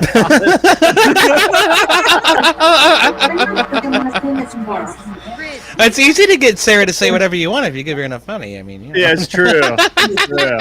Friends up to that clip. Your favorite clip. I'm kidding. I'm kidding. I love you, Sarah. Many tomatoes in the chat. Oh, I'm she sorry. wants you to play the Kel crash out clip. Oh yeah. Oh, she wants the kill cash. I have multiple kill clash out. I'll give you. Bro, I'm obviously not. I told you like multiple times that I'm not fucking like gonna respond to like. I can't understand like just a whole like wall of like text. You can like say something and respond or not, but I'm like you're like obviously I'm not gonna engage with your argument like that. Like. I like that one the most because she starts it out by going, "I like cuck." It looks like there's a lightning bolt for a second. It's so good. It's so good. Where's the new one? Hang on, I gotta find the new one again. I got a new one. Uh-oh. Got a new one. Where is it? Like already a classic. It is one of the best. It really is. Great. I have one for you. I have one for you. You got one for me? He's got yes. he's collecting cow clips. He's a fan. Give me a... Yeah. We live in the land of clips. Let's do this. Where's my other clip? Dog pee. One of the best. I don't know. There it is. Now I got it. Here we go. All right. Because she ate her food like. She's a dog. Who is watching her? Hold on. We can hear you, Tyler. Hey Tyler, your mic is hot. You're hot. Your mic's hot. Who is watching her? She's a dog. Oh my god. He just calls you a dog. Where's the phone? Like, I've seen you a lot of times. All right, let me dig up this clip. Mute him before you do anything. Fuck. That was an instant classic too. All right, we're gonna get the clip up here. I got the clip. Where's the clip? Gotta find it. There it is. Me, I'm laughing. Oh, I'm sorry. I'm talking about chat. All right, so. What do you do? Why is there no? Oh, there it is. I've asked that question. Hold on. Ryan is living the high life. Do you think Ryan gets the good end of the stick? Everyone fucking hates Ryan. Wow! It's so good. It's so good. Ryan is living the high life. Do you think Ryan gets the good end of the stick? Everyone fucking hates Ryan. Wow! It's so good. It's just so good. Like, I don't care who you are. That shit's funny right there. It is, man. That's pretty hilarious. that's good. Just good, clean humor. Everybody hates Ryan, and Ryan's like, "What do I do?" Everybody fucking hates Ryan. I mean, you're not wrong, though. I mean, you're not wrong. Even a blind squirrel finds a nut every once in a while, Grid. Oh, I'm fat. good. I'm fat now. Okay, sure. I'm Even fat. Saturday thought that shit was fucking hilarious. That was good. I can't believe her friend's not laughing more, because I would, if I was there in person watching that, standing next to Kel, I would be laughing a lot. Here, I can make you guys bond real quick, Grid. Zoe, what's your favorite car? My favorite car is a GTR. What kind of engine does it have? I don't know shit about engines. Does it? Every time there's a plane overhead, Zoe. You could have picked a much more attractive car than a GTR, but I appreciate the novelty. I don't know. The S302 Extreme by Celine, chef's kiss. That's a custom built one-off. Though. It's not custom built. They actually did manufacture more than one. It is not custom. All right, so we got some debates paid for, and these will be elimination rounds.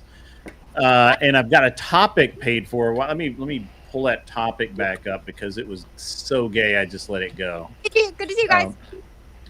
So gay. See you, Kel. Hang out. Bye. Maybe somebody will revive you so you can come back and argue some more. Bye, Kel. Bye, Kel's Bye. good friend.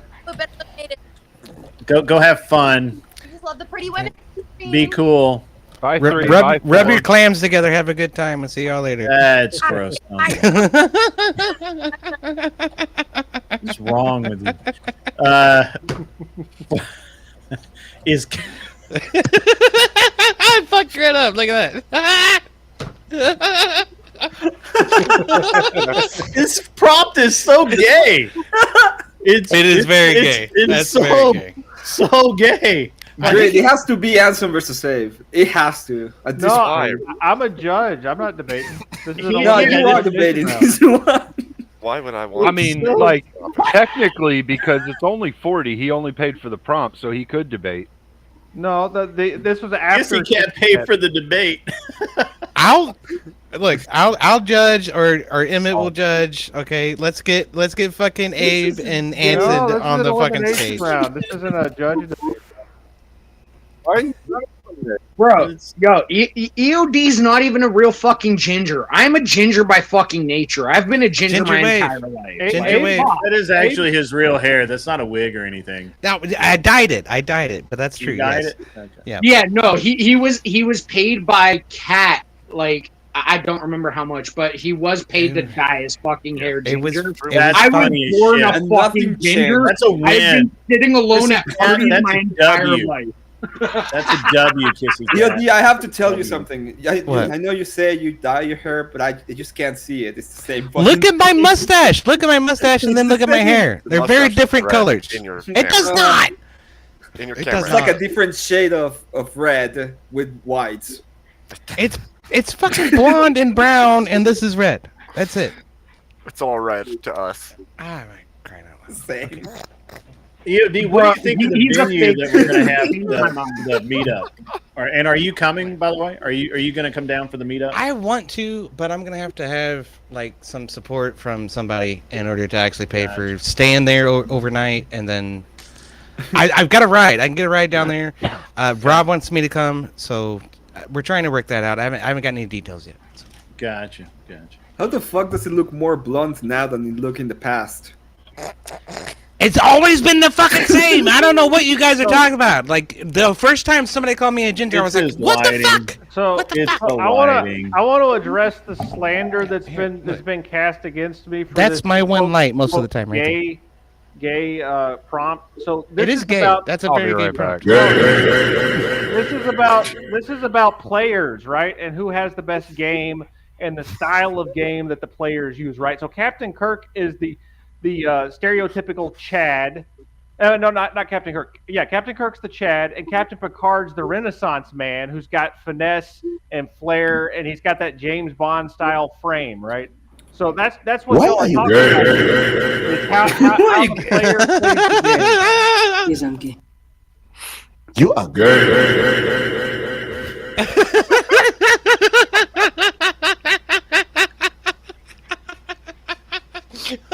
Why does that make me laugh so much? It's good. Oh, that's good. It is. That's good. Whoever did that that's epic. It's like Thor's hammer coming down. Oh, that's fucking gay. Shut up. That's And so he's like, I'm gonna make it better. But talking about Thor's hammer, what are you talking about? Your fake dick you have in your fucking closet? Like, No, I'm talking bro. about a literal fucking warhammer. Is what I'm talking about. I swear. Bro, if it isn't a fucking Warhammer 40k lightning hammer, it's not a real hammer, dog. Then it would be. I'm pretty sure Thor outdates Warhammer 40k, but you know, whatever. Norse mythology versus fucking pop I'm culture. sorry, a 1 foot hammer versus an 8 foot hammer. Change my mind. Oh, so now it's all about how big it is, huh? Oh, I see where you're no, going. have you not I heard see where you're women over going. Yo, have you not heard women over the last 30 years? It's all about the size. Yeah, but if it's off weight, it messes up the swing. You know what I mean? This has gotten way too gay. Oh my Getting god. worse. Oh, bro, yeah. All right. The purpose Judging of from the this looks I'm topic. getting, I have like a half hour before I get beaten to death. The purpose of this topic is to farm clips of two guys arguing over which guy is hotter. Essentially, that's what it seems like. Yeah. That's why I did not raise my hand to participate. Honestly, who do I think could pull the most pussy? Probably Picard, but whatever. Picard never got laid his entire. Yeah, he did. He had some lady friends. Did he? Yeah, He did had he women really? chasing. Three. He had women chasing. Four. If you count the Picard series, 4. Well, okay. The point is who could pull more? And Literally every right? episode. Fucking Kirk was fucking somebody else. I know. Nailed some alien prank. Kirk was fucking everybody. Kirk be fucking, man. Is it better to be a Chad where you have a different woman in every port, or is it better to be a stoic man who says no to women sometimes and has more self-restraint, right?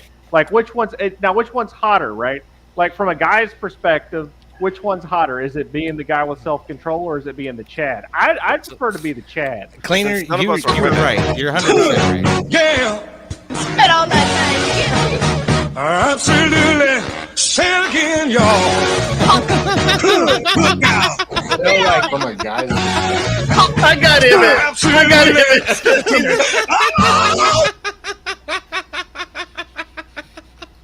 Oh, God.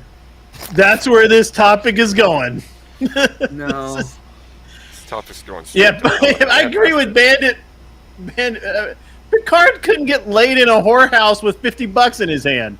That's bullshit, dude. He went to a whorehouse on fucking Ryza and got fucking laid. I don't know what the fuck you're talking about, but he did. How many bucks? I don't know. Getting laid once versus getting laid at like 24 times a season is definitely a big difference. all right, fine. I can see the point. I can see the point. That's the debate. I fucking lose. All right, there you go. And actually what is better? Right. Yes, that's actually not right. The chick that had the hots for him, he actually did get laid by, because the Picard TV show shows he had a kid with that chick. So he must have gotten laid by her. So at least once. That's not right. The Picard TV show was so much later, and I don't remember if they've actually said that is canon. So they reciprocated. They reciprocated it. She came back later in order to visit with him, and then she was like, "I'm disappointed. None of your crew knows who I am. What the fuck's up with that?" Like that was a whole thing for an episode. It was kind of a trash episode, but. Bro, there was like 10 episodes. A female girl. And we were all That's all. And this is Anson, right? I must sniff.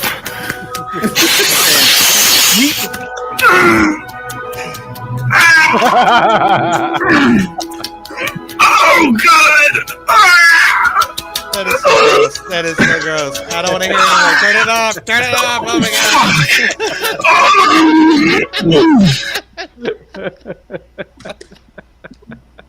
God. Yeah, even Steven, Bandit says Star Trek Picard doesn't exist in canon. Stephen Aker says Picard TV show doesn't even count. Like, that is not canon. That was added way later. They have not announced that is in fact part of canon, so that does not count. They're trying to make a new canon. They don't want any of that shit. All right. We do have to remember, though. But see, here's the thing. You making your own canon is head canon. That means it does not count. That is your own personal take on it. Being actual canon is very different. I don't care who's getting head. I don't care. I just want to say, I mean, in Picard's time, right, money means nothing, so it's only going to be the size of your ship.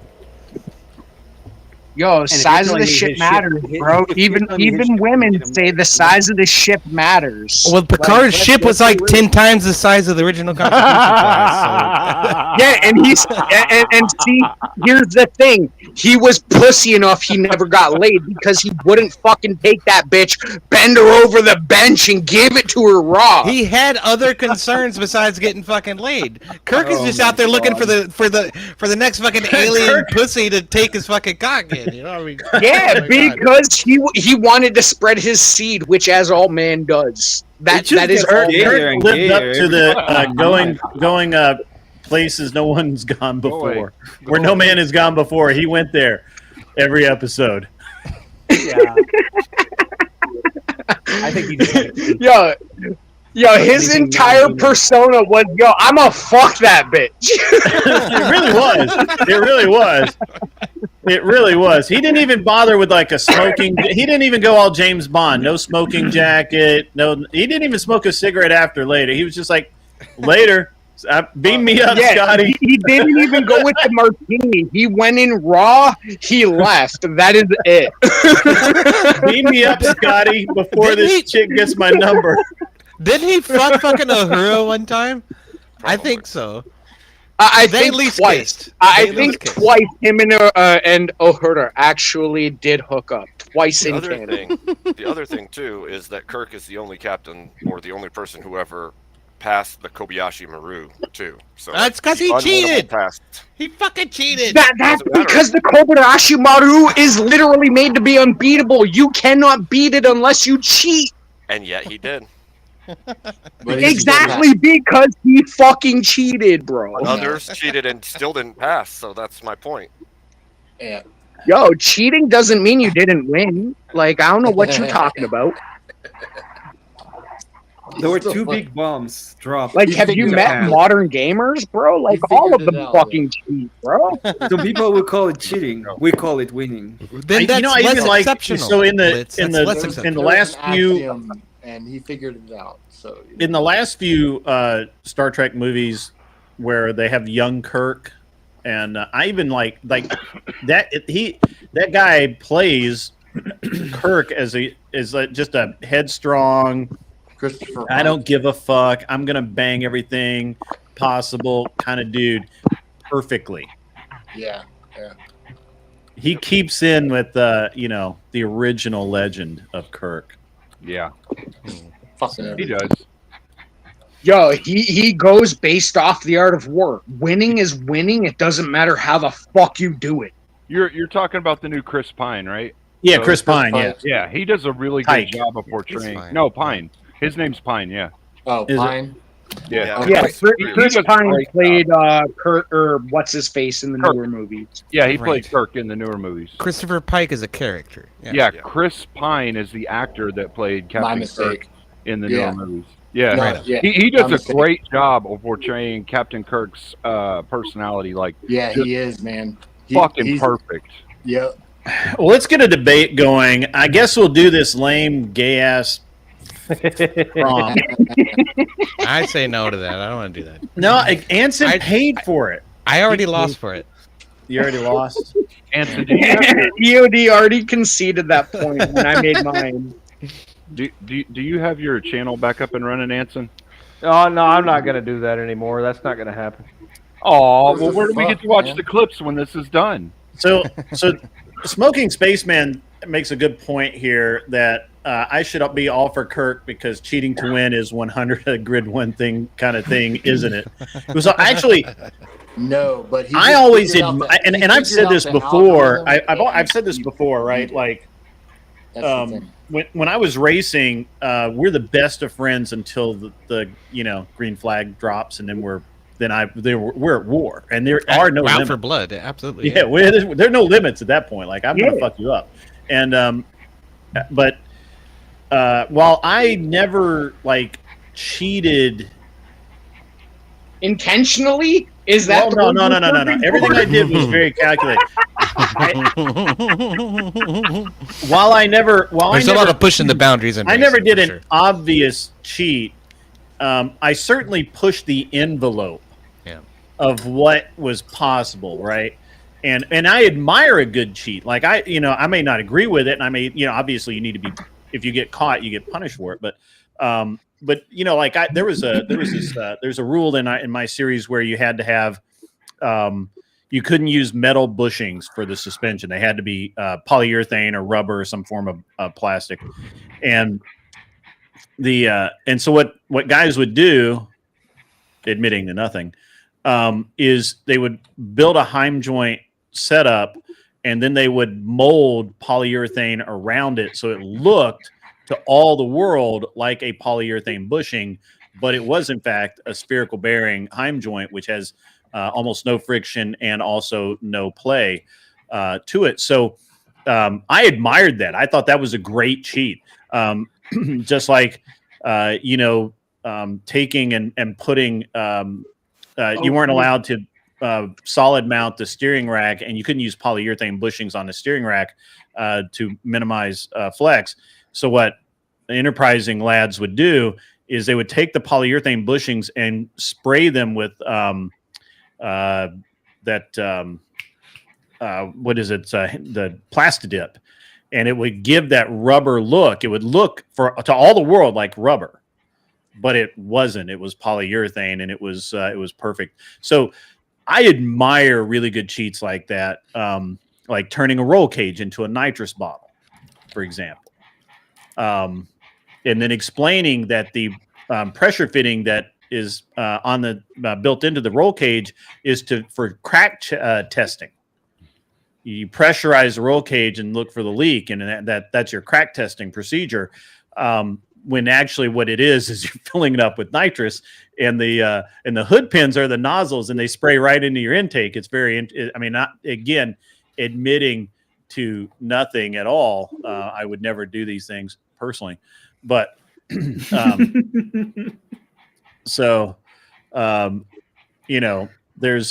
many things, for example, that you can do. Art is art.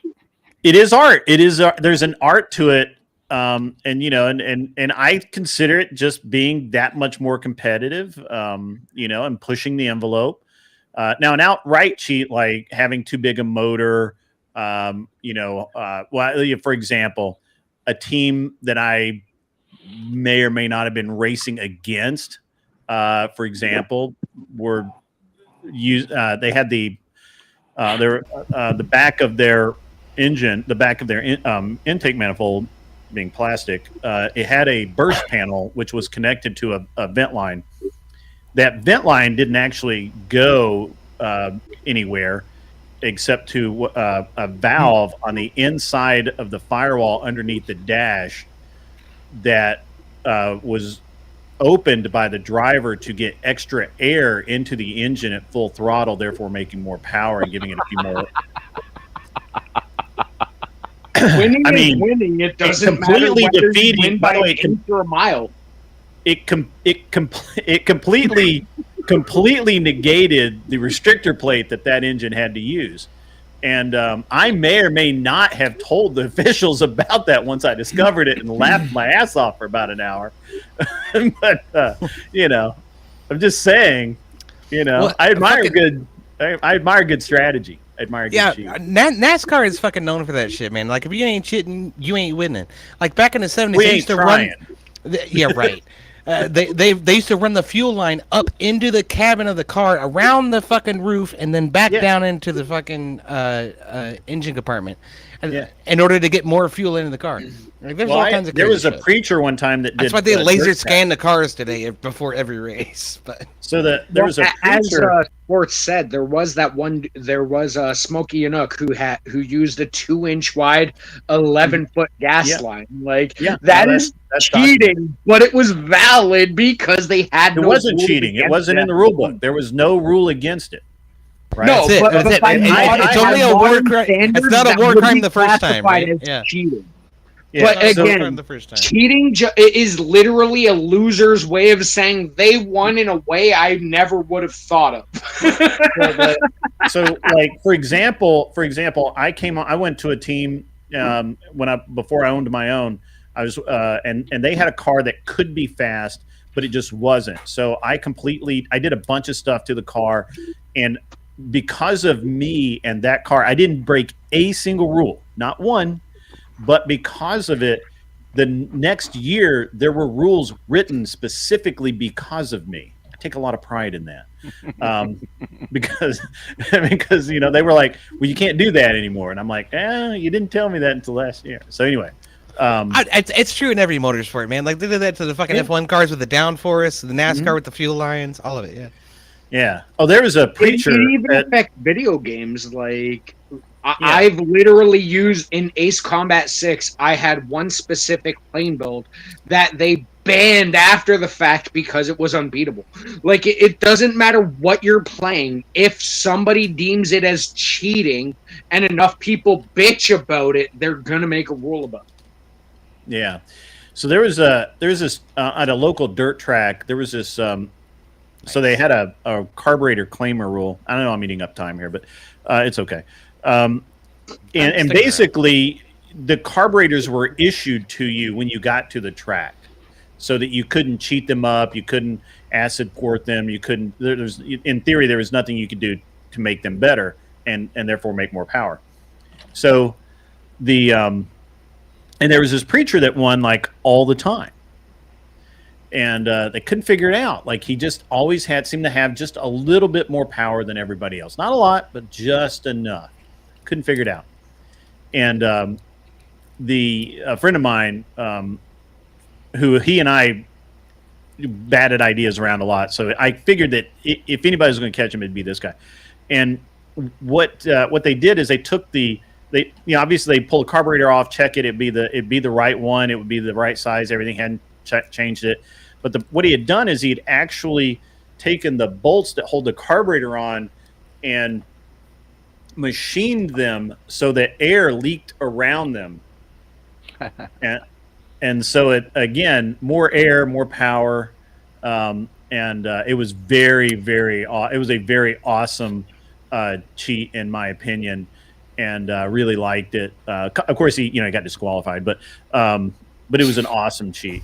It's awesome. But anyway, so let's do the Kirk thing. I don't know who would. I mean, Anson paid for the topic, so I feel like we got to give him that topic, that degeneracy that he begged for. Even though I have already specific topic again, please. Anson, who's better, Kirk or Picard? Yeah. Yes. No. Who's the bigger horn dog, Kirk or Picard? Honestly, at this point, I'll take the opposite for funsies. I do not care. Yeah, the exact prompt is Captain Kirk's insatiable alien fucking spree hotter than Captain Picard's refined tea-sipping dominance flake? So which one makes a woman hotter? The refined man who, does his, bald thing with tea, or the, hey, I'm coming into port, you're in my bed this time? Somebody take a position, I'll take the opposite. I really give no fucks at this point. I mean, it's pretty easy, right? I mean, it's quantity over quality. And if you want to go quantity, Kirk wins. And if you want to go quality, let's get Vibe and Blitz in on this. I'm going to save Vibe. Kissy Cat's. I'm going to save Kissy Cat's $100. This is not an elimination round. Sorry, Anson.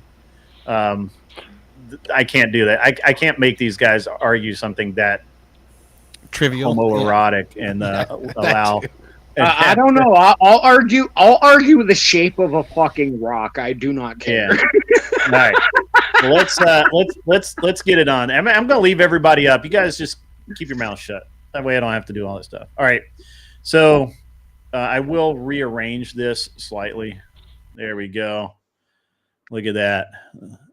Top row. All right. So who's taking Kirk? Who's taking Picard? I'll take whatever side my opponent doesn't. And the prompt is exactly. Sorry. What is the prompt? Go again, Anson.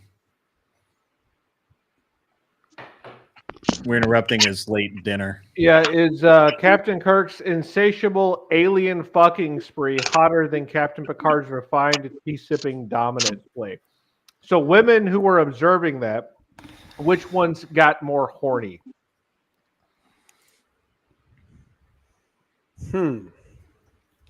So he's Anson, sorry if I'm changing the question. I'm trying to understand it. You're saying which one is more horny at the end of the day? The dude who gets laid every he's saying, episode, or the he's dude saying, who doesn't? who would women find more attractive? Captain Kirk in his mildly swashbuckling but still unrefined self, or the stoic, gentlemanly, tea sipping, silver spoon stirring Picard. It's or you could take it from the perspective that you would understand better, Chase. As a gay man, which one got you hotter? So I'm definitely not gay, but I understand your concept because you're a degenerate, just like my former self. It's okay. All right, Blitz. Which one? He's not really a degenerate. He just plays one on YouTube. Okay. All right. So who's taking which side? And let's get this going. I'll take the opposite of my opponent. Vibe, what do you want? All right, yeah, because I feel like I can do both. I'm just trying to figure out which one's harder. Yeah, I'll take Picard. All right. All right, opening statement is yours. All right, so as I mentioned, that got me into this debate. I was talking about quantity and quality. We can see from the history of episodes, I think we had like 100 with the original Star Treks and Captain Kirk, a couple hundred with Picard. Through that, we see 20 plus relationships, all ending in tragedy with Kirk, lot with death. He definitely had quantity, and if we take those episodes and multiply them, we've got like 40 plus relationships. With Picard, we have quality, only quality. This is a stoic man. He prides himself on potential, and obviously women can see that he just doesn't go anywhere. He actually chooses a woman that actually makes her feel more valuable. All right, that was great. That was like a 40-second deal. All right, you ready? Just start talking. Because when it comes to the point, Kirk is classified as a cowboy. However, when it comes to what most women in the universe structure wants, they do tend to want more of that quiet, stoic, rebellious side. So Picard would technically come ahead of them because when it comes to Kirk, he's literally willing to fuck anyone and anything for any reason, whereas Picard wants some kind of attraction to be there before he's willing to initiate contact. All right, that was a quick opening as well. All right, gentlemen, I want a nice clean fight. Let's keep it above the belt, especially in this case. And yeah, whenever you're ready, just start off.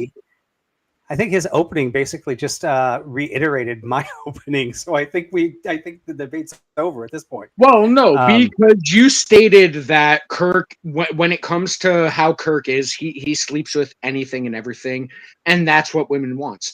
However, when it comes to what the storyline and canon, especially even in the books, when it comes to Picard, he has lots of love interests. However, because he is more of a stoic, held-back man, he does not actually pursue them.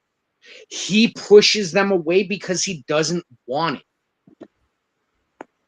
Yeah, and we can see in all societies, when it comes to women, doesn't matter what time period it is, that the women that are being rejected are the ones that want to be accepted, right? So Kirk running around all over the place, accepting every single woman, every single alien, every single thing, actually has no value, and that actually takes the value away from him because anybody knows they can get them. Versus Picard, see, you're talking about a minority.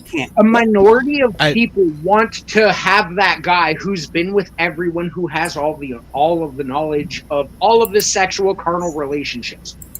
But give us 10 seconds here, Grid. Dearden, can you mute real quick? You're bringing in a lot of background noise, man. Who is? Dearden. Yep, that's it. Sorry. Yeah, all right, yeah. When it comes to like the actual lore and everything, when it comes to the amount of people who have been attracted versus Kirk versus Picard, Picard actually has more women and aliens who have been attracted to him because of the fact he does not go over exuberant with how he presents himself. He is more of a held back person. He has self-restraint.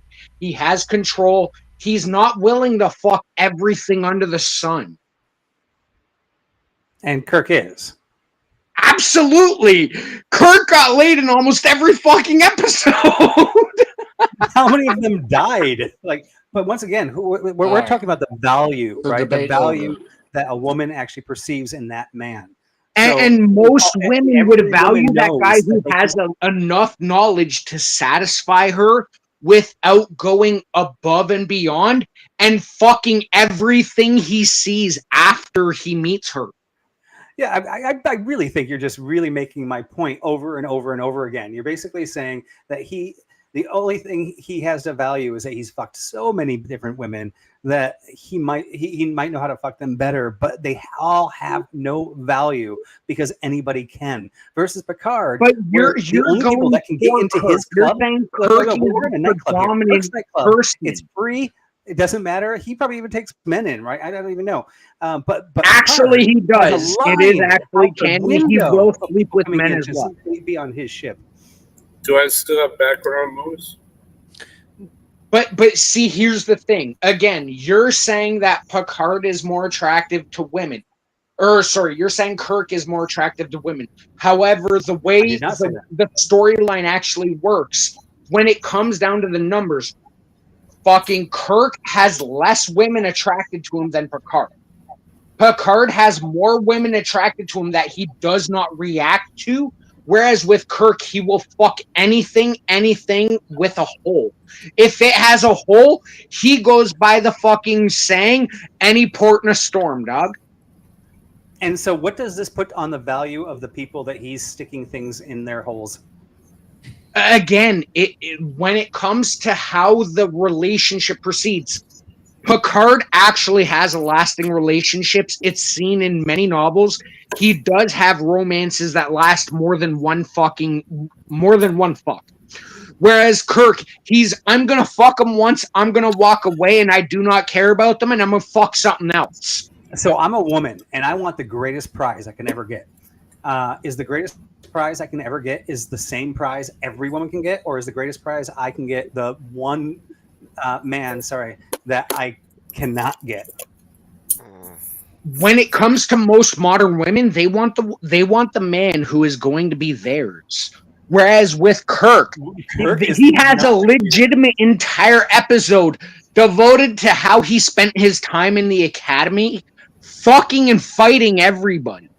Whereas with a woman, yes, they want a man who defends them. However, they want a man who is going to be theirs after the initial point.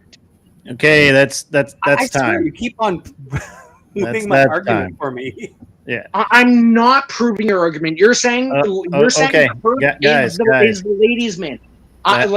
He's the most attractive, but when it comes to how actual women view him in the universe, Picard is more attractive than Kirk. We can argue it a little bit more in a minute, but let's get the judges involved here and let's see what they think. I'm going to start with Anson Knowles, degenerate himself, to let it see how this goes.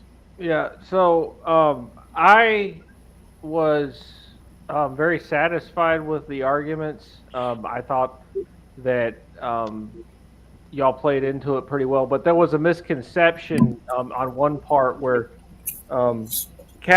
modern women actually prefer men who have been with lots of women because it's something that other women have desired, so they desire it themselves because modern women are dumb compared to prior generations, and they don't have as much chase and self-control. They're not higher value. So from a modern woman perspective, I think Kirk would be more attractive because he's a Chad. But in terms of nuts and bolts of the debate, I scored it evenly. So I'm actually leaving this one as a tie.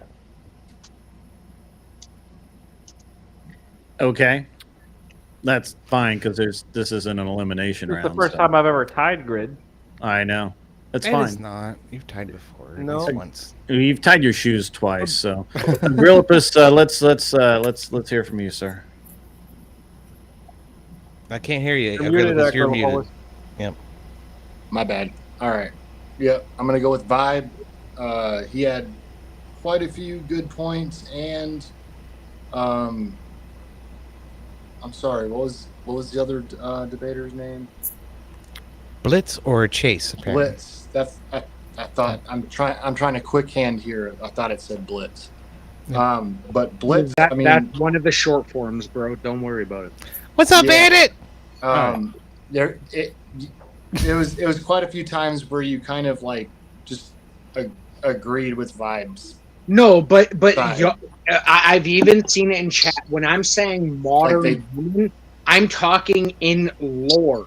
I'm not talking about like modern women in today's age. I'm talking Star Trek lore itself and how they perceived it. We're not even talking about that. We're talking about this minute 7 minutes we have together for you to convince me.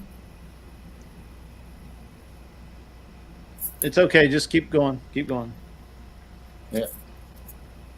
I mean, I agree with Agrelipus a lot because it seemed like you were making Vi's points a lot of times. No, because he was trying to say that Kirk was the ultimate ladies' man. But however, when it comes to the actual lore, it wasn't how it broke down. And that's what I was going based off of. We got cleaners. You said multiple times that Picard would be the man that the women would ultimately want to go with. Yes, and he was backing Kirk. I was backing Picard. Yeah. No. Like, how was I wrong when I was defending Picard versus Kirk? All right, hang on, Blitz. Let's hear from Cleaner. What do you say, Cleaner? I think my girlfriend knows me really good. You're arguing with the judge. Vibe automatically wins.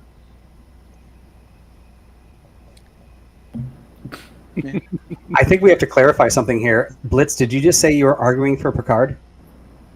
Yes, because in the beginning you said Kirk was the ladies' man. I was arguing for Picard. You were arguing for Kirk. Oh, you're a dummy. You switched sides after the debate started. You are such a dummy. Hold on. That explains so much. No. In the beginning of the debate, he was stating that Kirk was the ultimate what women wanted. I was Picard. That is how this debate went down. Oh, you were such a dummy. This is why it's not an elimination round. It wasn't. Guys, calm down. Good thing it wasn't an elimination round because I had that was Blitz weird. for Kirk and I had Vibe for Picard. No, because when we originally agreed on the decision, Vibe had said he would go with Kirk as the ultimate ladies' man, and I was defending Picard. It's okay. It's fine. You guys made good arguments. Anyway.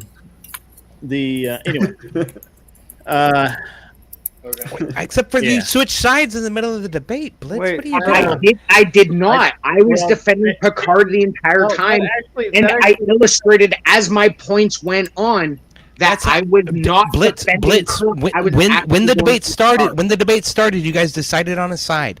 Vibe took Picard. He said you said you didn't care, and he said I'll take Picard. So no, he stated that Kirk was the ultimate ladies' man. What Vibe said was, I would like to try and take the hardest side. Or he was saying, I'm trying to think which one's the hardest one. And he said, okay, I'll take Picard. Yeah. No, he did not. I don't know. That's exactly what he said. I agree with that. Yeah. I did not hear him say Picard's word once.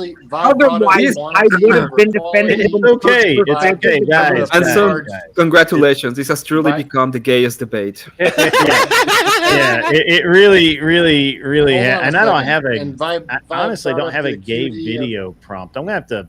And I don't want one. Ask Sarah for one of those. Ask Sarah for one of those. She's got. No, I don't want one of those. No, not at all.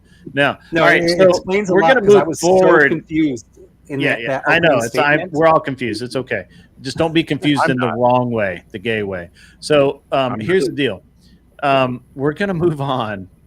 I've had enough of this one, and it's also midnight, and it's at some point this has to end. Even though this has been a fun round, guys.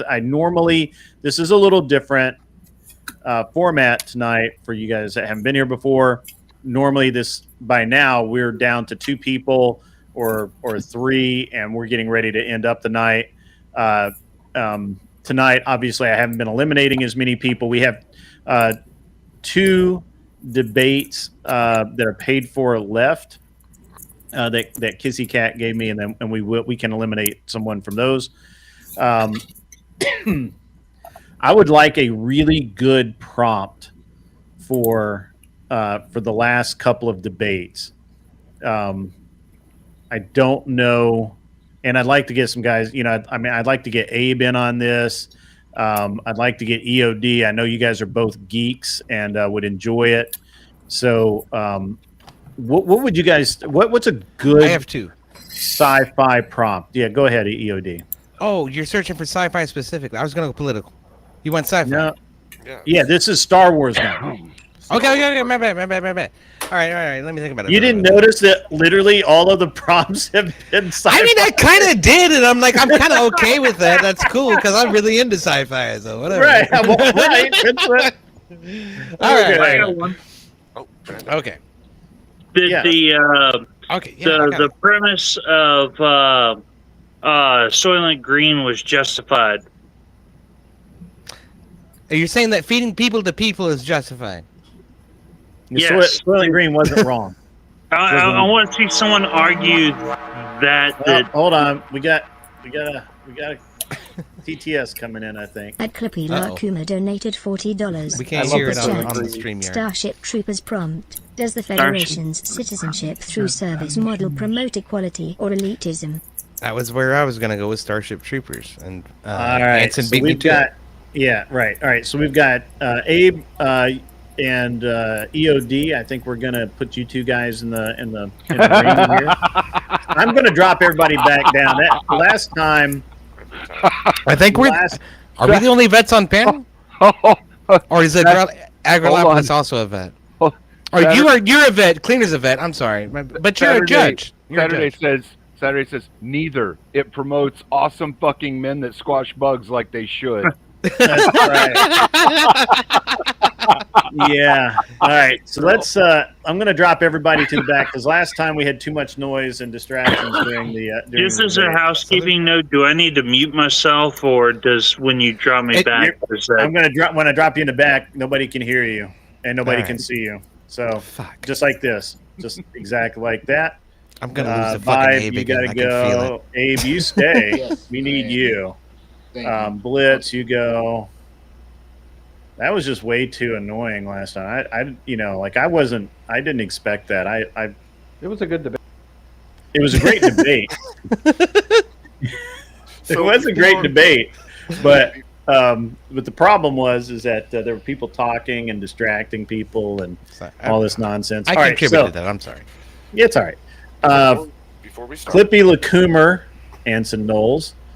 Starship Troopers prompt. Does the Federation's citizenship through service model promote equality or elitism? This will be an elimination round because Kissy Cat paid for it. Although she wouldn't hold me to that, I don't think. But we're going to do it just because it sounds good. And I want you guys to try hard. Really hard. I did my best. So which... I asked EOD yeah. a question. Absolutely. EOD, have you read Robert Heinlein's books? No. I've seen the movie. I will defend that it creates elitism.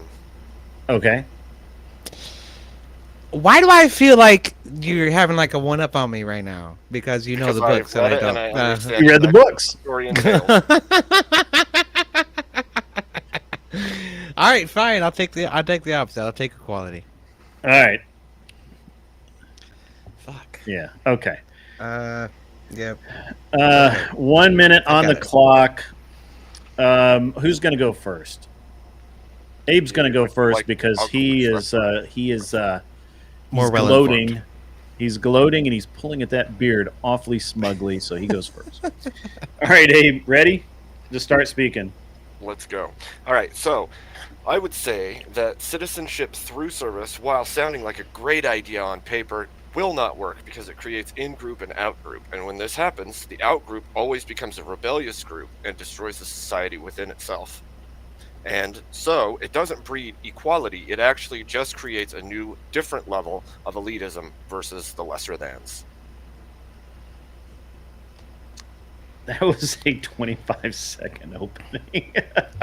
There's not a lot of substance. Confidence, I don't think. confidence right there. Okay, EOD, you ready? Yeah, I think so.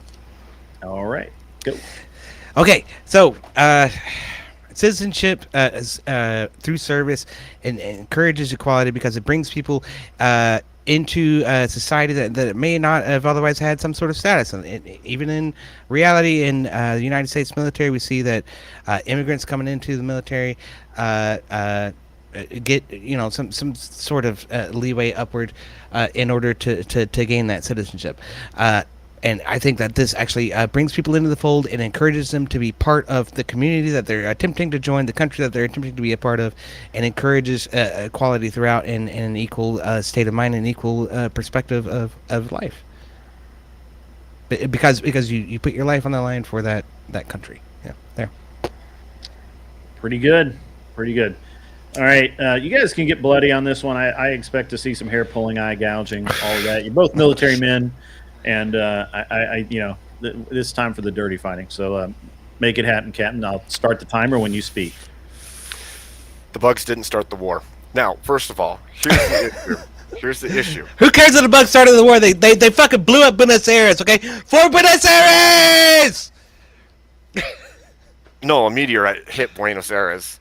And it was sent by the bugs. It was sent by the bugs. No, it had to have started traveling millions of years before humans were even on Earth, which means the bugs couldn't even have known we were here. First of all. Second of all, it was distributed by the bugs. How exactly does service equal citizenship benefit people if you can't be able-bodied enough to maintain service and you don't have enough wealth to even get into the nation that you're supposedly going to get service from?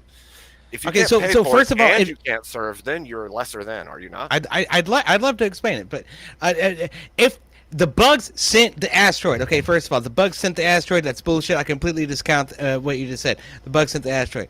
I'm probably getting that wrong because I didn't read the fucking book. But whatever. All right, but the way that citizenship can grant some bringing to people who come into the country is that being a part of the military, you do get paid. So that's great, and then you have a very clear job that's pretty much guaranteed because the military kind of needs you there. So that's great, and there you go. That's how people get brought up from being unable to join the country.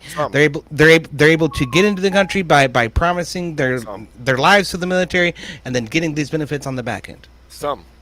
Which means all equality. What do you mean some? All if you're not the people able-bodied, you can't serve. If you're not capable, you can't serve. That's not true.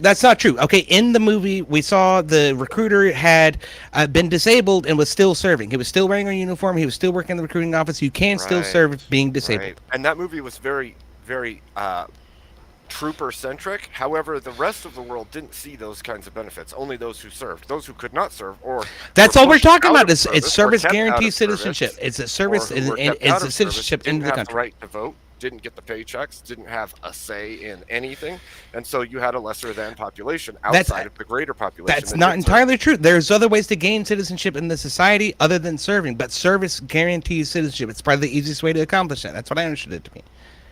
So loyalty, at loyalty's sake, even if it means casting off your religious beliefs and everything else, is best.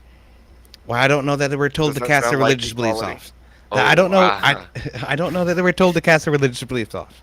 I don't know. That sounds a lot like you're arguing for communism right now. I'm arguing that people should be able to maintain their religious beliefs. That's what I'm trying to argue, and that they probably would have been able to, but I don't know the details about the story. I really don't. I didn't read the book. Yeah, I don't think it makes equality. I think that it gives some people upward mobility. I don't think that in its essence creates equality. I think it just creates upward mobility. Well, how do you define equality? How do you define equality? So how do you define equality? How can we get into that? What's equality? For me, equality is equality of opportunity, equality of things that are available to you. I think the military gives you a great fucking chance to accomplish that, and that's what's described in the movie, is that you get citizenship that is as close to equality as you could probably get within the society. You're saying that a lot of this disparity is caused by these people not being citizens. Service guarantees citizenship, breeds equality. It breeds equal opportunity. Outside of the service in that movie, the people that were not serving didn't like the military people, didn't like the way that the world was moving, and they had to have huge propaganda campaigns to get the public to actually support and to go along with what they were doing. Would you like to know more? Yeah. Every government engages in propaganda. I don't think that's indicative of it failing. I think in reality, the people who are on the bottom of the totem pole are going to have a negative view of the military in general, and people at the top of the totem pole are going to have a positive view of the military in general, because what the military does is secure the interests of the state, and the state facilitates life for people with resources to expend. That means you're forced to agree with a system that you may not agree with, and you have to serve that thing. And now that's the only way you get equality. Again, you're assuming that service is the only way to get citizenship. I don't think it was the only way. Service through service.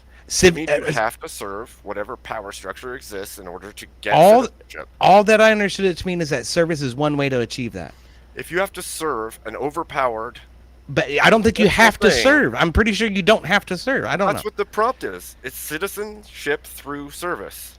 You have to serve. If you have to serve this greater power. That is one pathway. That is one pathway to get it. That's all I understand it to be. Okay. All right, we're back. We're back. I feel like we lost somebody, but that's okay. Are you leaving, Bandit? Don't go anywhere. What are you doing? No, I'm still here. Okay. Still here. Yeah. Okay. Yeah. You're still here. Okay. Yeah. We understand. I don't see myself, but okay.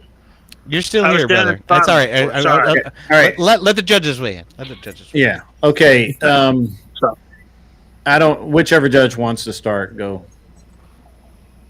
I had EOD at 14 and Abe at 15.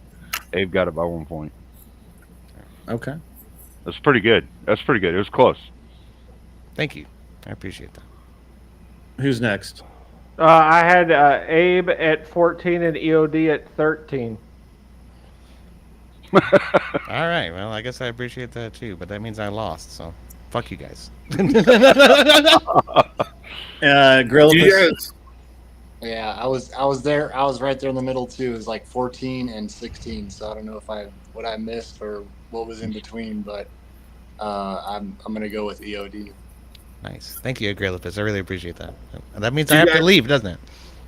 You guys just count. Yeah, but before you do, let me help you out. So first of all, I don't know. Service guarantees citizenship was how people that didn't come from money gained citizenship. But it wasn't the only way. Yeah.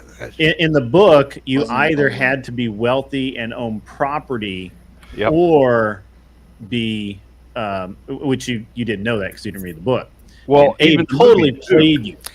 Is it in the movies? I didn't see it is. No, in the first movie, the commercial says you don't only have to be rich or own property to get a vote. Now, service guarantees citizenship. Right. No one remembers that. What I understood was that fucking no one. Damn. The protagonist came from a wealthy family in Buenos Aires. Like they were fucking rich as fuck, but he still had to join the military to get his citizenship. Well, he didn't have to. That was the argument between him and his parents. Right. Yeah, he didn't have to. Remember, his mom was telling him, "You don't have to do that." We know whatever congressman or whatever it's gonna be fine. Yeah. We'll get you there. And he's like, no. This guarantees. But we're talking about that's an outlier. We're talking about like general. The problem is didn't have money. But you should have said that was it was not elite. It didn't promote elitism at all. It couldn't have, because that's how a normal person could become a voter like the elite that existed. Exactly. Isn't it the definition of elitism that you force the poor people to fight and you give the elites an out so that they don't have to? No, that's not what it is. It's not necessarily. That's not what the Starship Troopers or whatever is talking. That's what Rick just described. It was trying to give the regular citizen a chance to rise up to the same level as the elites when it came to voting. That's pretty much it. But all if you read further in, have a say in their own destiny. You realize, and if you serve, you're guaranteed Right, but if you read further into Heinlein's works, you realize that his critique is that if you're poor, the only way to rise is to give your life to those who are richer than you to get what they have. And so it's like a whole thing of you're still a servant, you just don't know you're a servant. Well, I mean, not necessarily. Yeah, I think the problem with looking at are you at war at that moment in time? Yeah, so the problem with looking at and this is going to TTS, so give me just 1 second. At Clippy Lakuma donated $40. Super chat. Prompt for next When debate you guys is count Star the Trek's points, is vision it of for a every argument post-scarcity they make future or more every believable correct than its argument? portrayal of interstellar diplomacy? Hang on a second, Yes. To answer that question, oh yeah. Yeah. All right. So we've got the next prompt. Let me finish up. Give me a second. The problem with taking Heinlein's collective works is that he would write one book from a socialist perspective, the antithesis of his own opinions, like, for example, Stranger in Strange Land. And then the next book he would write his actual feelings and his actual position. He is known as the first libertarian. He is credited with being basically not establishing, but defining the libertarian principles that a lot of people to this day still hold to. Starship Troopers is an example of where he felt like, and I don't know this for a fact, but it seems like that he felt the military-industrial complex had a very fundamental set of flaws in it, because Johnny Rico's character goes and he's a space marine whose life is expected to be measured in minutes. A drop marine, he was a drop trooper, so and his life expectancy was measured in minutes, where because like the pilot girlfriend was like she's just comfy in a pilot seat on a cruiser. Yeah. Right, Hardly and at then, risk for the most part. Even they soon realized that wasn't safe either. Right. So it wasn't necessarily about elitism in and of itself. I think it was in his idea, and I don't want to. I mean, obviously, you never know what the guy, unless you read a breakdown he wrote of the books himself. But to me, it's always seemed like that Heinlein is kind of showing what he feels like is the problem, and those same problems exist today, right? The Air Force is seen as the branch that is literally called the chair force, while the Marines are literally the people who go do the dying. And literally in the books and in the movie, the slogan is "Fleet does the flying, Marines do the dying." I hear that. So I don't think that it promotes elitism, though. I think it gives you a chance at equality. It's the only chance that they have. And so I think that it does, in fact, promote equality to some degree, because otherwise there is none. And to not have service guaranteeing citizenship, then that actually promotes elitism, because the elites are the only ones that exist, and nobody has a bullet. And the whole thing. Can I give an unofficial judge critique? Citizenship guaranteeing, service guaranteeing citizenship. Yeah. I agree with EOD is a good system. It just needs to be done right. Also, EOD, you should have harped on that. You kind of mentioned it, but you should have harped on it. That system exists today in our own military. I did, but I'm like, that's not relevant because we're talking about Starship Troopers. Over it, you let him control the thing. Don't do that. Bad EOD. So what happened is he came in really smug. I've read the books, I know the shit, and you're just like, fuck. Yeah. Well, what am I gonna do? I haven't read the book. I controlled that debate from before it even started.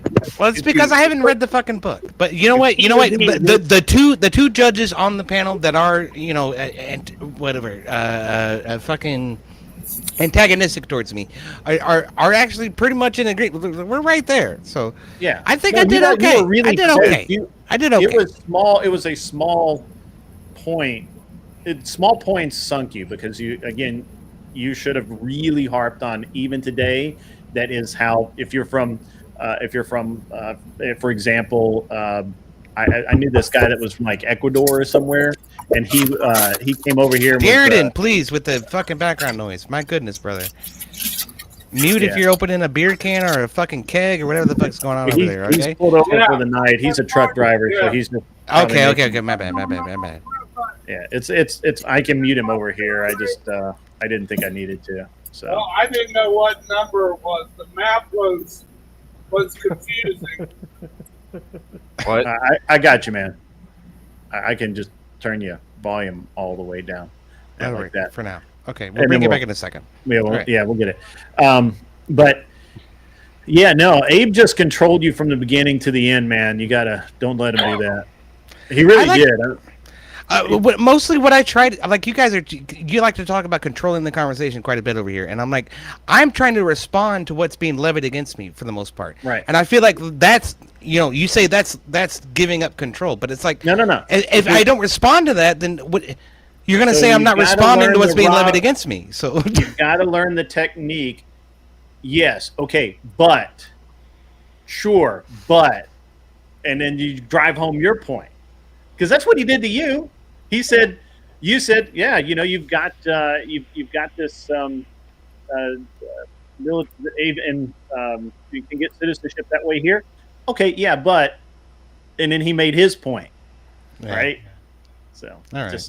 Well, and also EOD, you got to think about who is your audience. You got two audiences. You have the judges, and you have the people that are just watching. How many people that are just watching have read the books? So probably not many. Yeah, you probably had the stronger stance by relying heavily on the movie and just rolling with that, versus when Abe was starting to go into the esoteric about this thing. It was like, well, you should have went with, I don't remember that being in the movie, and just roll with that because it didn't say anything about the movie. So I mean, it was books and movies. But I understand that. I'm just saying, so far as like a catering to the audience, sure.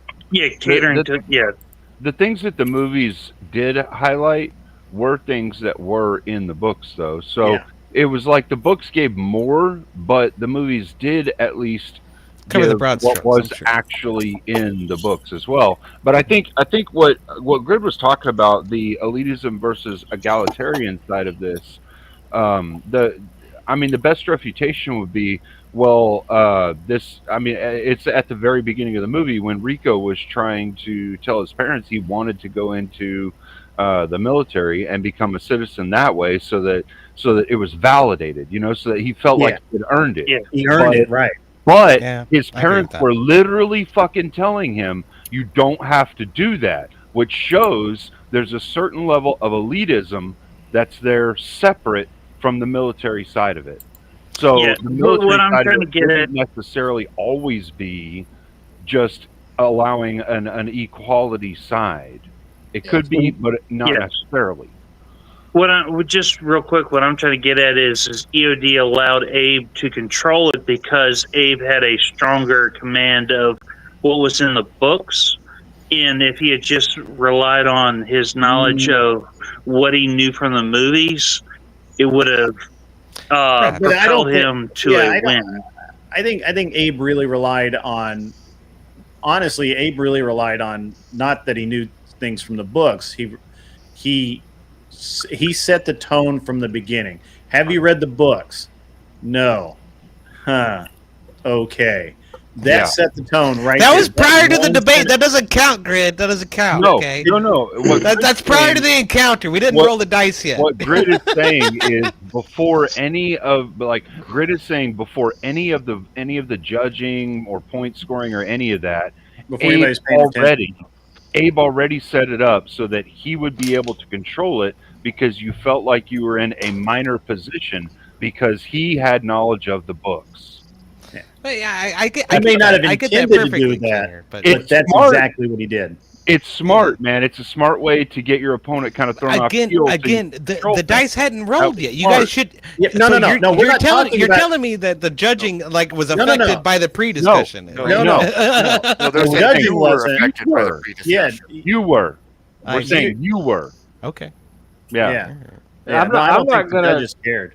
I don't assume what is or isn't affecting someone when I judge. I just judge based on like the words that are said during the debate, and also what the audience thinks about it. Because 1/5 of my scoring is audience in the chat and what they say. Right. So I forget that sometimes. So like I don't know, and I don't dislike you, EO. Do you say that? I just vote against you because you suck. You know. Oh, ow. Yeah, you're I mean, not. apparently I didn't suck that much tonight because you only gave me one disparaging point between me and Abe, Well, Abe on your sucks own too. fucking scale. So. Abe sucks too. It was equal. Did that sting? Because it sounded just like that. Yeah, he votes against you. He doesn't like you, but yeah. Hanson doesn't like anybody. Just it's okay. Don't worry about it. He likes every woman he comes across. Yeah, he likes the women. Yeah, he likes the women. Yo, he just wants something soft and wet to enter. That's it. Oh my goodness! I just want a warm, wet hole. That's right. I believe men have soft, wet, warm holes too, Jace. No. A man's ass, it by nature has nothing that will provide lubrication other than tears. Okay, well, great. This was a fantastic. All right. I got to debate. move on to the next and last paid-for debate. Do you need me to leave, Grid? I've already got the prompt. The prompt is, and we've seen it up for a while, Star Trek's vision of post-scarcity future more believable than the portrayal of interstellar diplomacy. All right, and I'll explain that. Yeah, that one's going to require a little explanation. So in Star Trek, you have the kumbaya. Humans are all not needing to fight each other anymore because they don't They have to- replicators. Yeah, they have replicators, and they don't have to argue over resources anymore. And travel is cheap, and so everything is socialist now because they don't need money, right? And also, there's this dynamic of this massive federation of vastly different species. And this federation is able to go out and just conjure up diplomacy and kumbaya feelings and happiness amongst these vastly different cultures and bridge all of these divides amongst all these. Listen on your phone when you get out of the car. Holy Anyway, take your phone. You can take God damn. So which one is Sorry more about that. Which one is more believable? Jesus. The interactions between the people in the Federation and how they get along, or how they're able to go out into the universe and make everybody else get along.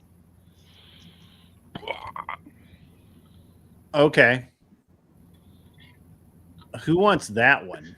What? Okay. We'll explain it further.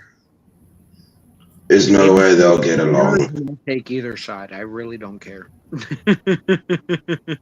I need to get because we're getting into the danger zone where I don't normally run this long. So I'm going to try and wrap this up here fairly soon. Chris Lestrange, welcome to the show. You haven't been here before. Have you been paying attention to the? You've been to the channel before, obviously, but you haven't been to the debate show. Do you understand the way this works? It's a little different than the VK that you're used to. Yeah, I've caught the show afterwards. Sometimes I try and watch it, but yeah, sorry I'm late. I just woke up. Well, that's okay. I'm just about to go to sleep. I don't know.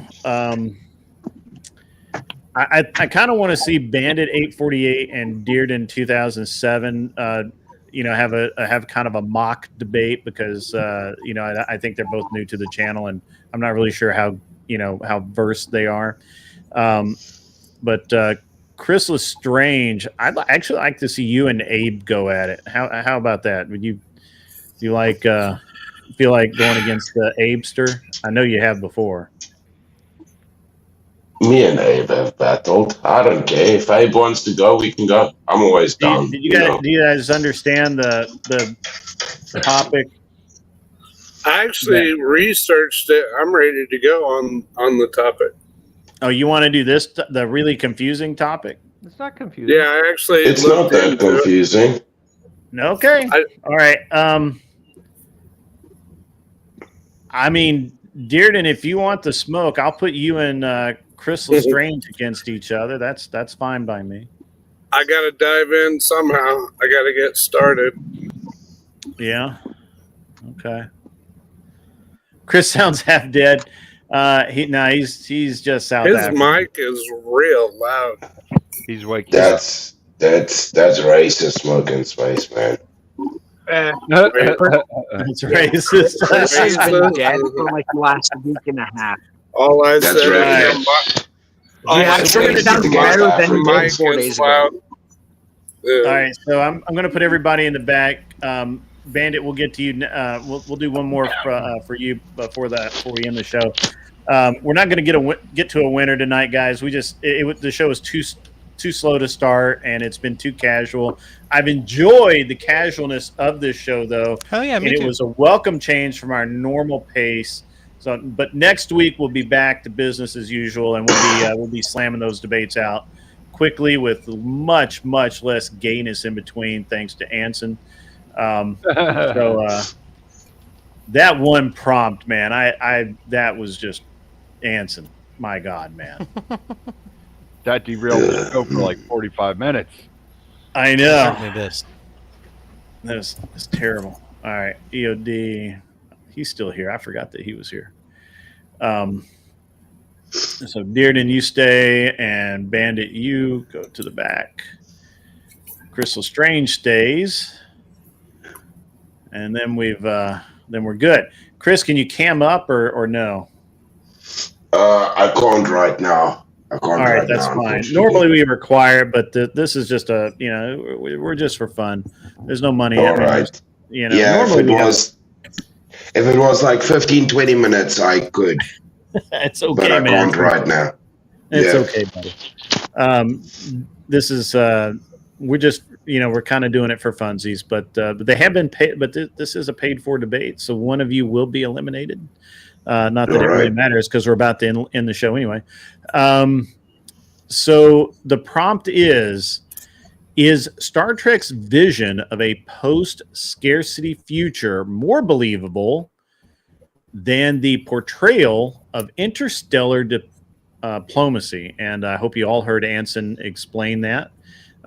Who wants to take which side? Then you go, man. I'm usually good at arguing any side. I'll take any position. Well, what side would there be? There's two sides to it. Either you believe in the post-scarcity future where everything is there's not even a need for money. There's no,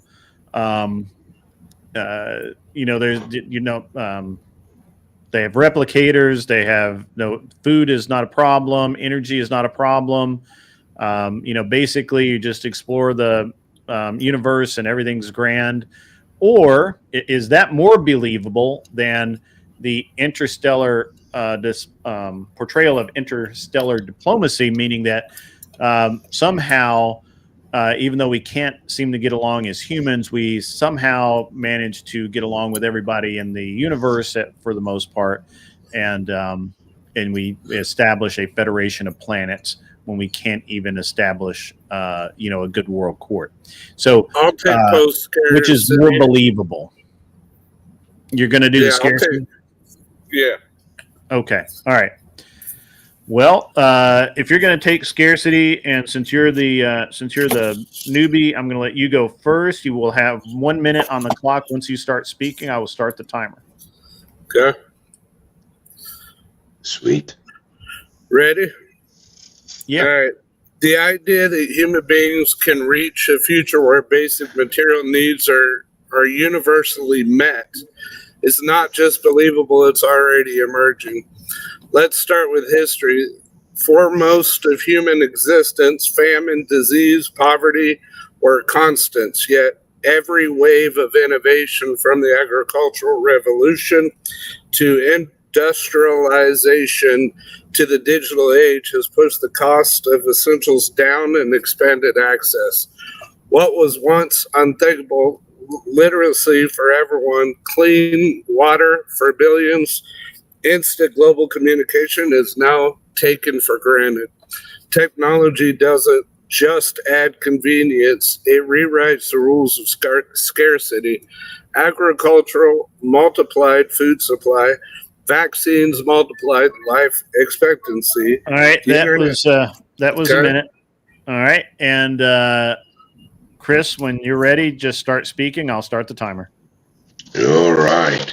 So I would say we look at one of the biggest fatal flaws in most societies will be not only scarcity of resources, but it would be scarcity of people. That is where your biggest problem is going to come into when we talk about resources as human beings, or a biological life would be your biggest scarcity factor. You have a higher probability for interstellar diplomacy because the highest technological species would just dominate the whole universe and can subjugate everybody under its rule.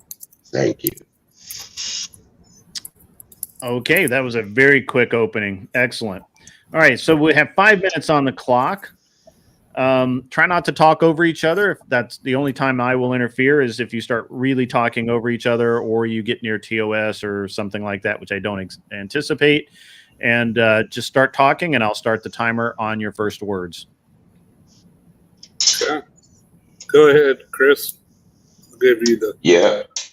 So yeah, like I said, my main factor would be that to have diplomacy, we can take example from Earth itself, that when we want to have any form of diplomacy, there has to be a final decision maker, which comes down to authority, government or system, which currently the police of the world, we all know, is America.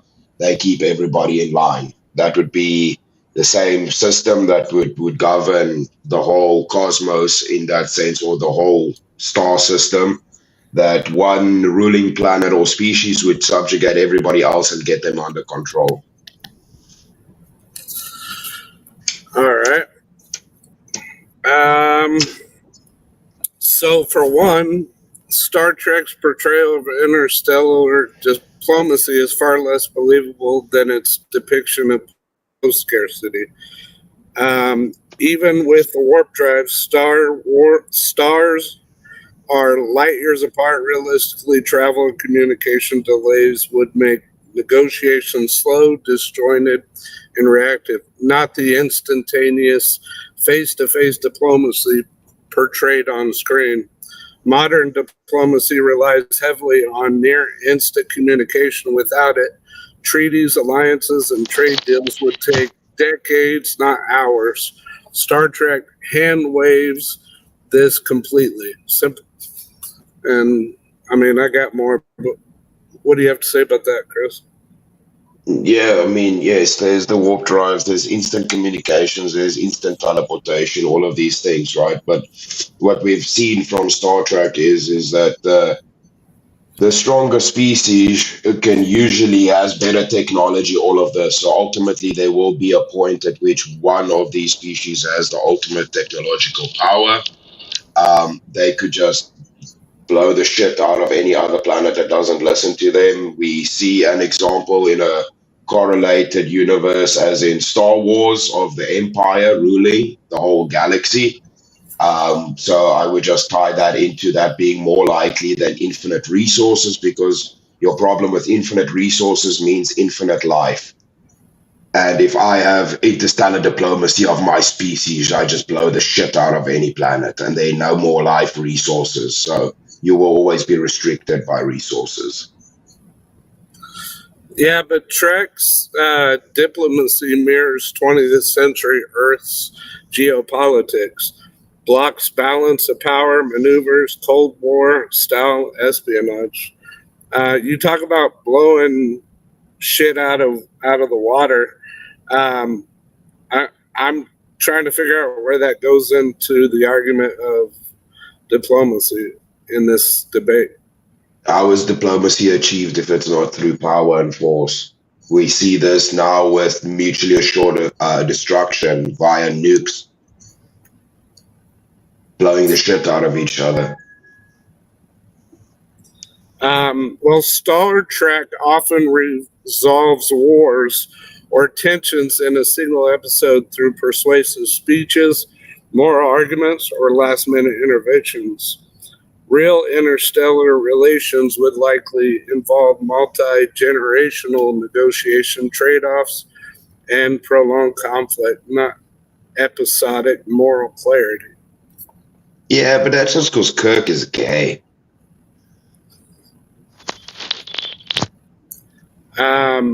Not only that, but Star Trek's interstellar diplomacy is largely a storytelling convenience, not a scientifically or sociologically plausible projection. The distances, alien diversity, and physics constraints make its depiction far less believable than the concept of post-scarcity, which, while technologically ambitious, aligns more closely with historical trends and technological trajectories. Yes, but I mean, you would agree, right? Any resource that you have has a shelf life, right? And one of the biggest shelf lives of any resource would be life itself. So unless you can infinitely replicate life, you would not have no scarcity happening. And like I said, the distances aren't a problem if you can teleport and have warp drives, man. So now I refute that. Well, you brought in Star Wars, but how does that go into the argument of Star Trek? That's where I'm getting. That's time. Yeah. I'm just going to go straight to the judges. I don't want any comments or anything. Which judge wants to start? The one holding his head in hand because he's got a headache. Yeah. I'm just finishing up my scoring. What's 3 times 4 is 12 plus 4, 16. All right, cool. Chris, your argument related to diplomacy tracks perfectly with Star Trek in terms of the civilizations with a higher tech consistently had dominance over the other species, and that was a very major part of much of the plot of Star Trek was the technological advancements of the ships that were around and the civilizations. And I didn't even consider that when I was putting together the prompt. So that was a really good argument. And Dearden, I really had trouble following your opening and your remarks, because when someone reads their stuff, instead of it coming naturally, it doesn't flow right unless you're trained to be able to read and make it sound like you're not reading. And so I'm fairly new. I would suggest that if you're going to read your content, to not read it verbatim, but to maybe like have the chat summarize it. Yeah, have the chat GPT or Grok put it in bullet points for you, and then you can make your argument a little bit better with some of your own thoughts included. But overall, I scored it 16 for Chris and -1 for Dearden. Okay. All right, Agrillipus. Am I not muted? Okay, cool. Yeah, I pretty much, I was going to say the same things, except the AI part or whatever you were reading in the middle of all of it. It was kind of like you were just sitting there reading shit. I don't know. I'm fairly new, guys. Yeah. It's all good. But I did go for Chris because he did make some a little bit more legit arguments. That's fair. Reading. Cleaner. All right, I'm gonna give it to you as straight as I can, without trying to be an asshole. All right. Be an asshole. I don't care. Yeah. No, I'm gonna try and be as completely fair to you and kind as I possibly can. I'm not saying I'm gonna be nice, so just prepare, okay? Chris approached the hypothetical situation that was created. At no point in your meandering or bullshitting did I hear you approach the hypothetical. And at one point, or twice, if I remember correctly, you actually said, but this doesn't really reflect on reality. and so we can't really engage in this, or we can't really argue with this, or we can't. And that's literally the whole fucking point of this exercise, is to see if you can engage in a hypothetical scenario and debate that scenario. That's why this whole thing is going on. That's why in general debates go on, and people give each other hypothetical situations to test each other's logic within a fantastical or fictional environment that pairs onto reality in some extreme case. So you not being able to do that, not being able to approach the hypothetical, lets me know you should stop trying to debate right fucking now. Chris Lestrange, you got this one. Okay. No, I'm not going to give up. I'm going to keep trying. I look.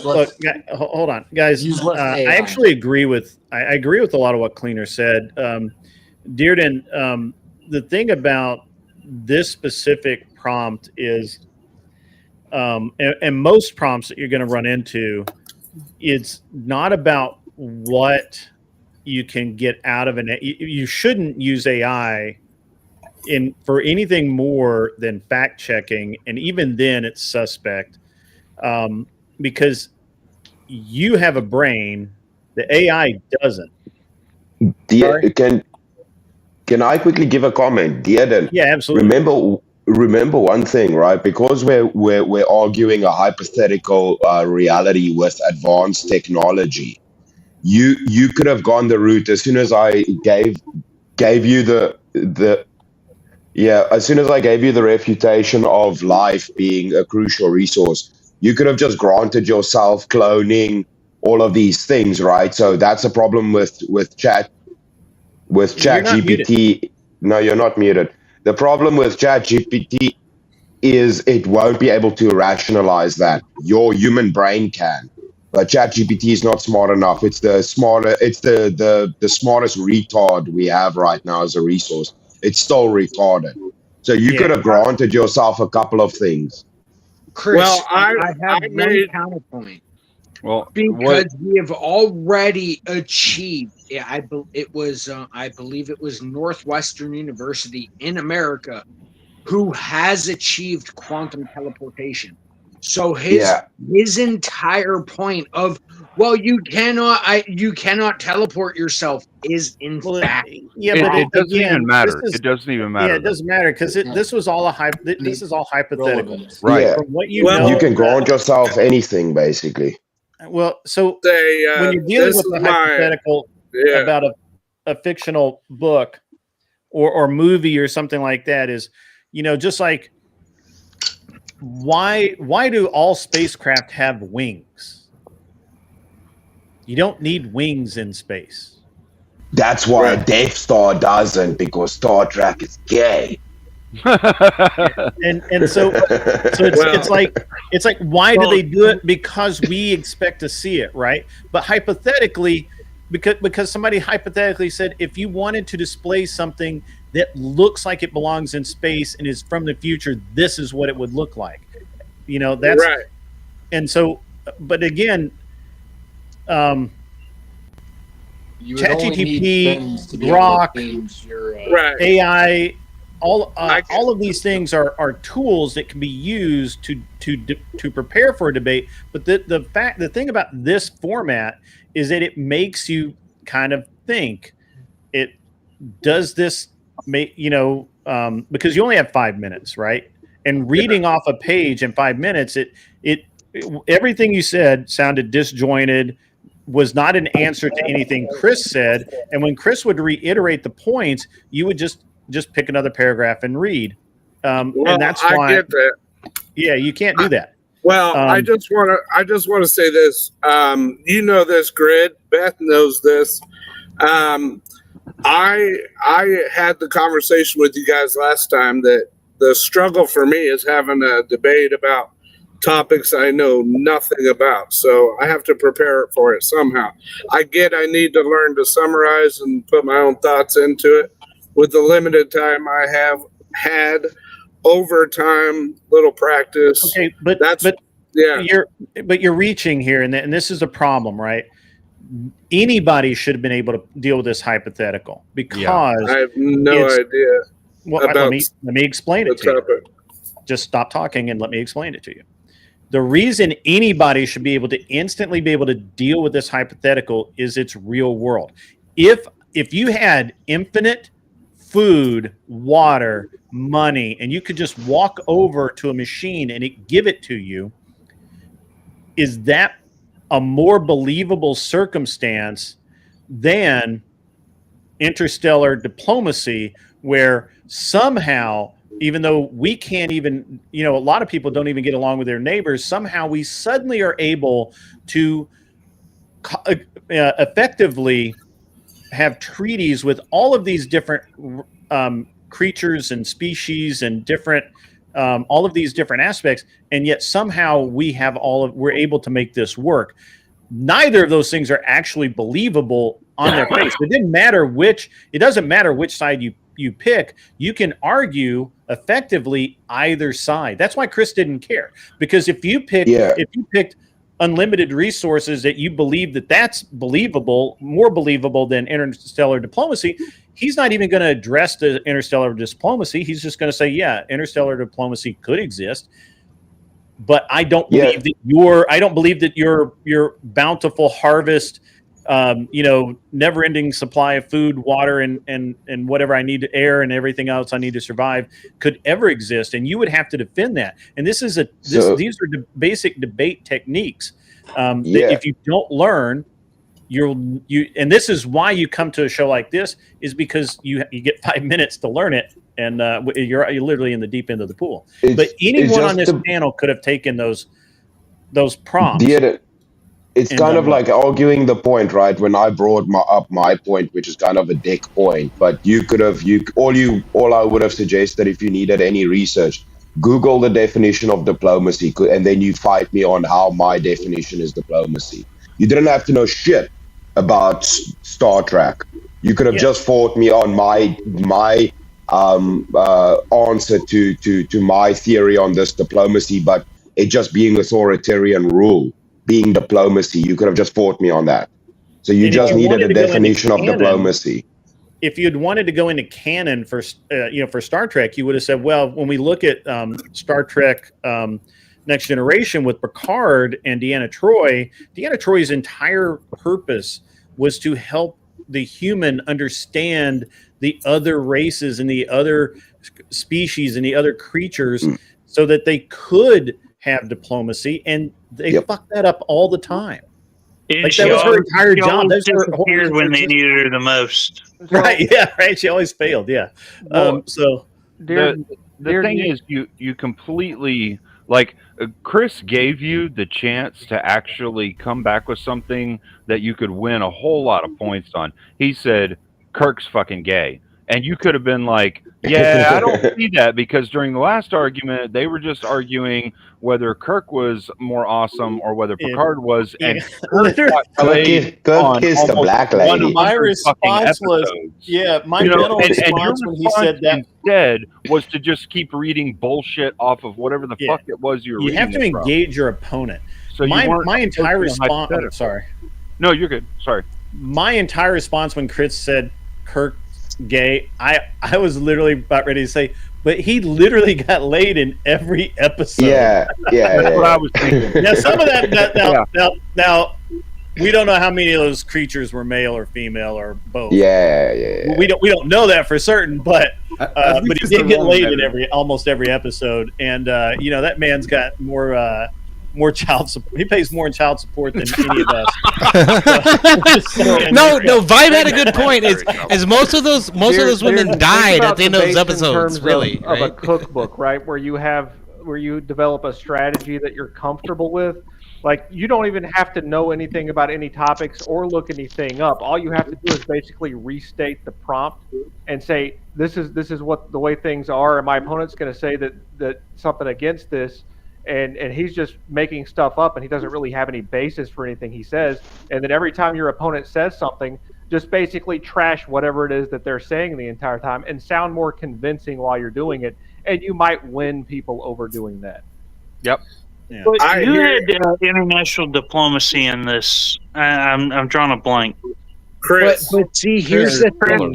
You All right, argued that quantum teleportation was not a thing, but it was. he didn't argue. He read it Northwestern out of University. ChatGPT. They have already. I get it, done guys. I get it. I gotta 30 kilometers. I hear what you guys are saying. We I get gotta that part, but this practice. was all hypothetical. We understand it, but yeah. But and he was teleportation is not hypothetical. We have achieved that as human beings. but the examples were hypothetical. We didn't. I mean, the fact that we're close to it or it could be a reality is irrelevant to the argument. No, actually, what Chase is saying is true. They actually did teleport an electron. I know. Yeah, That's what forgive me. That's the reality. What I'm trying we to need Scotty to come out and tune the machine so that it'll reassemble our atoms properly. In a smaller circumstance. What I'm trying to electron, the one that you need a bunch of things to verify if it's there. The level that he said is impossible. What I'm trying to argue, guys, is I get that I have a lot of legwork. I got a lot of work I got to do to get better. It's one of my struggles is arguing something I know nothing about. Not only that, I hate not knowing and arguing something that I know nothing about. And if I end up saying something that is intellectually dishonest or not true, it's going to make me look bad, whatever. So I can't really argue things that I don't know nothing about. So give me time. From my perspective, okay, guys, I hate to be the bad guy here, but it's almost 1 o'clock in the morning. We're way longer than I'd like to go. Emmett's like laughing because he's like, why is he still fucking up? Everybody's like, I can't believe he's still on. I don't know why I'm still up. Yeah, my wife hasn't yelled at me yet, which is really weird. She's probably asleep, which means I'm going to be angry when I go inside. I don't got that. Greg, you'll be all right. It's because I'm here. I bring all the charisma to the. I bring all the charisma to the panel right now. Bandit, I really wanted to get you in on a debate. Unfortunately, I don't really want to hang out another 20 minutes. That's fine. Can I get 30 seconds to respond to the previous? Sure. Dearden, I would actually give you a couple of points because you had the harder task to explain, because it's a whole lot easier to send someone out to do diplomacy than it is to develop a machine that can create anything you want out of your imagination by pushing a couple of buttons and can create it out of nothing. So I think you had the harder road to hoe. Did Anson drop out? Yeah. Perhaps. Oh. I don't even see that. I understand Rage the words quit. you're saying, Bandit, but we literally have like thousands of fucking diplomacy people who run around the world all the time arguing with people and trying to negotiate things, and yet we have no one who has achieved creating something from nothing so far. So I don't see how that's easier. Yeah, but that doesn't matter because with regards to resources, dude, most of the world has Wi-Fi, electricity, food, all of these things that they didn't have 100 years ago. So we can just look at the scale and say the propensity for it to probably be where everybody has basic resources makes more sense than everybody getting along. Everybody always fucking be fighting. Well, always be fighting. Your point just stated that they do not have food. What are you talking about? I get what you're saying, Chris. All I'm saying is more likely within the framing that's there.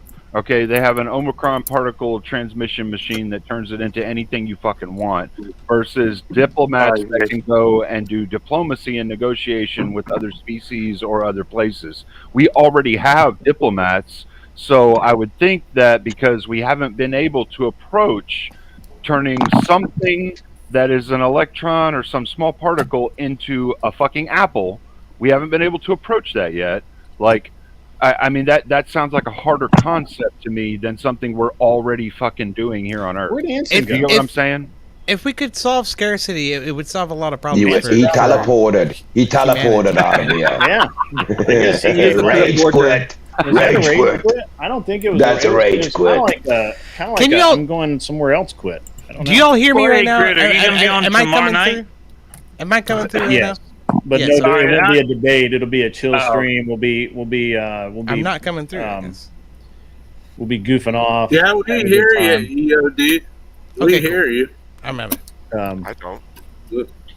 But yeah, tomorrow night will be a chill stream. We're gonna hang out. We're gonna talk some shit. We'll probably, I don't know. We might have a debate or two just for the fuck of it. But I don't know what happened to Anson. That was He weird. was like, It's I left need to because create his my. degenerate comments were not being answered. Oh, He was like, I missed. I must have missed I have the teleporter. I need to create my 7 and 9. There I you have a go. question. I have a question for you, Grit. I need a teleportation device so that way I can fix my spine, so that way I do not die in 8 days. But that's a different story. I have a question for you, Grit. Yeah. Is it possible on one of these debates that maybe I can help pick a topic that I actually know something about that I don't need any notes on? Yeah, it's what normally happens, you caught us on an off night because I was out of town last week and I've had a really messed up schedule this week. This coming week will be more normal. We will so next Friday we'll have the same show. It'll be the same format, but we'll go back to kind of our regular sort of debate topic list, politics, that sort of thing.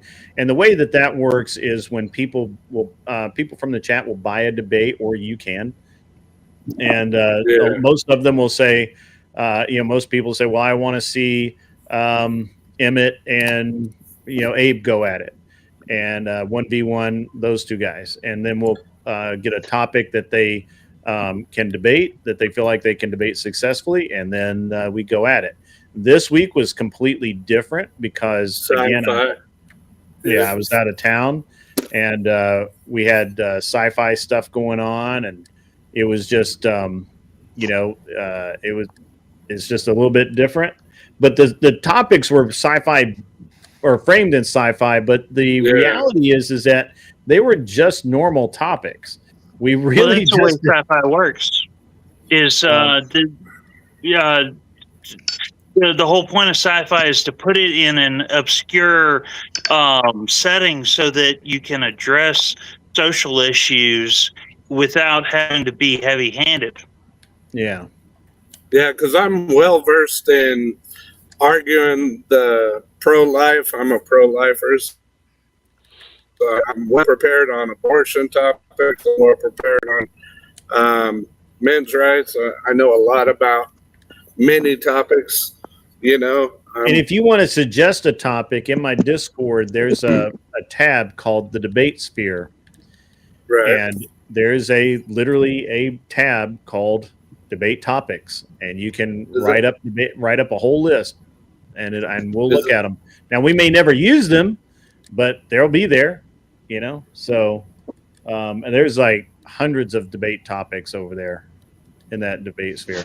By the way, if you are if you're coming to the DebateCon, please check that out and let me know if you're going to be coming to DebateCon.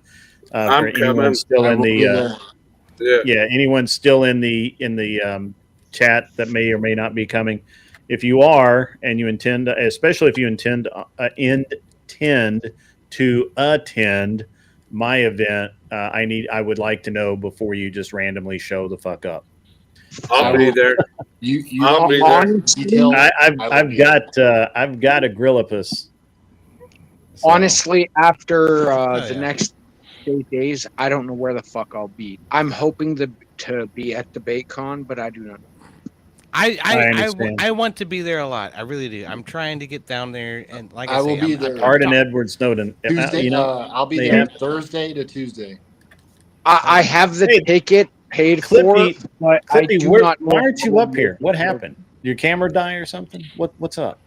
Do I have a sign-up sheet? No, but I should put one up there. It's going to be weird because we're combining my my event with the Crucibles kind of welcome event, so it's going to be a little bit weird because I have no idea how many people coming from the Crucible, but it'll be fine.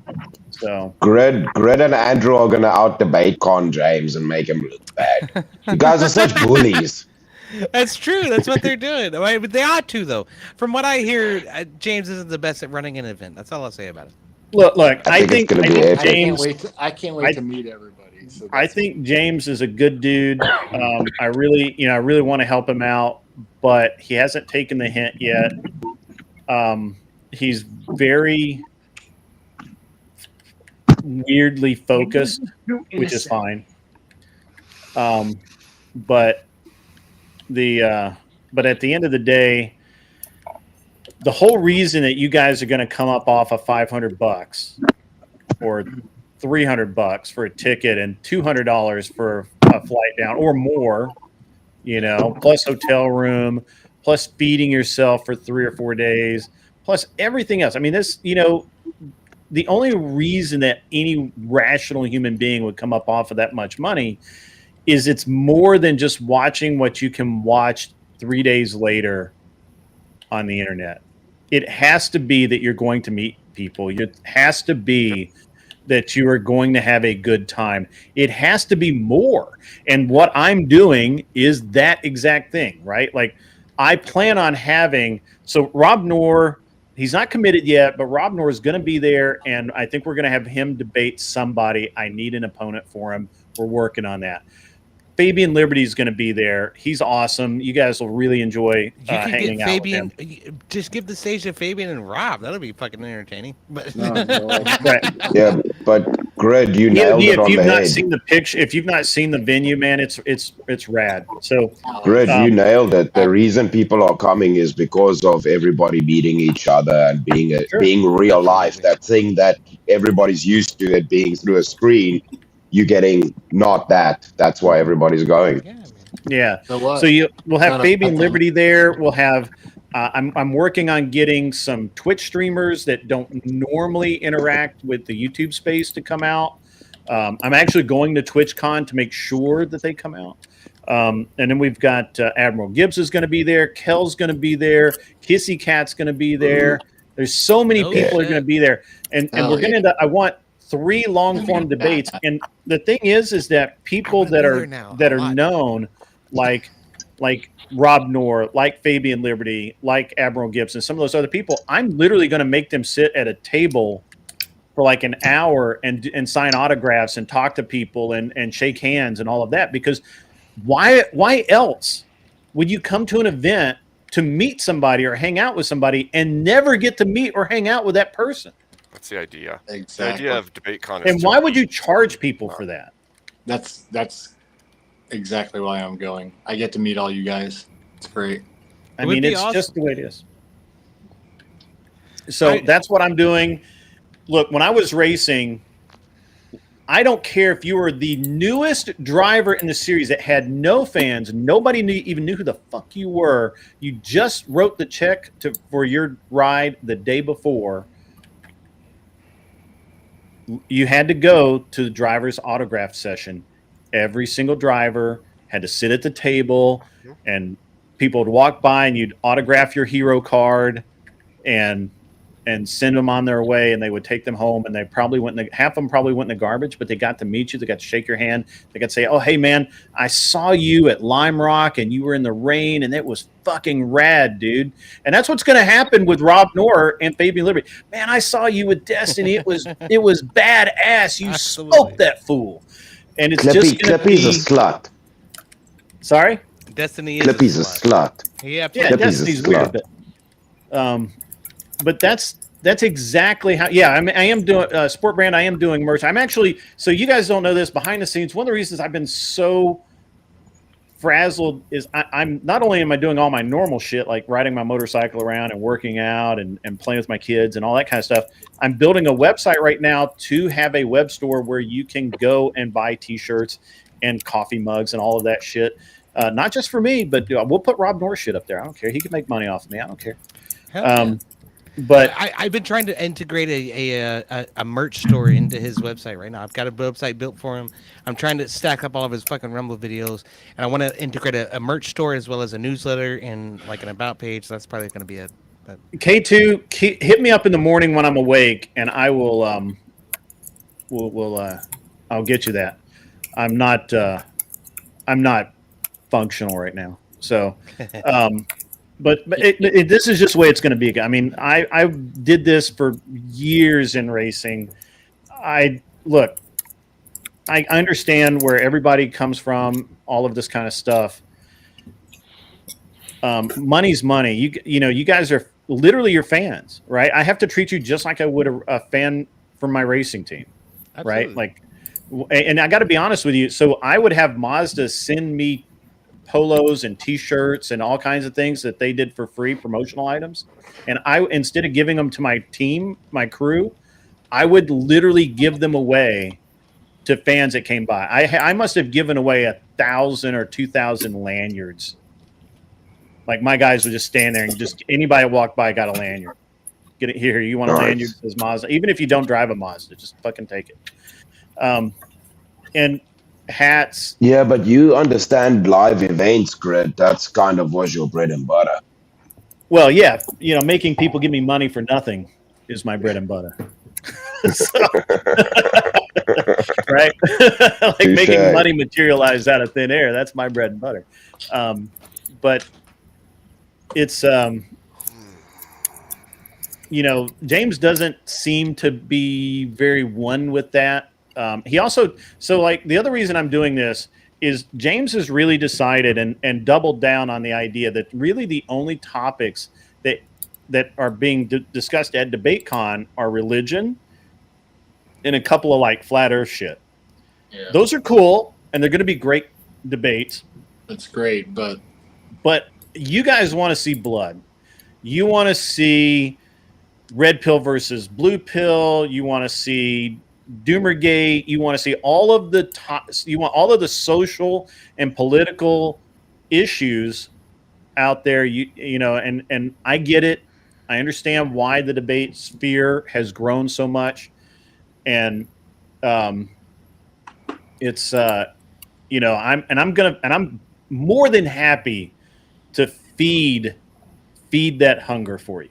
I'm more than happy to do so. Hell yeah.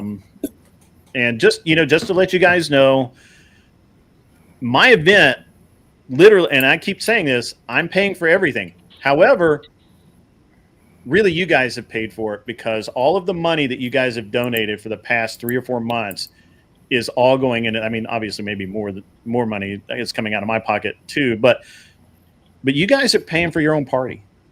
Right? Yeah, I mean. So that's the way it is. It's gonna be bad.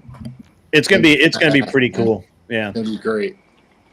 Good. Get me a wooden box with holes in it, so you guys can ship me out. So I can ship you over. Yeah. Well, can't South Africans claim refugee status right now? Nah, if I come there, they're gonna make me be a car guard or something. Not if they're white South Africans. No. Yeah. What? Oh no, we don't care about those people. No, I'm not kidding. No, I'm not kidding. Not if they're white. No. That's seriously still going on. I'm only white on the outside. On the inside, I'm pink. True. On the inside, you're gay. Are you kidding? On the inside, you're red and white. I'm pink on the inside. I mean, pink mist. I'm pink. Sure. Yeah, we're all pink. Yeah. We're all pink. Glenn Lawrence is coming back with the legendary. Where you at, comment. Glenn Lawrence? Come on, get on the panel. What are you doing? I'm about to end it. We're gonna keep you up all night. No, come on. No, you're not. I gotta go to bed. You guys have been great. It's been a great show. I really appreciate the change in pace. To everyone that donated, I really appreciate it. It means actually a whole lot to me because now I don't have to pay for the complete deal out of my own pocket, which is totally fine. Honestly, it's interesting because people have asked, what the budget is, and I'm like, well, there really isn't one. It's just whatever we need. That's what we're going to get. But I do need you guys, if you plan on showing up, I kind of would like to have an idea, because if we go over about 75 to 100, I've got to bring in the portable toilets on a trailer thing, the portable bathrooms where they're actual bathrooms. They're not like porta-johns. They're like porta potty. No, the porta potties. No, they're like trailers with bathrooms in it. Yeah, that like literally like running water and the Cadillac trailers. Yeah. Yeah. I got to bring in at least one of those. So and probably put an event tent in the back. So that event tent sounds like it might be a necessity, man. There's going to be some people. Well, it seems like we're gonna have a lot of people. I got to get, man. If you're on tomorrow, Grid, I'll stop in and say hi. Everybody I'll be here. Same bat time, same bat channel. I don't have anywhere to send you cats, so you're just gonna have to go find your own homes. Stay safe, everybody. Yeah. You can send it to me or Abe. I think is gonna go live soon. Abe, are you live? Am I going live? I'm not right Hold now. on, Abe, are you live? I'm not right now. I'm alive. Yeah. Who's live? I am. EOD is live. EOD is live. Let's Go to EOD. Yeah, I'll set it up right now. Let me. EOD, is it comfy over there in your channel? Do you have heating? Are they chairs and heating? Do you have snacks over there? I want snacks. Do you have snacks? I got you. Because I've rated you before, you came right up. Hell yeah. Brother. I do appreciate your raids, good. You were very helpful. I'm gonna be honest. Emmett. I will rate anyone but Just White. Emmett. Cheers to that. Emmett. Is Emmett live? Emmett, are you live? Rate Emmett if Emmett's live. You've rated me before. Rate Emmett. No, rate EOD. I will go ahead and be on in a moment, but I think I'll join you, EOD. Probably be better. Okay, yeah. You guys go talk D&D and shit. Okay. Yeah, I'm gonna go to bed. You guys be cool. Wear glasses if you need them, because I don't. These are just readers. But thank you.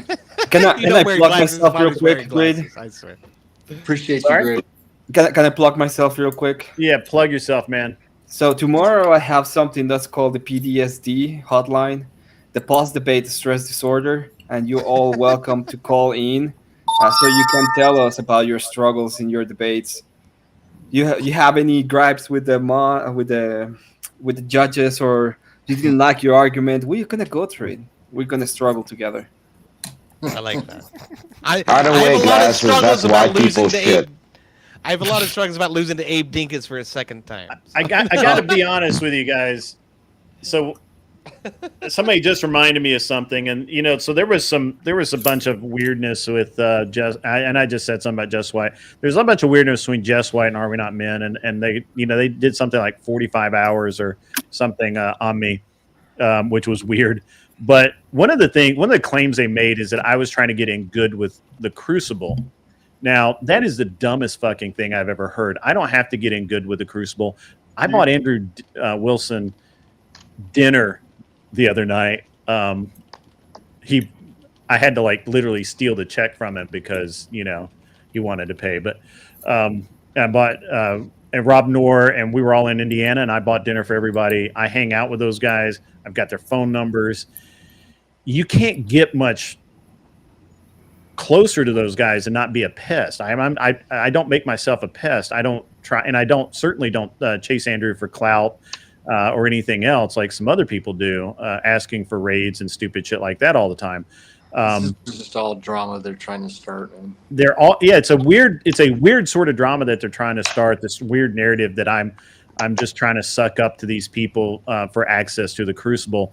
When literally, if I want access to the Crucible, I have it anytime I want it. I rest on my own laurels. I grow on my own. My show lives and dies by my efforts, not because Andrew Wilson would raid me, which he has, not because Rob raids me, because he has, but and it's just a funny thing for people to say shit like that. But whatever. I just want to let everybody know that I think it's fucking hilarious, and you should too. Grumple Stillskin, you came in at exactly the wrong moment because I'm ending the stream. I love you, everyone Grumple. Sorry? I'm sorry. I said I love you, Grumple. Good to see you. Yeah. Well, we're going to send you over to EOD. He's going to be really really cool to you guys, and I'm going to go to bed. You guys have a great night, and go stand on EOD.